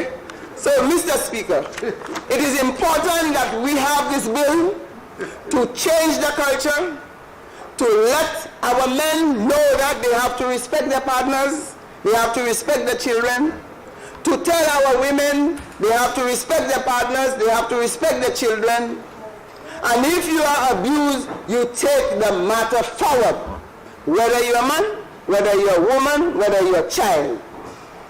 Mr. Speaker, we do not want families to suffer because of economic pressures. We know the mothers are the ones who are usually with the children, but we do not want the male partners to deprive them of economic support. That is abuse. We don't want them to control them. That is abuse. And if two people have decided to live together, to have a relationship, and if one day you notice that it is not working, you are not happy, you are free to walk away. And you cannot be forced to stay in the relationship. You cannot be abused in the relationship. And Mr. Speaker, as parliamentary rep, I have to deal with that. A gentleman came and he told me to tell his wife, come back to him. How can I do that, Mr. Speaker? Mr. Speaker, I had to use the Prime Minister as my support. And I said, the Prime Minister said, that is beyond our responsibilities as parliamentary rep. So I had to stay clear. And I said, excuse me, I know you have been with this lady for many years. You all are married, you all have children. But if she decides she's not happy, let her do what you want. And you're a good-looking man, can you move on? You are okay. There's nothing wrong. Because you all agreed to disagree. But he told me, I said, what is it you want me to do for you as parliamentary? He said, tell my wife to come back with me. I said, and you want her to be there and she's not happy? Mr. Speaker, I think this bill speaks for itself. We need to educate our people. We need to educate our policemen. We need to educate those in the social services. We need to educate those in the schools, the teachers. We need to educate families. And when people are getting ready to marry, we need to educate them and let them understand that violence is unacceptable in the home. And Mr. Speaker, there are penalties for those who violate this act. And the policemen will be armed with the tool to collect information, to prepare reports, and to submit. Mr. Speaker, I must tell you, in memory of the fallen, you are not forgotten. You will never be forgotten. And we are doing this to give your family the comfort they need. We are doing this to prevent further acts of domestic violence. And nobody knows who will be saved by this bill. Nobody knows. And I'm telling you, Mr. Speaker, we are on a rescue mission. I'm telling you, Mr. Speaker, This government will do all within its powers to provide the resources to support families, to reduce poverty, and to create an atmosphere of tranquility in our homes, in our society. And let us see if we can combat violence and crime in our country. That is one step forward. Mr. Speaker, the memory of those who haven't gotten justice deserve the passage of this more progressive law against domestic violence to help prevent, punish, eradicate this type of violence. Mr. Speaker, let me thank you for your attention as I rest my case.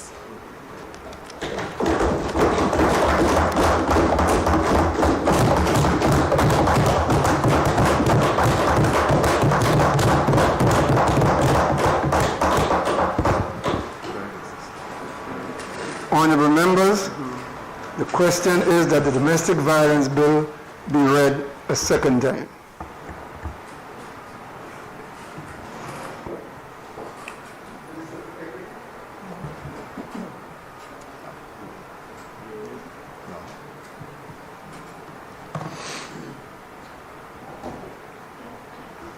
Let me thank you, Mr. Speaker, as I rise to support this piece of the bill that is before us, domestic violence bill. But allow me, Mr. Speaker, first to express my sympathies to the Timet family, the grandmother and grandfather of this young police officer, and of course the other members of the family that I know very well. I understand personally what it is to have a young, healthy, promising young man who would just suddenly take his rest in such a manner, unprepared sometimes as a family to deal with such a situation. But I do pray God strength and comfort in these difficult times. On the occasion of International Day for Women, Mr. Speaker, I wish to acknowledge all the women who are in the chambers here in various capacities and salute them, but also wish to remember my mother. I'm sure that she's in the UK somewhere following. She always listens. My sisters, I only have sisters, my wife and my two daughters. The women of Castries Southeast in particular, of course, they were the body and soul of the last campaign. I wish to acknowledge them. But more importantly, Mr. Speaker, permit me to acknowledge in Castries Southeast, before I took on this position in representing persons in that constituency, there were women that went before me and I stand on their shoulders, in the person of Heraldine Rock, in the person of Menisa Rambali, also persons who contested but were not successful. They too went before me and I do acknowledge them. I find myself in a unique situation when it comes for matters of women and domestic violence. And I want to just briefly speak to the cost to the state as it relates to domestic violence. Mr. Speaker, I happen to be the only son of my mom and dad, being sandwiched with 4 sisters. But more importantly, maybe fortunately or unfortunately, my mom didn't know her father, and my father didn't know his father, so I didn't grow up with grandfathers. But my mom nor my father had brothers, so I do not have any uncles. But I was laced with great-grandmother, grandmother, and aunts, sisters, and that's how I grew up.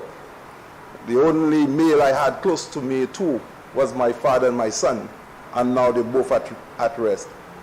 In the context of domestic violence, I understood my grandmother, my mom's mother, was raped, to have just my mom and her sister. And of course, she was one of the most beautiful persons that I encountered in life. Not because she was different, somebody took advantage of her, but she lived up to 93 years being so peaceful and embracing. And of course, even days before she took her rest, I recalled the doctors said to my sister that we should take her home because she would leave us anytime, and we took her to Pigeon Point. When the music was playing, she came out, she was able to step onto the sand and dance with a visitor who was passing, and I was saying to my sister, this lady is something else. I cannot imagine who else could be like her, and went home and she took her sleep, her eternal rest. I have seen, sitting at the Ministry of Equity, the scourge of domestic violence reflected in the programs of the ministry. And I want us as a nation to reflect, Mr. Speaker, on some of these issues.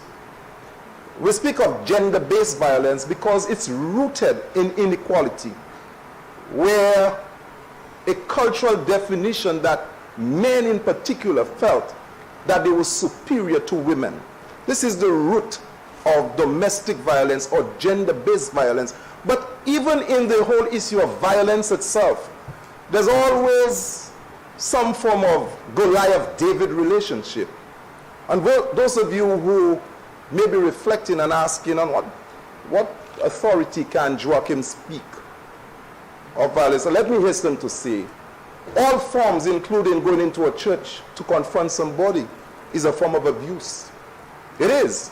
And when you do these things, you need to acknowledge that it's wrong. But more importantly, we have a lot of underlying forms of abuse that hardly ever been discussed or mentioned that leads to violence of all kinds. Abuse begets abuse. Violence begets violence. But you ask, what is the cost to the state? Mr. Speaker, annually it will cost us approximately $30 million to maintain public assistance to a number of persons who are deprived of some basic support.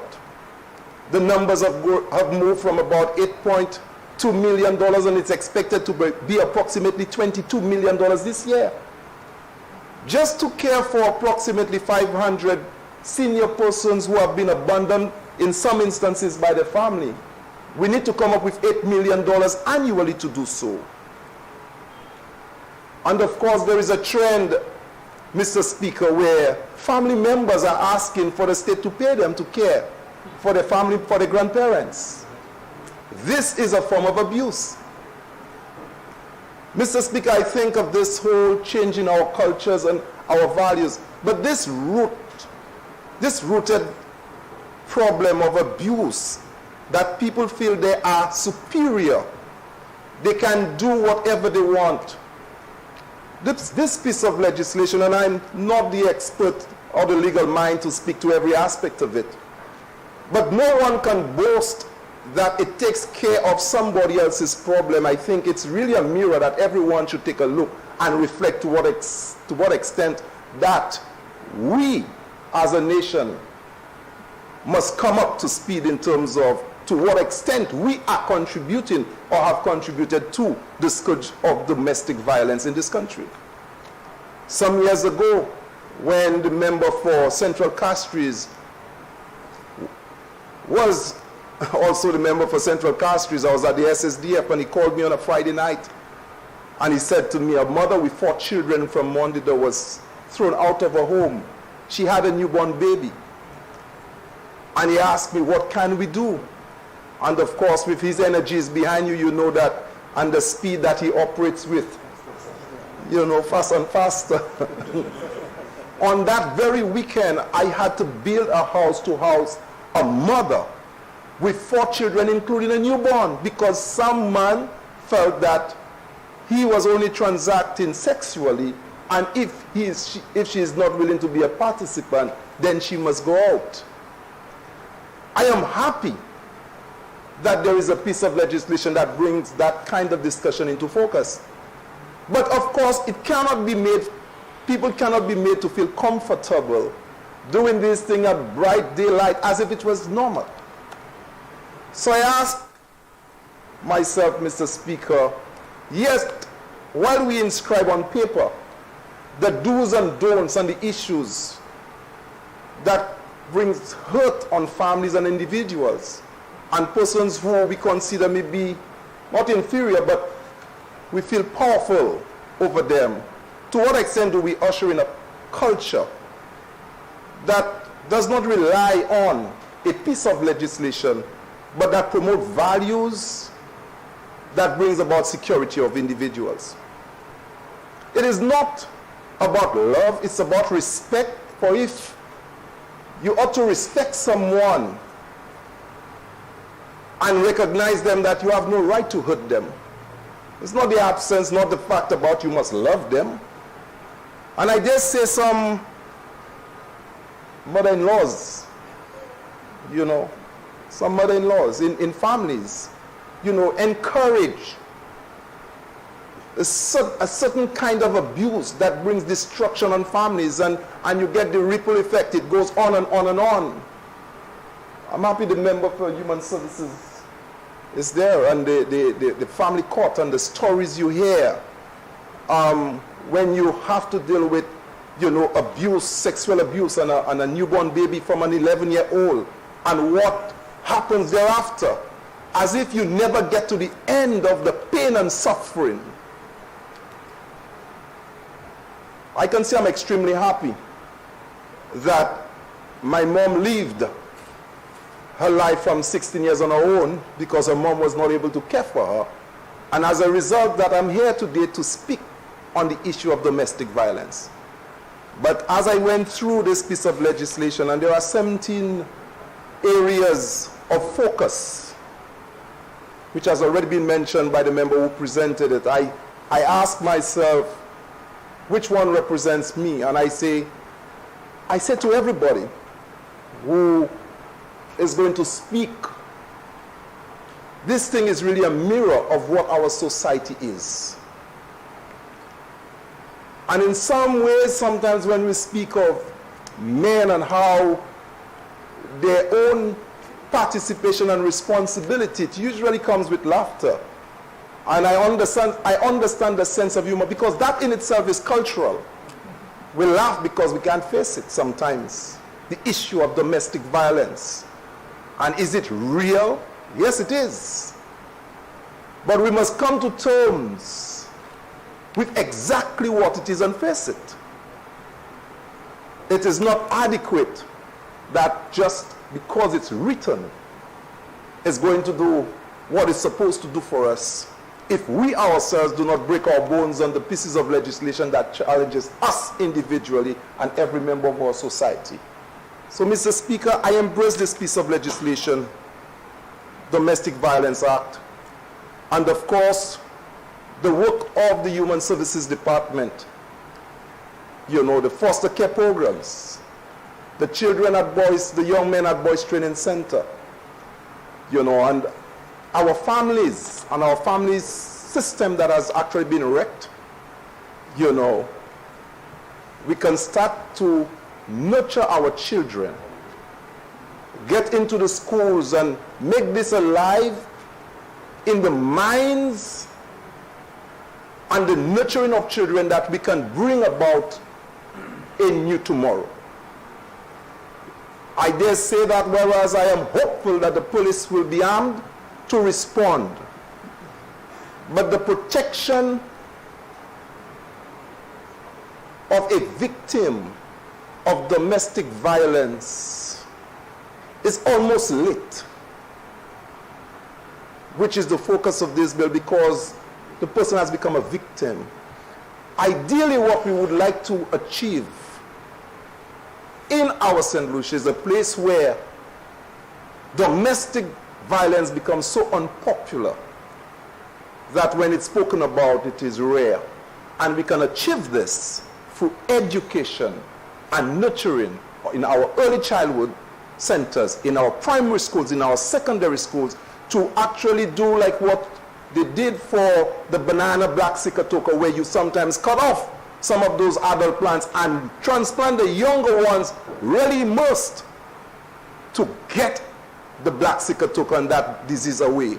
We need to do this with our population, and I do have faith and hope, even if I'm not around, if we do well in nurturing our children, especially our young children, into understanding there is a new way to live that was not given to us when we grew up, because we lived in homes where our parents were abused and it seemed like it was natural. We heard our neighbors crying back in the 60s, but that was normal. We grew up in a time where it was almost acceptable to endure and even be praised for enduring domestic violence. We must make that something of the past. And we could only do this, like I said, through education of a new generation of St. Lucians, so that we, if we're on our rocking chairs, if we live to see it, we can hail the day that St. Lucia has been purged from such an ugliness that we can say that we passed this piece of legislation and it has made a difference in our society. Thank you, Mr. Speaker.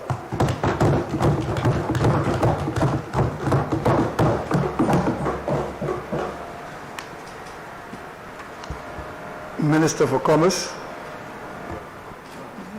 This thing up or not? Where's the gentleman?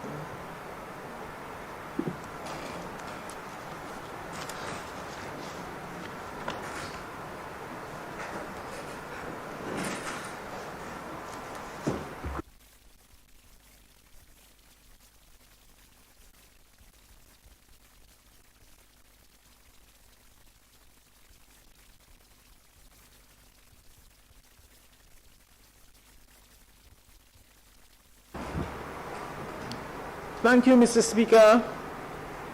Mr. Speaker, today,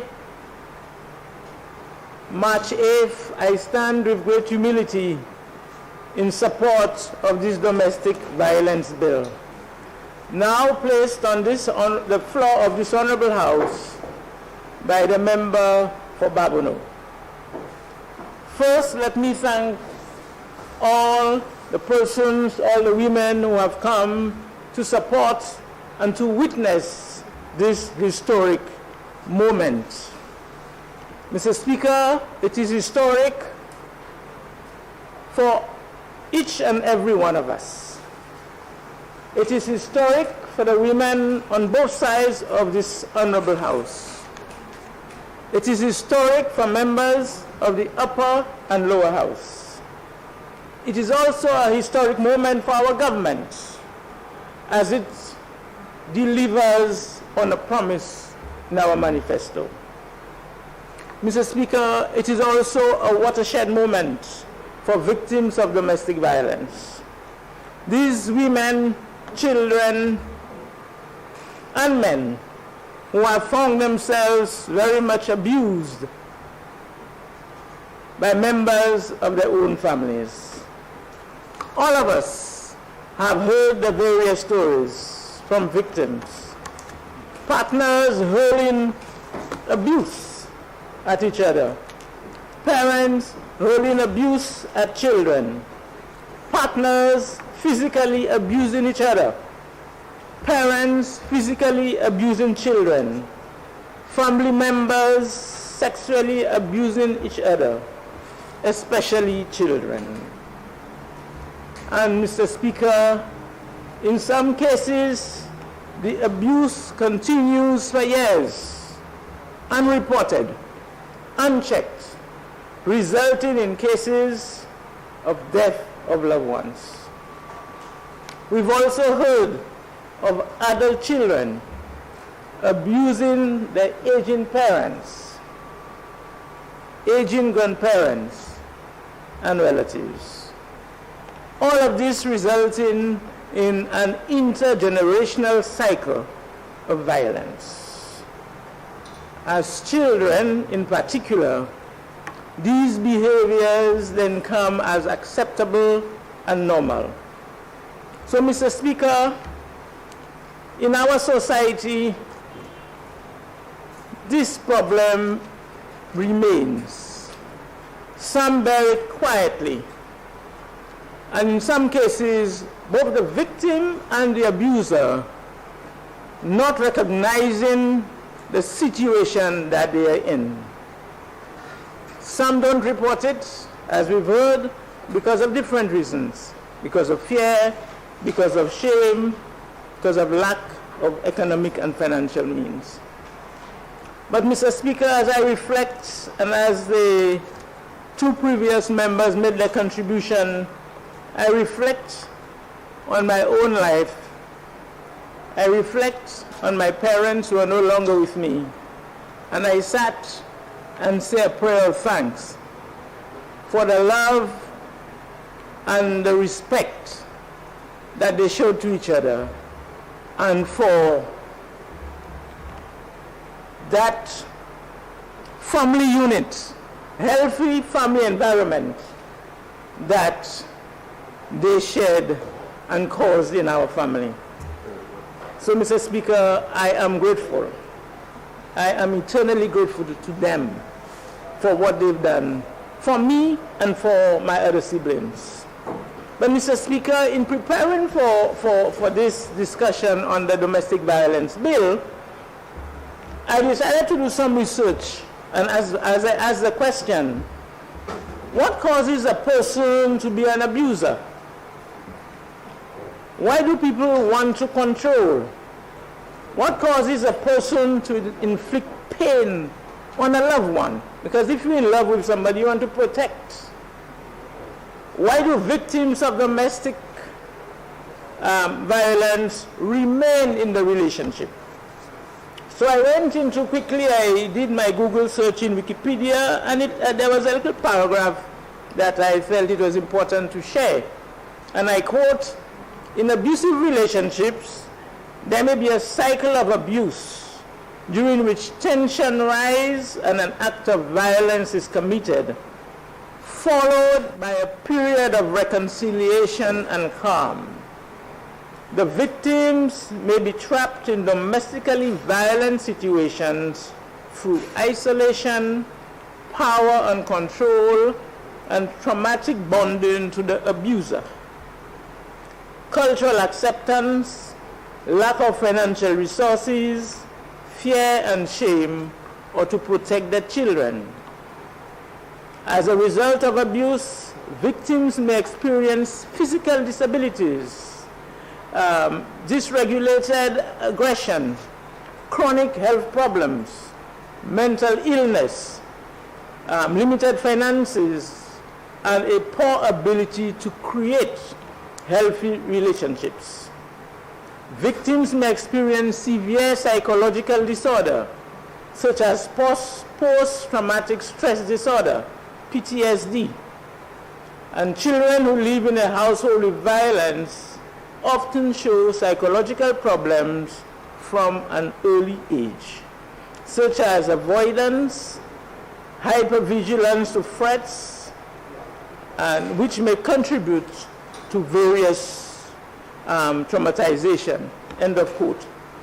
So, Mr. Speaker, when I looked at this explanation and everything else that goes with it, I felt that in discussing this bill today, we in St. Lucia needed to try to be conscious of the relationship between domestic violence and the violence in our wider community, which is manifesting itself now in very vivid and graphic ways.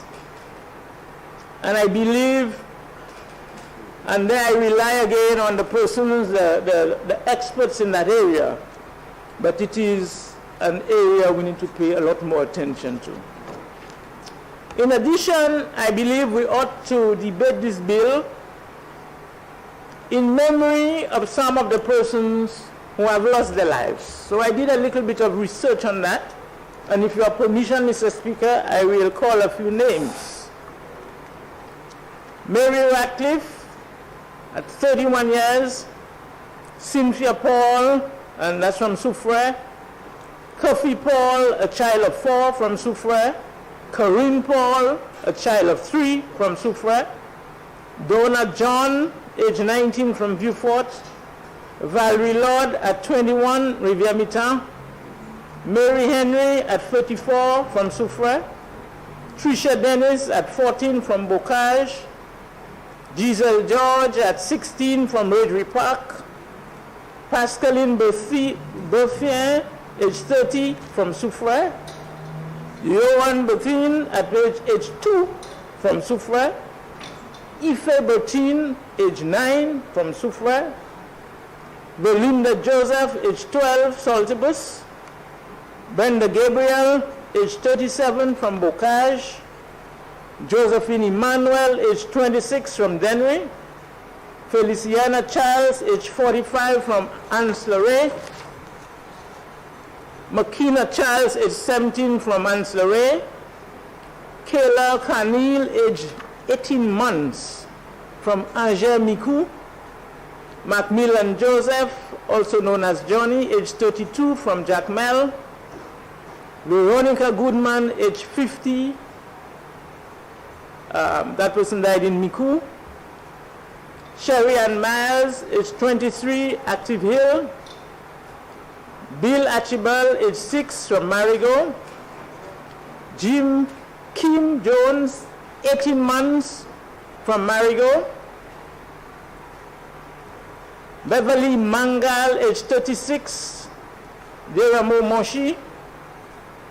Donovan Joseph, age 25, Cicero. Alfred Jean-Louis, age 27, La Pointe Dennery. Alicia Hunt, age 22, from Tuya. Joanna Cox, age 44, Le Clery. Edmund Murray, age 52, Palmy Soufrière. Crystal Alicia Fanis, age 17, Bois-Patat Castries. Takesha Fanis, 1 year, 11 months, Bois-Patat Castries. Crystal Saint-Omer, age 17, La Witrette Grosile. Cuthbert Darcus Maximin, age 30, Bass Library. You have a Lucan Lesmond, age 34. You have a Dave Monrose, 31, from New Village Castries. Dylan Joseph, age 25, from Tuya. Sophia Edward, age 31, Ciceron Castries. Virgil Robert, age 52, Auger Vieux-Fort. Mr. Speaker, we got that information from the department and persons, but I believe that this list is still incomplete, Mr. Speaker. Added to this list, I know we have an Anella Wilson. So, Mr. Speaker, and again in recent times, if you may recall, in November last year, 2021 to be exact, we heard of one brother killing another brother. I don't have a name, but I remember that incident. So, Mr. Speaker, this issue of domestic violence have caused significant pain to families, and it has caused significant loss of lives to our dear country. So presenting this bill today, in addition to acknowledging and remembering some of the victims, what I want to do today is to also acknowledge some of the champions who have caused the work upon which we have that first fruition today. I want to recognize in a very big way our sister member of Babono for her work in ensuring that this bill gets to the House today. I want to thank our Honorable Prime Minister and our cabinet colleagues for ensuring that that work came to fruition. But Mr. Speaker, I want to thank the current Attorney General and past Attorneys General and the staff for ensuring that we have this bill. In expressing words of commendation, I want to salute Justice Madam Lorraine Williams, who is present with us in this August Assembly for tabling this bill some 27 years ago. I want to thank you. I want to recognize as well Senator Alvina Reynolds for the effort that she has done on this particular area. I also want to recognize our Gail, our past minister, Honorable Gail Regobert. And also in the House with us today, we have Mrs. Romelia King, and we have Ms. Catherine Seelys of Raise Your Voice. And I want us to acknowledge the fact not only Catherine's institution is called Raise Your Voice, she continually on her own raises her voice on behalf of women. And she has as well, Mr. Speaker, found time to establish a national network of supporters. So if Catherine has a call today from Castries, she knows where to call somebody in Foshajac if there is a woman in Foshajac with a problem. She knows who to call if there is a woman with a problem in Grozili. So again today, I want to say thank you to Ms. Seelys and her organization. Also in the House, some ladies who have done significant work on behalf of women, the late Ione Illinga Ford. But in this House today, we have Mrs. Romelia King. We have others like Clemencia Eugene, Elizabeth Lewis, Charles Gasper, Afiza Simei, Lyra Pascal, Lindy Ariste, Marcia Lesmond, Jenny Joseph, and others. They took the challenge and they continue working. Today, Mr. Speaker, I believe I also want to recognize the staff of the family courts, the police officers and staff of the support services who have all worked tirelessly to deal with family disputes. Mr. Speaker, one may ask another question. How would this current domestic violence bill make a difference in the lives of the people? Mr. Speaker, I take comfort in knowing that this bill has received significant stakeholder discussion. I have been told that support groups such as Raise Your Voice, the legal fraternity, various government ministries and agencies, as well as international bodies such as Sisters for Change, all contributed to the piece of legislation that is before us. But, Mr. Speaker, based on what we've heard and what I know in community, I believe that it is critical as we pass this domestic violence bill that we must ensure that we focus on gender equity. We must focus on women empowerment, especially as well economic empowerment. And that is why I am happy as well today that we are going to have a bill on the community tourism bill, because that too will contribute to a reduction in domestic violence, because women will be able to start their businesses, men will be able to start their businesses, and the whole issue of financial strength and stability, they will be able to walk away from a bad relationship if they so desire. Mr. Speaker, I believe that we must focus on early identification of abuse in our school system. And the only way we can do this is to train and train and train our teachers. We must focus on strengthening our counseling services. And that means we must invest in our counselors. You cannot have a school of hundreds of children with one counselor.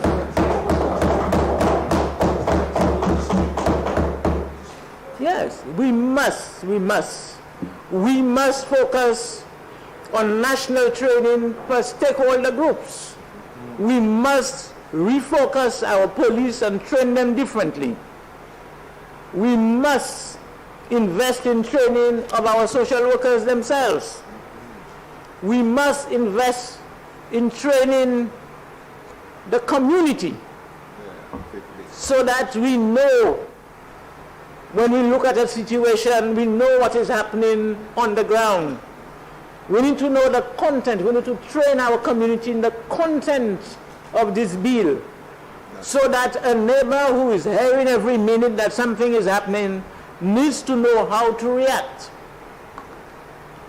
I am very much aware that now when any incident happens, we are very quick to use our cell phones, always for the wrong purposes. But if we educate the community properly, they would be able to identify the signs of domestic violence and know the steps that they could take so that in the end they might save lives.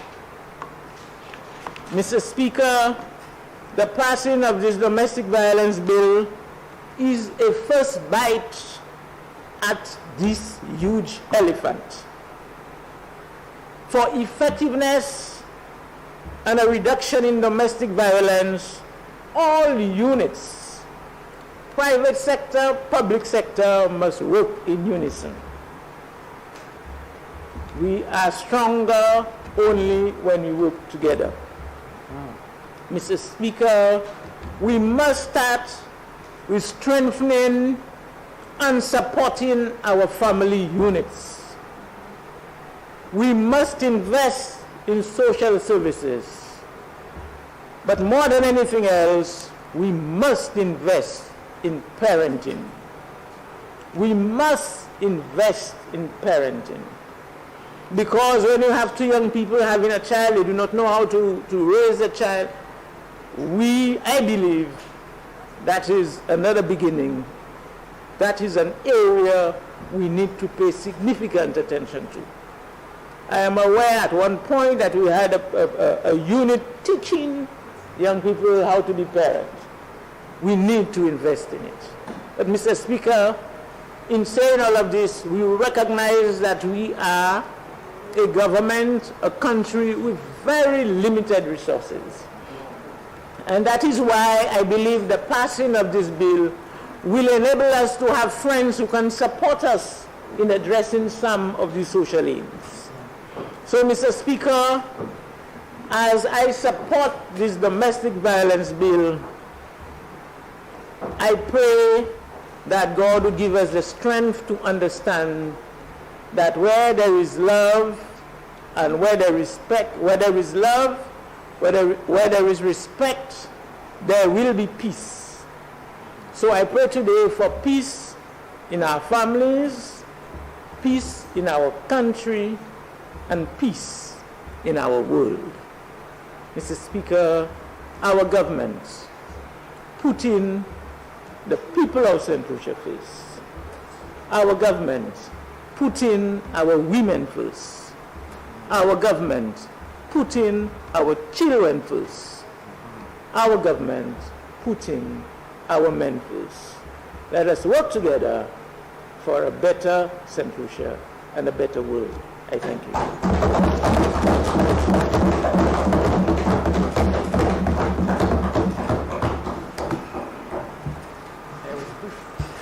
The member for Social Saltibus.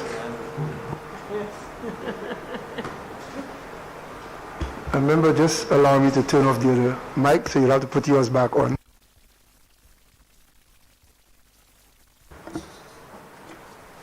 Thank you, Mr. Speaker.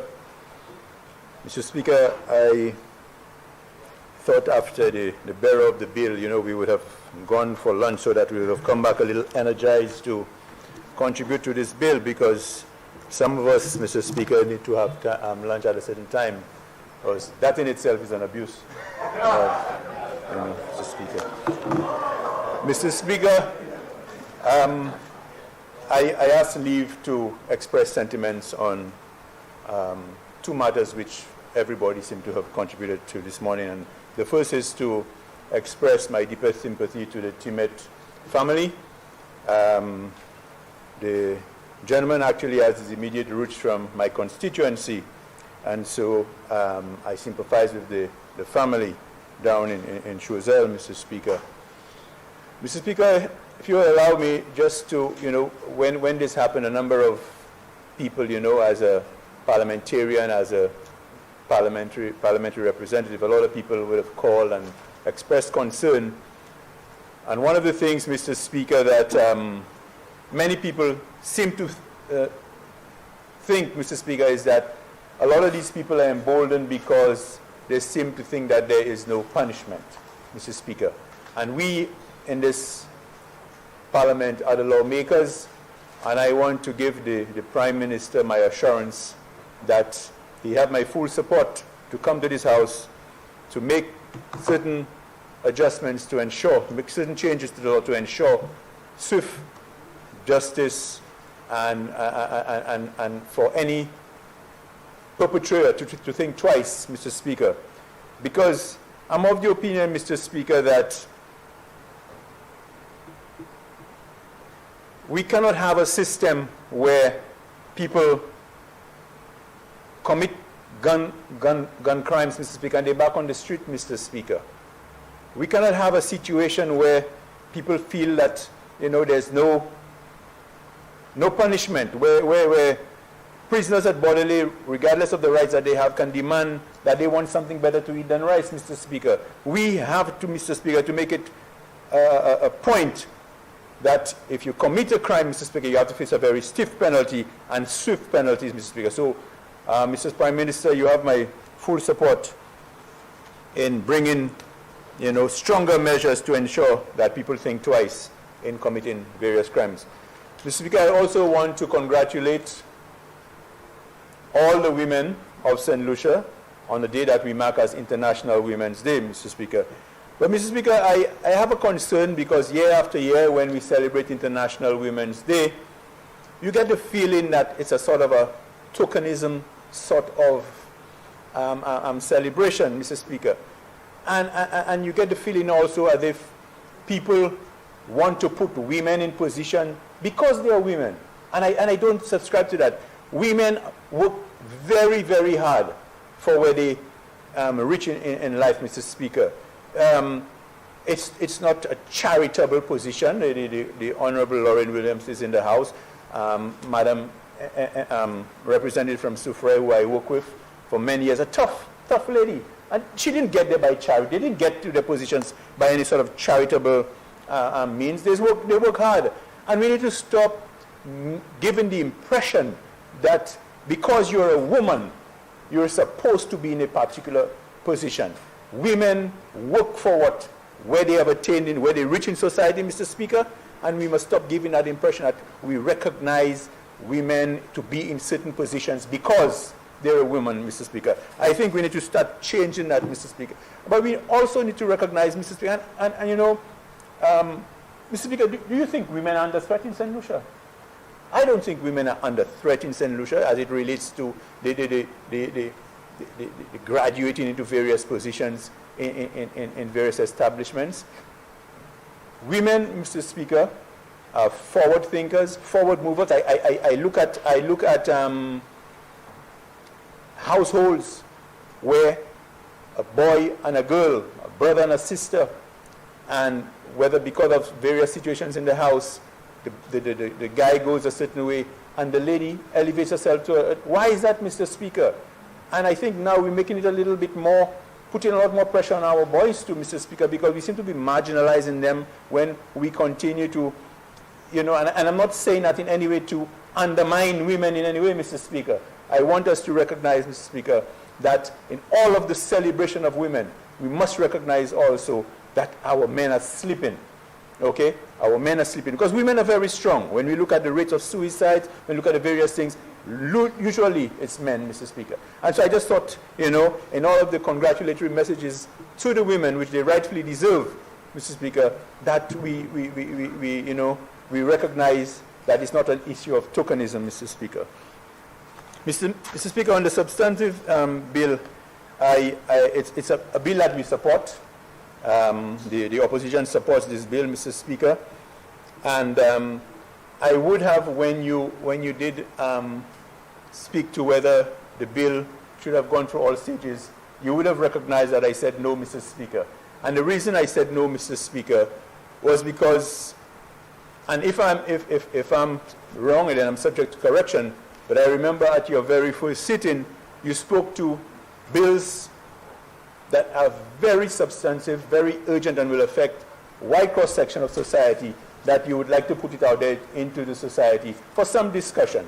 I am not sure whether that bill has been circulated among various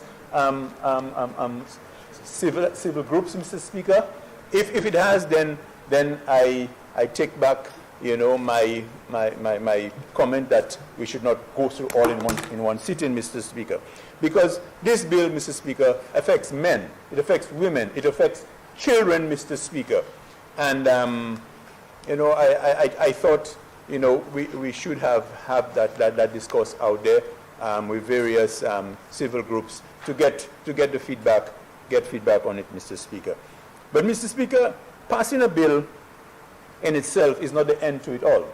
I heard from Madam, from Soufre, Francis Jacques, and she mentioned a list of names. Obviously, there are quite a few that you missed, Mr. Speaker. But we have become a society, we forget very fast. When this one happens, after a day or two, it gets under the carpet. The perpetrators are not brought to justice, Mr. Speaker. We as a society have to demand on our governments, okay, to ensure that certain things are in place to catch some of the perpetrators, particularly of domestic violence, particularly of the crimes of abuse. And I'm very happy that I'm speaking to the past administration, we ensured, Mr. Speaker, that certain equipment was brought to speed at the forensic lab, and where we were able to identify a serial rapist in a number of rapes that were occurring around the island. So these are the kind of things that need to complement this bill in terms of the government's action to beef up certain institutions that can ensure that perpetrators are brought to justice, Mr. Speaker. But, Mr. Speaker, I'm going to speak on a matter which, some of my colleagues around here might take offense to. But there's another kind of abuse that's happening, and that is, Mr. Speaker, when we put people out of work, when people lose their jobs, Mr. Speaker, particularly women, because now these women who were independent and could have fend on their own, who have lost their jobs, and hundreds of women have recently lost their jobs around the island, now have to go back to an abuser to get a monthly allowance or to get something. We have to be mindful of that. And the Honorable Prime Minister, in his quest for his to get into government, he made certain promises. He made certain promises that he would do things differently, and that he would ensure, Mr. Speaker, and I understand that there is a economic factor in it, but in terms of showing good faith in going forward, Mr. Speaker, that he could have, ensured that he changed things as he promised, Mr. Speaker. So these things we have to bear in mind when we speak about abuse. We have to think of some of the actions that we take as a society that place women in positions where they can be abused, Mr. Speaker. So we cannot just pay lip service to certain things that we bring forward, Mr. Speaker. Mr. Speaker, Ms. Catherine Seeley's name was mentioned, and I have a lot of respect for Ms. Catherine Seeley in terms of what she has been doing over the years, Mr. Speaker. But Ms. Catherine Seeley, as an individual, she has to ensure that her voice is loud and her voice is for everybody, Mr. Speaker. Okay? And she maintains that sort of neutrality when it comes to speaking on matters of that. So I hope that, we continue to see that sort of, forcefulness across the board when it comes to, bringing government and bringing the authorities, to account for various things that are not being done. I'm hoping too, Mr. Speaker, that we take a very serious approach as it relates to the number of underage girls who are getting pregnant by, by various men in our society. Okay, that these are things, Mr. Speaker, that we have to clamp down and clamp down hard, Mr. Speaker. We cannot be saying something and then we don't act upon it. We have to show force. We have to show people that we are serious. It's not just another bill coming to the Parliament. It's not just a thing that we grandstand that it was done by our government or it was done by this government. We have to show slit, Mr. Speaker. And, Mr. Speaker, one of the things that, when we speak about women in position and women in power, they would have had a lot of women, I'm very certain, around this Parliament. But you know why, Mr. Speaker? Because our women are our women's biggest enemies. Our women are our women's biggest enemies. And a woman decides to put herself up for political, life, our own women abuse them. Our own women raise all kinds of things about them, Mr. Speaker. And it's not just about being a woman that you want to represent people, it's because you have the capacity to represent, to represent your people, Mr. Speaker. So, Mr. Speaker, this is a bill that I support. I know it was one of the things that, as a government, we had to bring forward. There were certain things, Mr. Speaker, that the AG chambers was swamped with. We had the blacklisting, the Financial Act had to take place. We had COVID that we had never dealt with before. A lot of these things, Mr. Speaker, and I don't want it to appear that the domestic bill was put on the back burner, but these are things that just came upon us, Mr. Speaker, and we had to address it. Okay? But I think the opposition supports this bill. And as I said, Mr. Speaker, I think it should have been put out there for additional discussion. I applaud all those who have been consistent in ensuring that the bill comes to the House. And I hope, Mr. Speaker, that we as a society will speak out most forcefully of matters of domestic violence. As a Parliament, we will stand united, regardless of who. We will stand united in calling out perpetrators, Mr. Speaker. But on behalf of the opposition, I support the domestic violence bill. I thank you.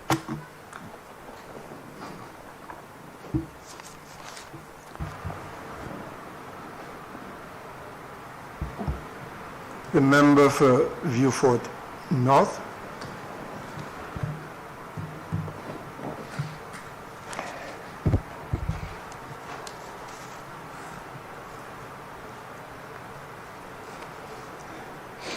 Mr. Speaker, thank you very much. I wish to stand in support of the domestic violence bill as presented by my colleague, Minister with responsibility for gender affairs, gender relations, gender affairs. But before I do so, Mr. Speaker, I wish to join my colleagues and to express sympathy to the families of both the deceased officer and the injured officer, and to offer prayers to those who are suffering at this time as a result of violence. I wish to also join my colleagues, Mr. Speaker, to wish all women Happy International Women's Day. I salute first and foremost my mother, Lucia Jabatis, who is a woman of great strength and courage, who toiled day and night to ensure that her children got the best of life. My wife and my daughter, and all the strong women in the politics of my life, Mr. Speaker, those who continue to assist me in my growth and survival, those who have remained at my side for many years, even now. Mr. Speaker, on this International Women's Day, I also salute all of the women who are in this House, my colleague parliamentarians, and also those who have joined us in the gallery, and there are many. The names have been mentioned before. I wish to salute every single one of them, those who are in politics and those who are in civil society. I wish to reach out, if you'd permit me, Mr. Speaker, also to the many leaders in the constituency of Vieux North, the women of many years who bore the brunt of leadership in the communities, the femme shy of many years ago, those grandparents who took the brunt of caring for the children, the teachers, the school principals, early childhood education center leaders, all those women, if you go to the communities, and I'm sure for your community also, colleagues, if you go to the communities, most of our groups, the cultural groups, the mothers groups, the church groups, most of these groups are led by strong women who sacrifice every single day and every single year. Most of them, Mr. Speaker, after the sacrifice, every single day and every single night, they wash their hands and their feet and go to bed. No one in the next community would know of them, but they are the ones who also keep the glue of these communities together. They have kept them together for years and years and years, and possibly die without a mention. I wish to say to every single one of them that today is your day, and we salute you for keeping our communities together. I wish, Mr. Speaker, just to spend a few minutes, not very long, but just to spend 1 or 2 minutes to say that this bill is a very powerful statement of action. It relates to, it gives a signal once again to the people of St. Lucia about the intents of this government, Mr. Speaker. The member for Babuno went through the various aspects of this bill. She went meticulously through them, and I will not do the same. However, I wish, Mr. Speaker, just to reiterate a few very important aspects of this bill. Some of the definitions: domestic violence, which relates to the means, it means an action, which harms, injures, or endangers health, safety, life, limb, or well-being, whether mental or physical. Ek mwen vle di sa akoyol, Mr. Speaker. Loi sa ki nou vle pase isi a Kaikosit, Mam Parlement Babuno pale ala yon chay. Ek si ou ka wete a di da kay avec un moun, ek issue, peut-être ou ka wete l'autre côté, mais en anglais nou ka di domestic violence. Ça vle di ki kalte violence ou ka mene a le moun ou ka agi avec violence. Ça c'est pas anek baye moun akul po ou be box yo, ou be bayo tap, ou be bayo kul fouet. Violence ça aussi c'est qui ça ou ka di moun tous les jours pour presque wani fou. Là nous ka di domestic violence, c'est ça aussi. It also includes threats of physical abuse. Ek mwen vle di aussi, Mr. Speaker, si ou di mouna mwen kay ba ou an koul point, ou ben mwen kay fè sa, kon minis la di pli bon matin, ça c'est domestic violence. I want to just remind, Mr. Speaker, for the benefit of all, that threats of sexual abuse, loka abize moun sexual, emotional abuse, verbal abuse, psychological abuse, coercion, molestation, arbitrary deprivation of liberty, forced confinement. Mr. Speaker, lani moun, le yo ka kite kayo, yo ka feme kayo la ebek, yo ka ale ek la kle pour moun nan pa ale dehors. Madame ka fey, monsieur ka fey. Mo pa vle ale dehors, kon sa yo ka la kle kayo la, ebek yo ka pati ek la kle. Ça, en loi, nous ka di, loi ka adresse ça aussi. Forced confinement. Economic abuse, Mr. Speaker. L'année à d'un moun, peut-être, madame là, pas qu'à d'accord avec vous encore, si vous avez un $100, vous pas qu'à faire encore. Et tout ça, c'est un bagage qui a coûté difficulté à la famille. Mr. Speaker, it speaks to stalking and cyber stalking. Mr. Speaker, je voulais expliquer ça parce qu'il y a besoin, tout le monde ni phone, ni internet, comme ça, avec l'année moun qui a suivre partner yo be issue ale téléphone kay ki ba ale internet ek ba ko ça tout ça loi ka dit ça c'est domestic violence. Avec Mr. Speaker, the law speaks a lot to children and dependents, and I am very interested in that aspect of it. Mr. Speaker, harassment, it means conduct that induces fear or fear of harm. It includes watching or loitering outside near buildings where a child or dependent of a person resides, works, carries on business, studies, and so on. Mr. Speaker, Lani Moon, you are me veillé. Si vous pas abayer ça, vous pouvez suivre tout partout. Vous pouvez venir côté au travail. Vous pouvez espérer qu'on peut bassou. Toutes ces bagailles ça, loi ça a dit. Telephone calls, vous pouvez toutes les. Vous avez dit pas couiller phone moi. Vous pouvez couiller phone toutes les. Parce que vous voulez forcer au content yo. So, Mr. Speaker, all of these things I just wanted to repeat because it's very, very important.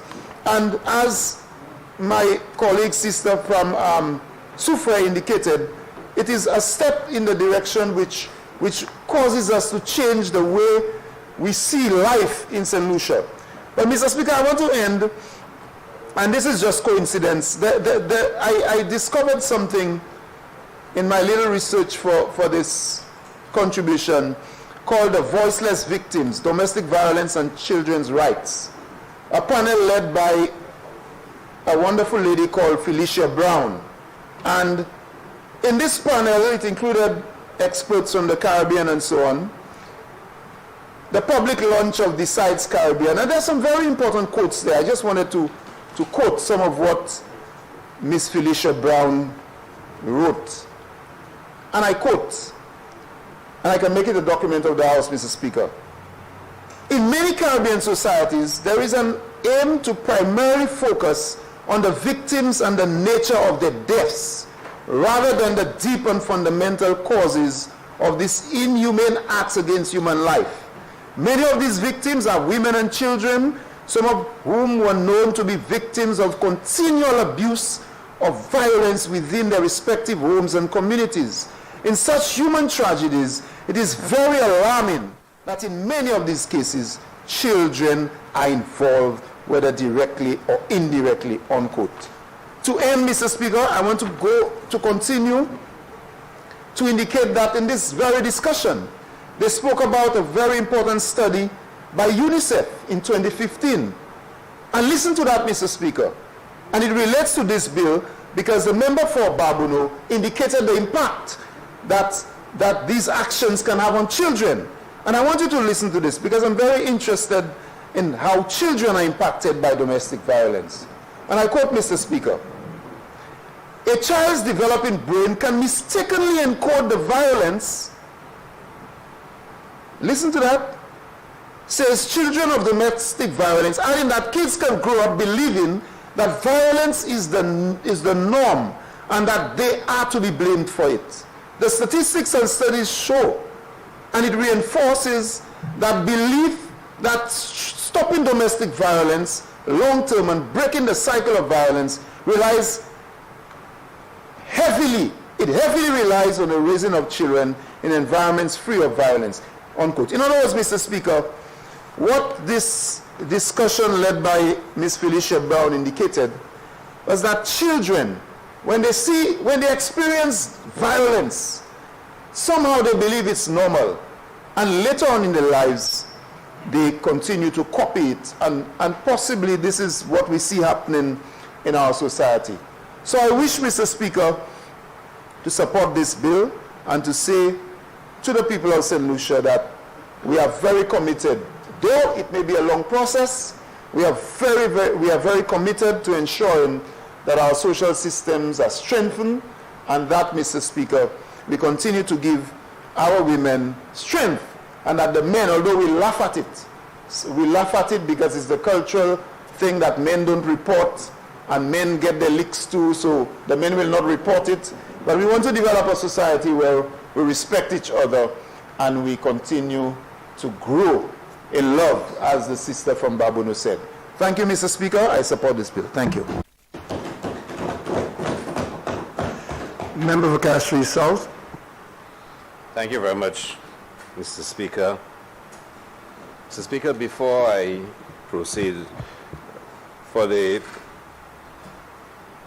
point raised by the member from Strozel Saltibus, I think he was under the impression that we would have broken for lunch and, like he said, come back energized to contribute to the debate. I probably need to just explain to honorable members that we had intended to break earlier, and of course, with your permission, and the Prime Minister asked that we invite the ladies who are here with us, the women who are with us today, to lunch with us. But based on the numbers, we felt that we would not have had enough lunch, so we had to order extra food, and it would not be here until after 2.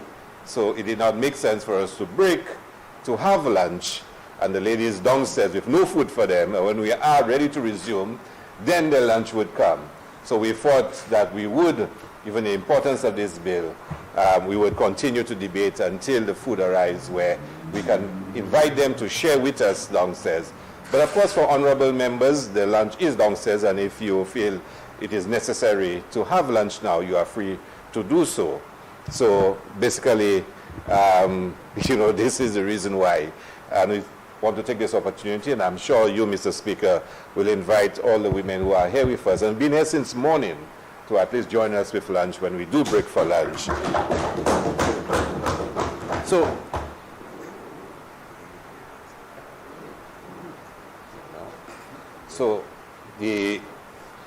Mr. Speaker, I want to join my colleagues in, first of all, offering condolences to the family of the officer who lost his life, Officer Timet, and to express on behalf of my constituency, Mr. Speaker, the hope that they will find the strength to deal with the situation that they face. The Prime Minister has spoken on the situation of crime, and therefore I will lend support to his words.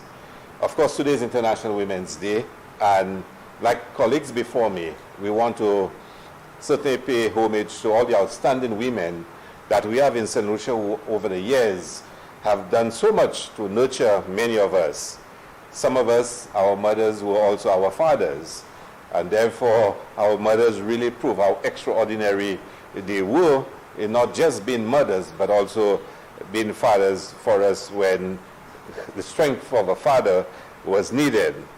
There are many outstanding women in St. Lucia, and colleagues before me would have mentioned some of them, those who certainly prepared the path that many women of today's generation are following.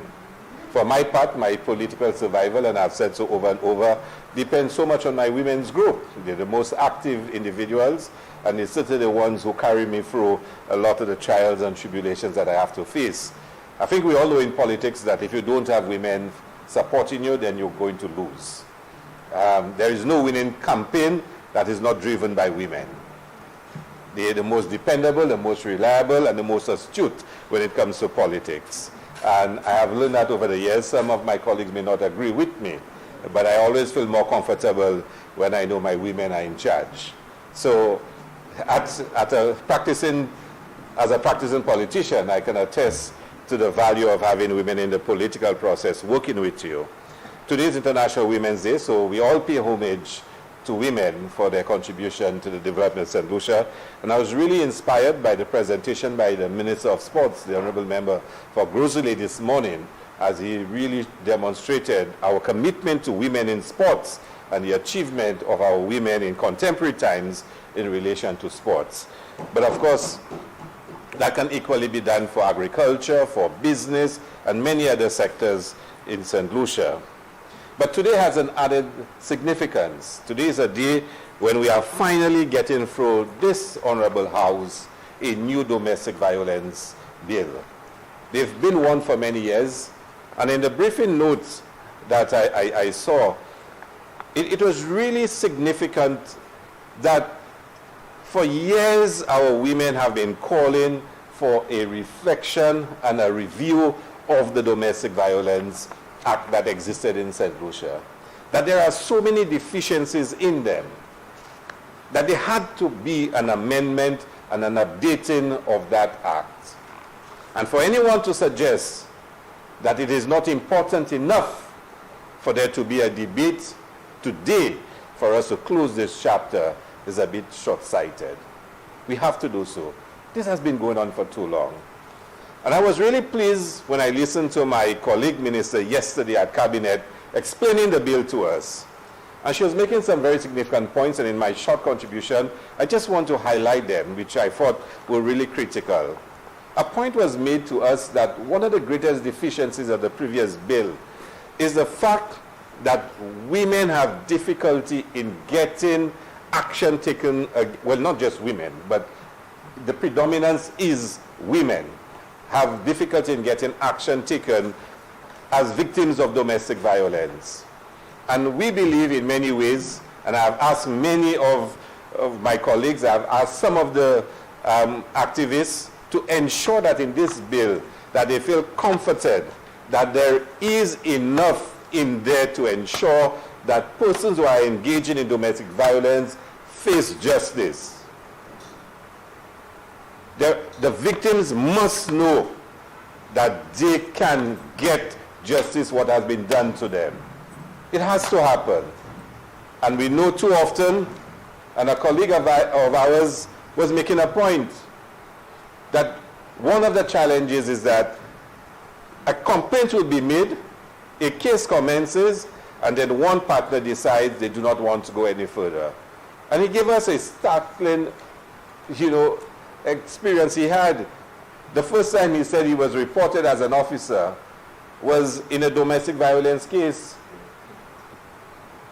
The lady who was a victim reported him for abusing her partner because he interfered, he got involved in trying to settle the matter. He happened probably to have had some engagement with the gentleman involved, proceeded in the case, they made up, fell in love again, and then she wanted to press charges against him for assaulting her partner.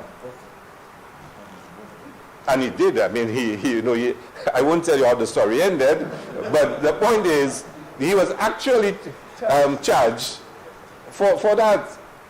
And it really reflected a very deep structural issue as it relates to domestic violence. We're not blaming the lady who was the victim and who eventually took action against him, because sometimes the circumstances that they find themselves in lends itself to they needing to make up and they needing to go back into the situation that they were in and needed to take the action that they took. Too often we find situations where women have to find themselves going back into the abusive environment that they're in, that they were in. And sometimes they don't have the strength to get out of it, to break the cycle. We're hoping that creating a new environment for dealing with domestic violence can protect both men and women, where they feel empowered and they feel strengthened, that as a victim they can stand up and say once and for all it has to end. And the member from Barbados said to you she had to say to the gentleman is asking her to tell his wife to come back. And she had to say to him, if she has decided to move on, let her move on. This bill has to create an environment where victims can feel comfortable that they can say enough is enough and they can move on with their lives. I also noted, Mr. Speaker, that there are added definitions of relationships. And the point was made that there were severe limitations on what can be done because of the definitions of what relationships were and what would be the standing of a victim on the basis of the relationship that they had. And I feel very comforted by this. There's another point that really struck me. And it's a very serious one, and it will point to the challenging times ahead for us in implementing this bill. When I read the definition of what abuse is, and I hope all St. Lucians read it, Mr. Speaker, because, for example, a repeated exhibition of possessiveness or jealousy is abuse. Now think about that. This is deep. A repeated exhibition of possessiveness or jealousy can be interpreted as abuse. So all the jealous partners out there that believe they can tell their partners that you cannot go anywhere, you can't go to dance, you can't go to beach party, you must stay in the house and go nowhere, that's abuse. Repeated, huh? And it really makes you question, how will some of those incidents really be determined? I'm not a lawyer, a judge by any stretch of the imagination, but you know, there are some very interesting days ahead in terms of how some of those incidents can really be proven. And maybe it's new ground for us, new areas of jurisprudence and whatever, but the definition of abuse has been surely strengthened, or in some would say expanded. But it's needed. It's needed because it's very easy for us to escape as a society by believing that what somebody is going through is not detrimental to them, the individual. And if somebody is being repeatedly subjected to acts of jealousy, that whatever they do is a problem. They're on their phone, it must be a man they're speaking to, or it must be another woman they're speaking to. That if they, whatever they do, they come home half an hour late, you might have been by the field watching football, is another woman you have by the field. You know, and for you to be subjected to this over and over, and to demean you and to diminish your own sense of being is abuse. And this bill speaks to that. So in many ways, Mr. Speaker, I want to say to you that I feel comforted by the fact that this bill will go a long way in creating a very protective environment for both men and women who are sufferers and victims of abuse, Mr. Speaker.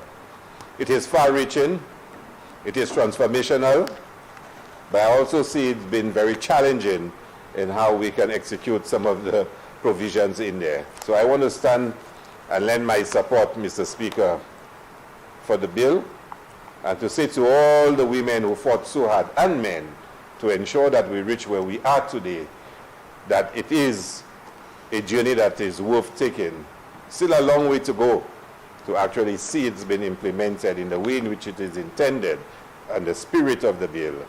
But we have, as a government, ensured we've taken it to this point. Let us continue to work together to take it further and to ensure that both men and women can feel more comfortable in the relationships that they exist in. So thank you very much, Mr. Speaker.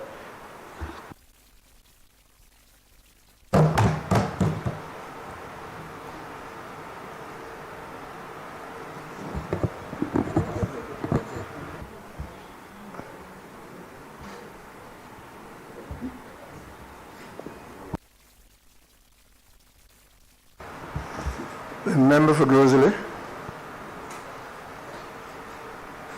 Mr. Speaker, I want to take a couple minutes to send out condolences to the family of Officer Timet. Of course, strong ties with former Senator Terence St. Clair in Grosley.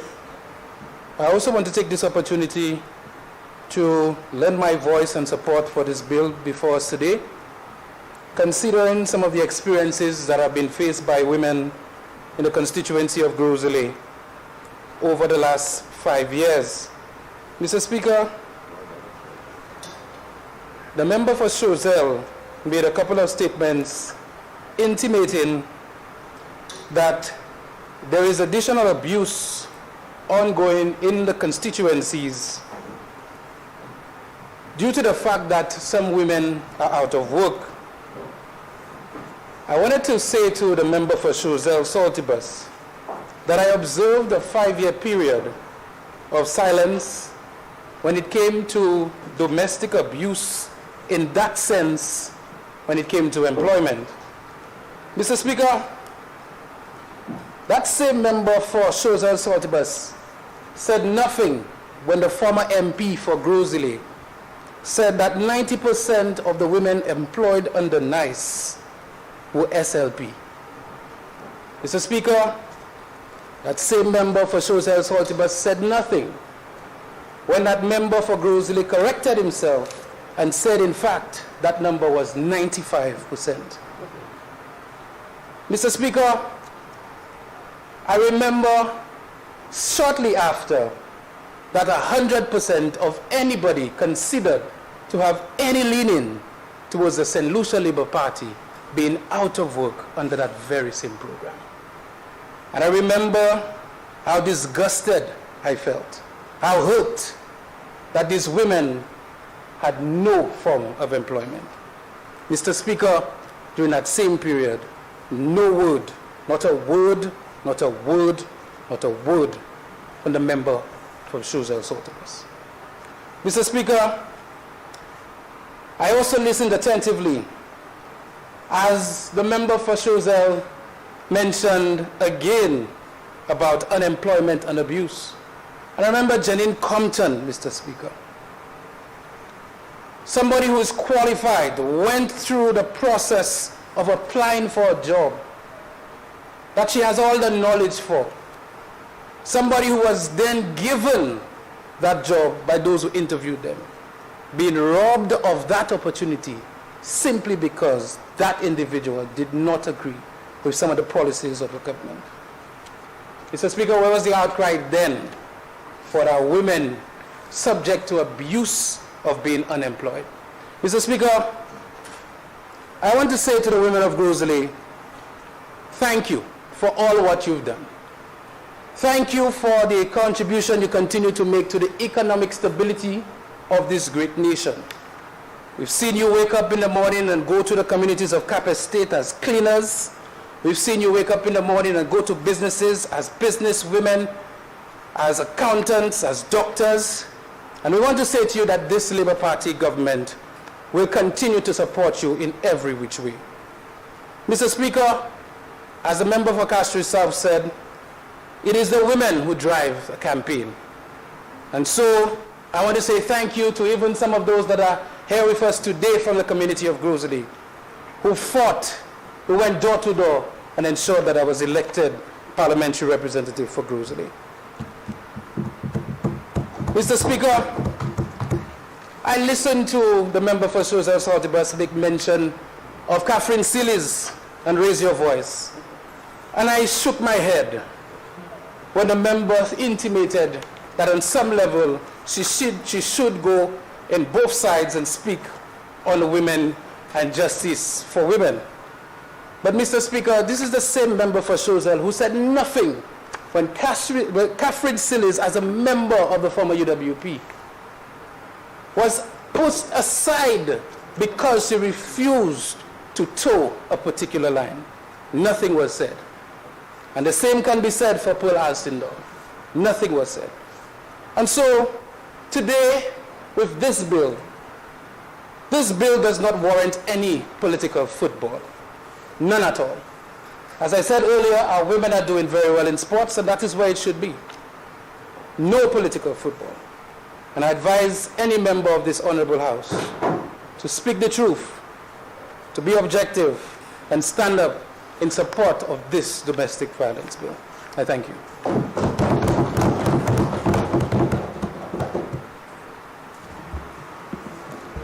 The member for Castries East.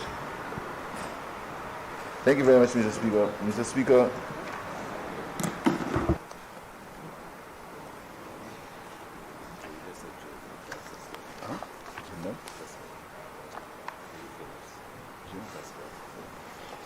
thank you, Mr. Speaker. Mr. Speaker, I rise to support this domestic violence bill and join my colleagues in wishing all the women of St. Lucia, the women of the world, the women of the Caribbean, happy International Women's Day, Mr. Speaker, and wish the women in my life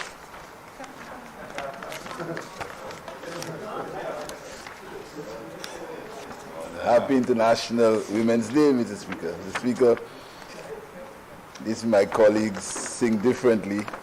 I do have two women in my life. One of them is my daughter.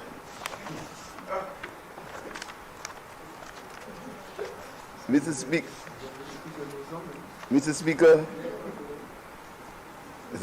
the purpose of this bill, Mr. Speaker, is to provide for the protection of victims of domestic violence.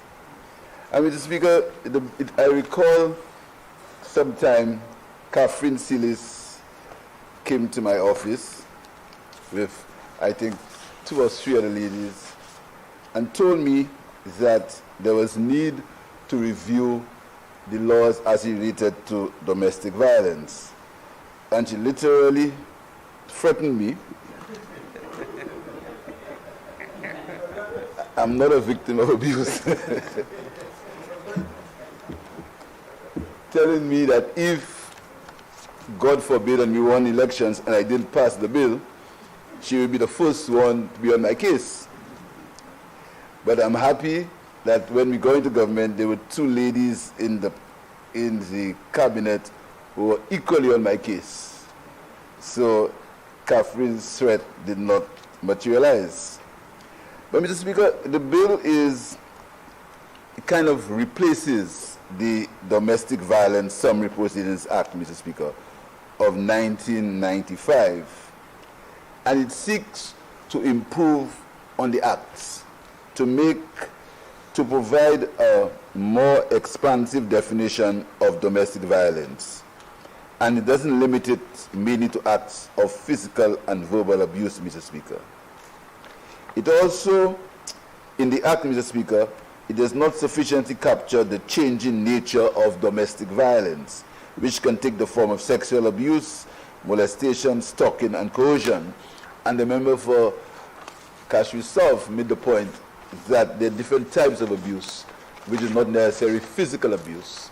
There's verbal abuse, there's there's intimidation, there's withholding people's freedom, all that is abuse. So the domestic violence bill seeks to put all these things in perspective, Mr. Speaker. So having said so, Mr. Speaker, this bill will repeal the acts and bring it more in terms of modern life, Mr. Speaker. The member spoke about abuse of phone calls, threats, Mr. Speaker, because several times we inadvertently abuse people and we do not realize that we are abusing them. And the police before only had the criminal act to act upon. So in several situations where there was abuse, there was an act of criminality, but the police only used the criminal act, the criminal code, to deal with that abuse. So the domestic violence bill seeks to make these acts an offense which is punishable, Mr. Speaker. But Mr. Speaker, enacting the bills are fine, but we have to police them and we have to make sure it works. And I think domestic violence stems from the home, Mr. Speaker. Because several times we set examples to our children and we do not even remember or understand that we are setting this example, Mr. Speaker. Mr. Speaker, I can proudly say that my mother and my father have never seen, and they're dead now. I never saw my dad ever raise his hands on my mother. Never, Mr. Speaker. And when they needed to quarrel, they waited when they thought I was asleep. They waited when they thought I was asleep, and they began to have their discussions. And when they got up in the morning, it was as if nothing happened, Mr. Speaker. And this is why possibly today I'm a pacifist. And people think that they can take advantage on me, and they underestimate me. And they did that so much that they put me where I am today.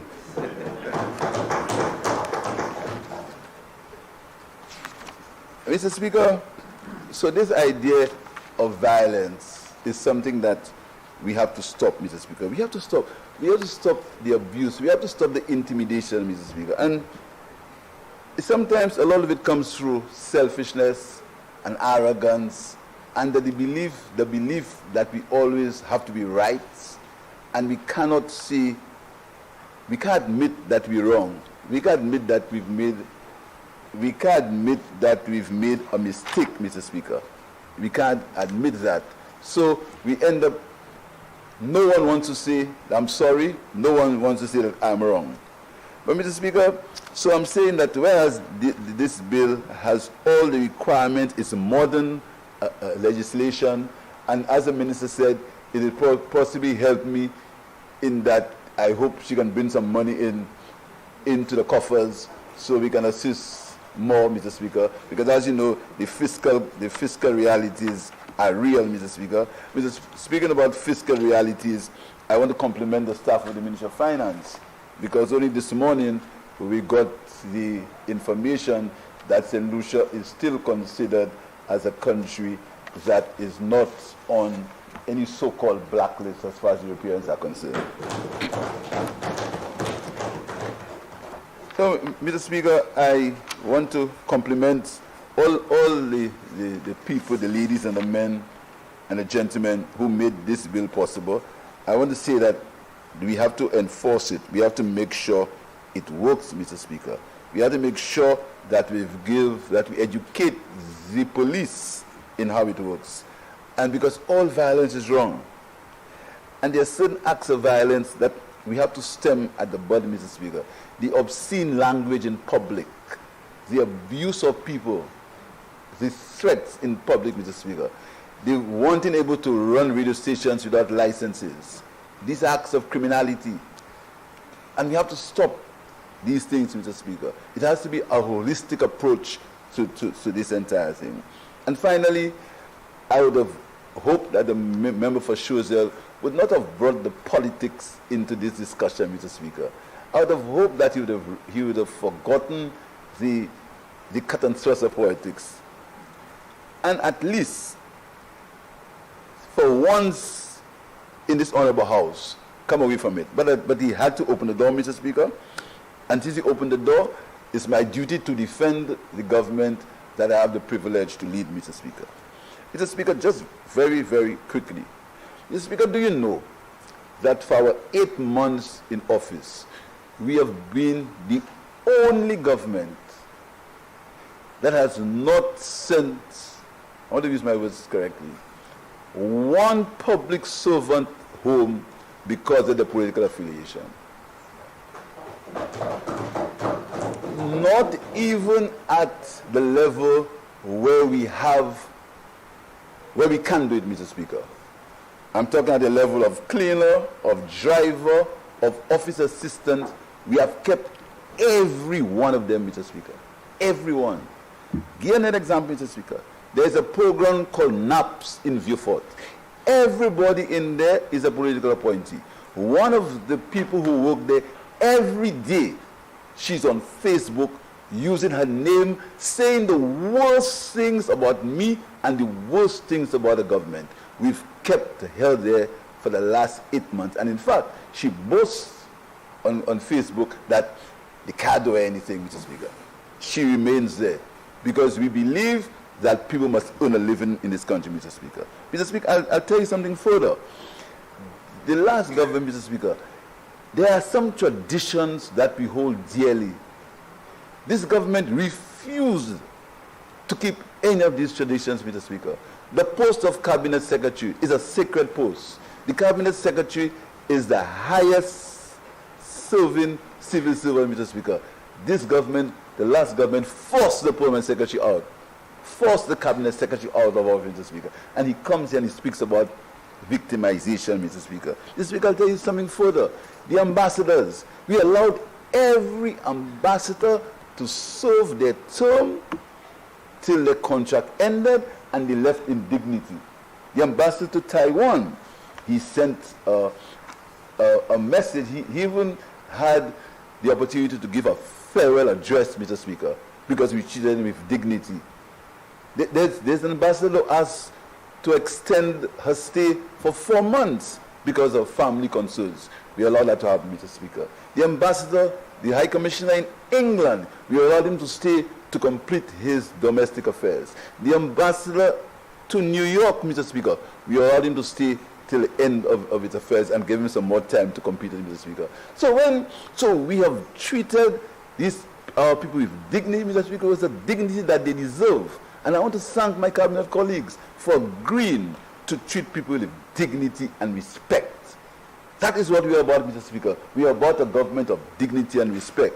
So when the member for Choiseul wants to follow his leader and speak about these things, Mr. Speaker, I have to defend this government. I have to defend the honor and the integrity of this government, Mr. Speaker. So, Mr. Speaker, I want to end by commending all the people who made this bill possible, the Attorney General's office, Mr. Speaker, the people who work in the Ministry of Gender Affairs, and those who work in the other ministries before, and everyone who made it possible, and the people in civil society who also helped to make it possible. Let us make it work. Let's make St. Lucia a less violent place. Let's make St. Lucia the best place to live and work in the Caribbean. I thank you, Mr. Speaker.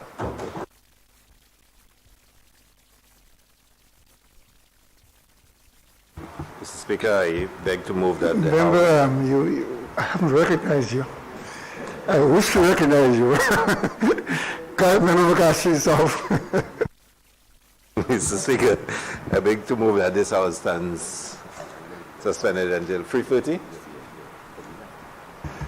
Before I put the question, I just would like to ask members to, while we have paid tribute in words to Officer Timmet, I would like for the House to stand with me for 1 minute of silence in his passing.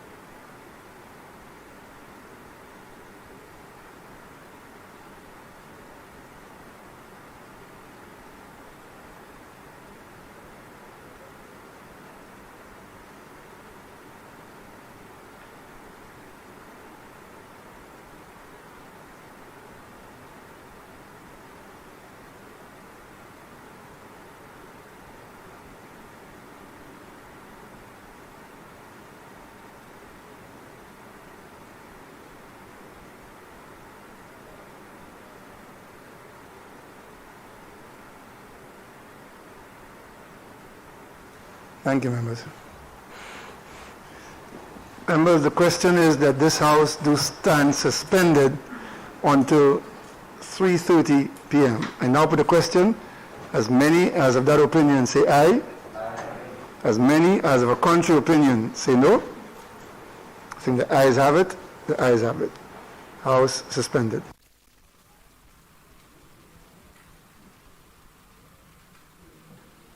And the House of Assembly standing suspended there, going in for the lunch break. We've seen the completion of the morning session, and a very, very lively debate there, very pertinent debate, and moving as well, a debate on the domestic violence bill, and the bill being heralded as one of the most progressive, if not the progressive, in the Caribbean.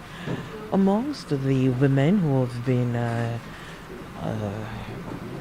applauded this morning is Ms. Laureen Williams, and certainly she had been recognized as one of the leading forces, having been at the helm as Attorney General and Minister, St. Lucia's first female Attorney General, as well as the first Minister for Women's Affairs, having overseen the Domestic Violence Semi-Proceedings Act. And this domestic violence bill is what is going to replace this act. And the bill, certainly, as was described by Minister Honorable Dr. Virginia Albert Poyot is one that is a very significant step towards combating crime in St. Lucia. It is going to provide for the training of medical doctors, police officers, human service officers, and so forth. It's also going to provide for the support services. It's going to improve on the police powers. It speaks to bail and protection orders, the conduct of court proceedings as well. The bill, the minister indicated, has absolutely no tolerance for violence in the home. It also speaks to the breach of protection orders, saying that the breach of protection orders was the only charge that could have been preferred onto someone under the 1995 Summary Proceedings Act. However, this domestic violence bill has broadened what that can be, and the minister indicating that the definition of abuse under the Act as well has been expanded. It also speaks to the intent of committing a violent act. So the definition of abuse has expanded to include cyber stalking, the economic abuse, which is the withholding of financial support, harassment, coercion, and so forth. There was also the statistics that on average 3 women per year die at the hands of intimate partners here in St. Lucia. And so the bill is seeking to be able to prevent such situations by delivering a robust and coordinated approach to preventing domestic violence, as well as towards the prosecution of those engaged in domestic violence.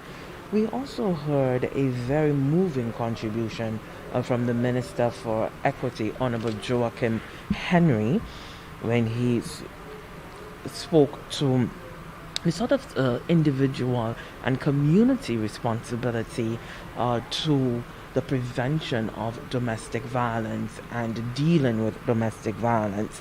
And he did indicate that some $30 million is being spent by the state to maintain public assistance. 500 seniors who have been abandoned by family members, the state has to spend annually $8 million to help for their care. And he was indicating that within itself is a form of abuse that the society is not speaking about, and that is adding to the cost, ballooning the recurrent expenditure of government, and certainly eroding the sort of social fabric of the country when it comes to family relations and family ties. So debate on the domestic violence bill is going to continue into the second session, the afternoon session, along with a debate on the Community Tourism Development Bill, the Agriculture and Fisheries Incentives Amendment, as well as Customs Control and Management Amendment, Eastern Caribbean Central Bank Agreement Amendment. Just to recap a little bit, early on in the morning, we did see the Honorable Minister for Youth Development and Sports, Honorable Kenson Casimir, paying tribute to the St. Lucia's sports women. And we did have the team members of the senior national netball team right here in the house to a standing ovation, and certainly applauding them on their recent success in the OECS competition. And so the Honorable Casimir indicating there, St. Lucia's national flag is continuing to be flown high by the nation's women, and so government has pledged government support to ensure that this continues. Just to also tell you that the Prime Minister in the statement made a statement to the House on the recent killing of police officer, Police Constable Nathan Tamat, as well as the injury there to his partner, Isaac King. The Prime Minister indicated that violence is a result of long festering issues within the society, and he didn't ascribe any blame to any single entity. The Prime Minister called for the country to come together to be able to tackle the scourge that we are all facing. He indicated that his government is going to continue to provide the necessary resources, that is human, and as well as training for police officers. And he indicated that the fight against the scourge must be a lawful one. And the Prime Minister indicated that so serious is the government on providing all the necessary resources to the police force that in just the 8 short months that his administration has been in government, some 16 vehicles have been distributed to the Royal St. Lucia Police Force. And so the House there, just before going to break, taking a moment of silence, a minute of silence, to really honor the fallen police officer Nathan Timet. That will do us for the roundup of the first session for the sitting of the House of Assembly, and Prime Minister Hutchinson is going to be back with you during the lunch session. I am Lucia Joseph. See you next time.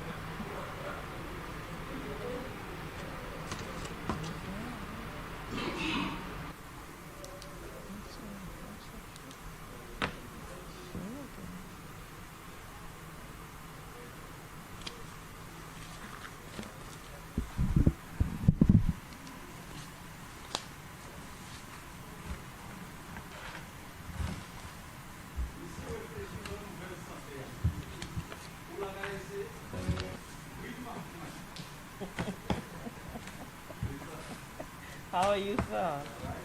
I don't know. You tell me. I